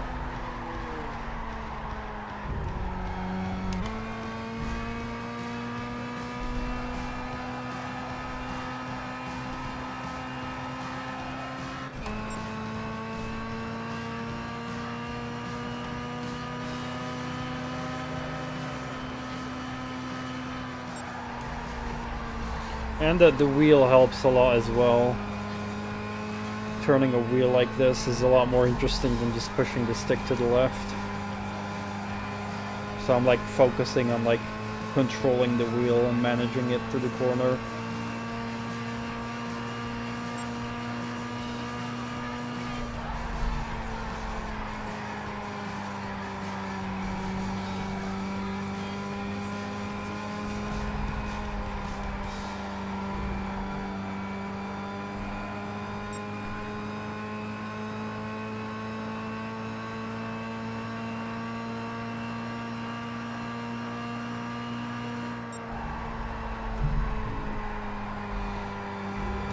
I mean, there's definitely also skill involved in oval racing, I'm not gonna deny that, but I just got bored from only having to do left turns is the thing.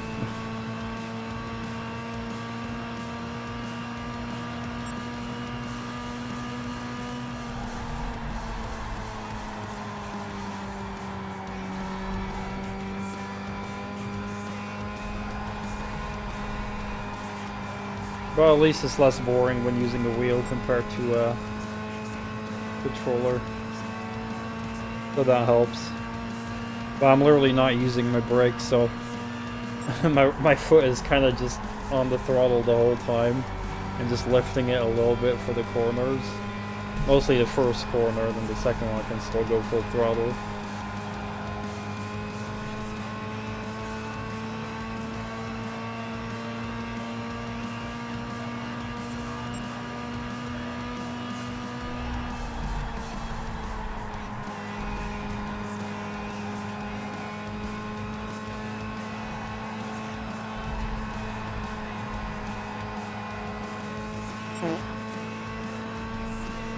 Alright, that's cool, Slayer.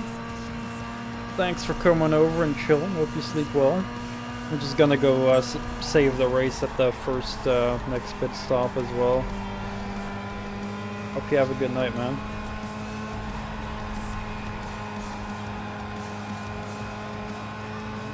The weather having a big effect on your sleep?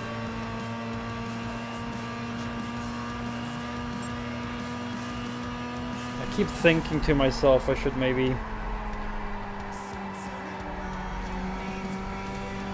grab a bunch of empty bottles and fill them with water and put them in the freezer. And then put them in my bedroom whenever I go to sleep to cool it down a bit.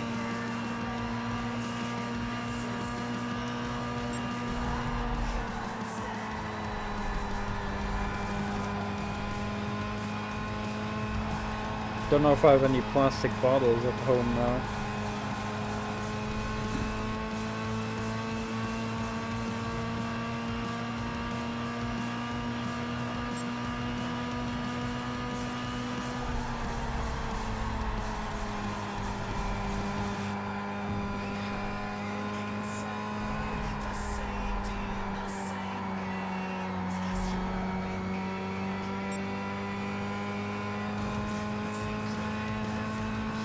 Damn, really? It knocked out your power?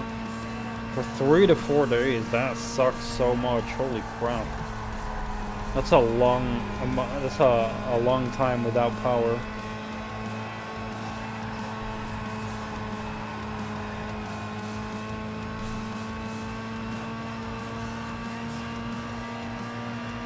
Kinda makes me appreciate that I live in a pretty small country where stuff like that's pretty rare, and if it happens it usually gets solved very easily because everything is very close to each other.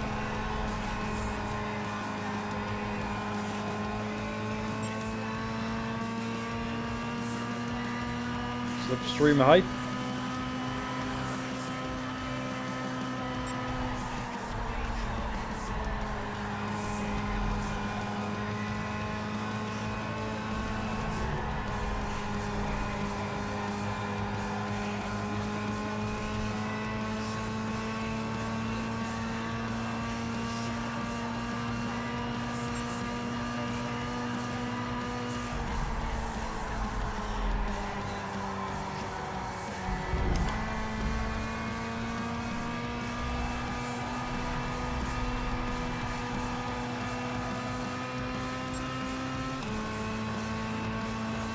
Hope I don't get rammed and pit maneuvered again.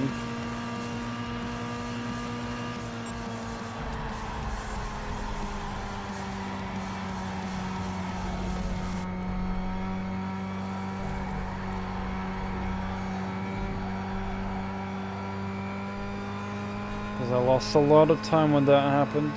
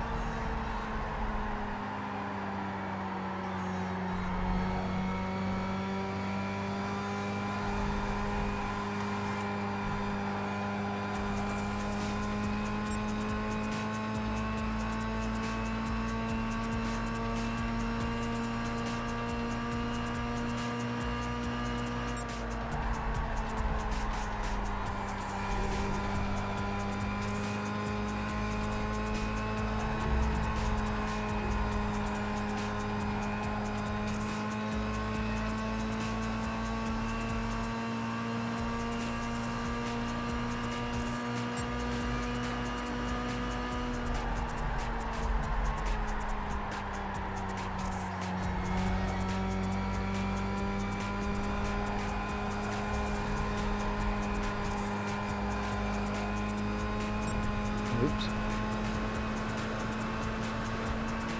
Oh, hello. Oh, they've come the asshat Audis again to ram me. Last time this happened as well, they frickin' rammed me and I spun out, ruining my whole gap. I hope it doesn't happen a second time now.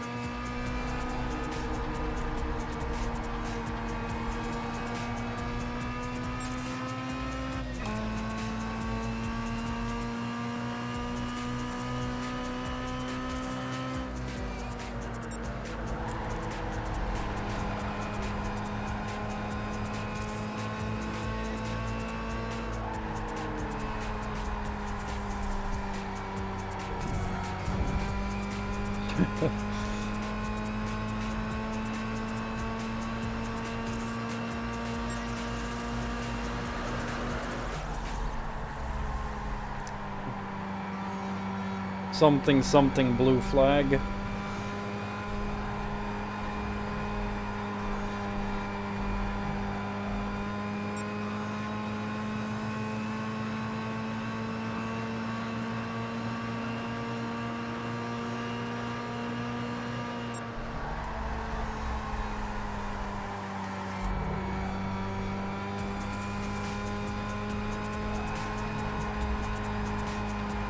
Well, I think my stint ends at 151.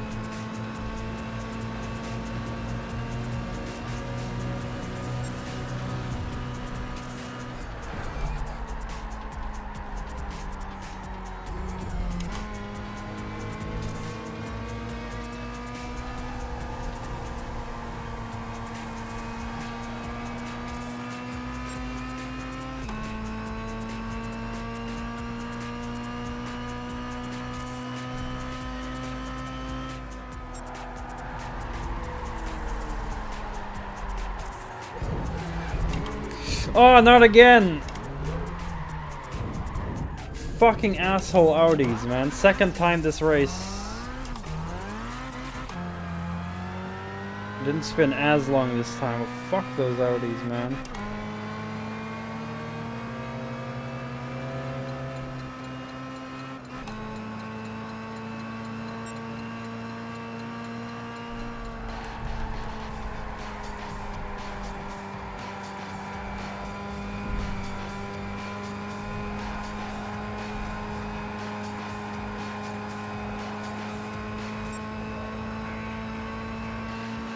Yeah, just they did it before. This is the second time, but thankfully my spin wasn't as long. Recovered fairly quickly. Last time it happened, I lost like a lot more time.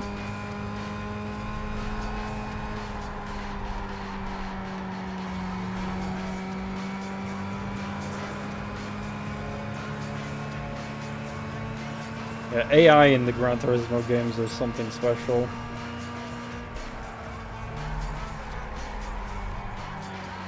See if it's gonna be 151 or 152.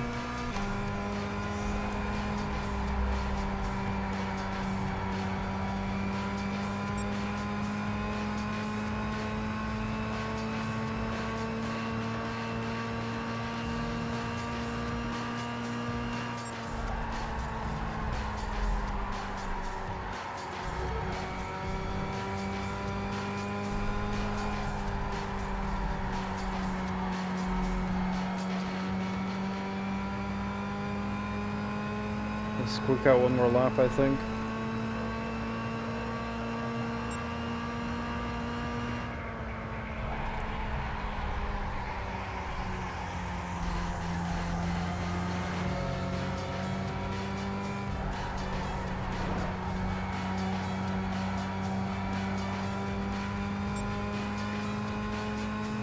Make AI more raceable while making them less raceable at the same time. Really? Holy crap. How's that? I've not played anything past 6 yet.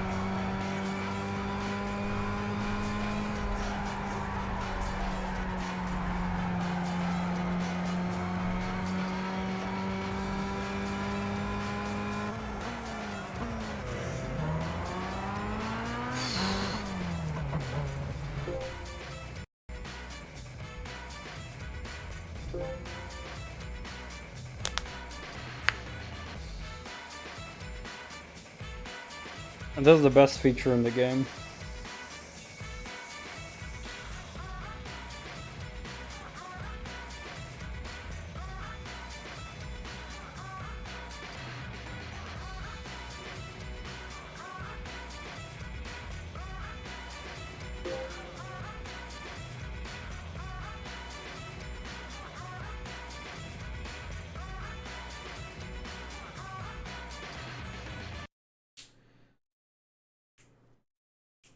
I'm really looking forward to seeing how the newer ones are. So that'll be curious to see.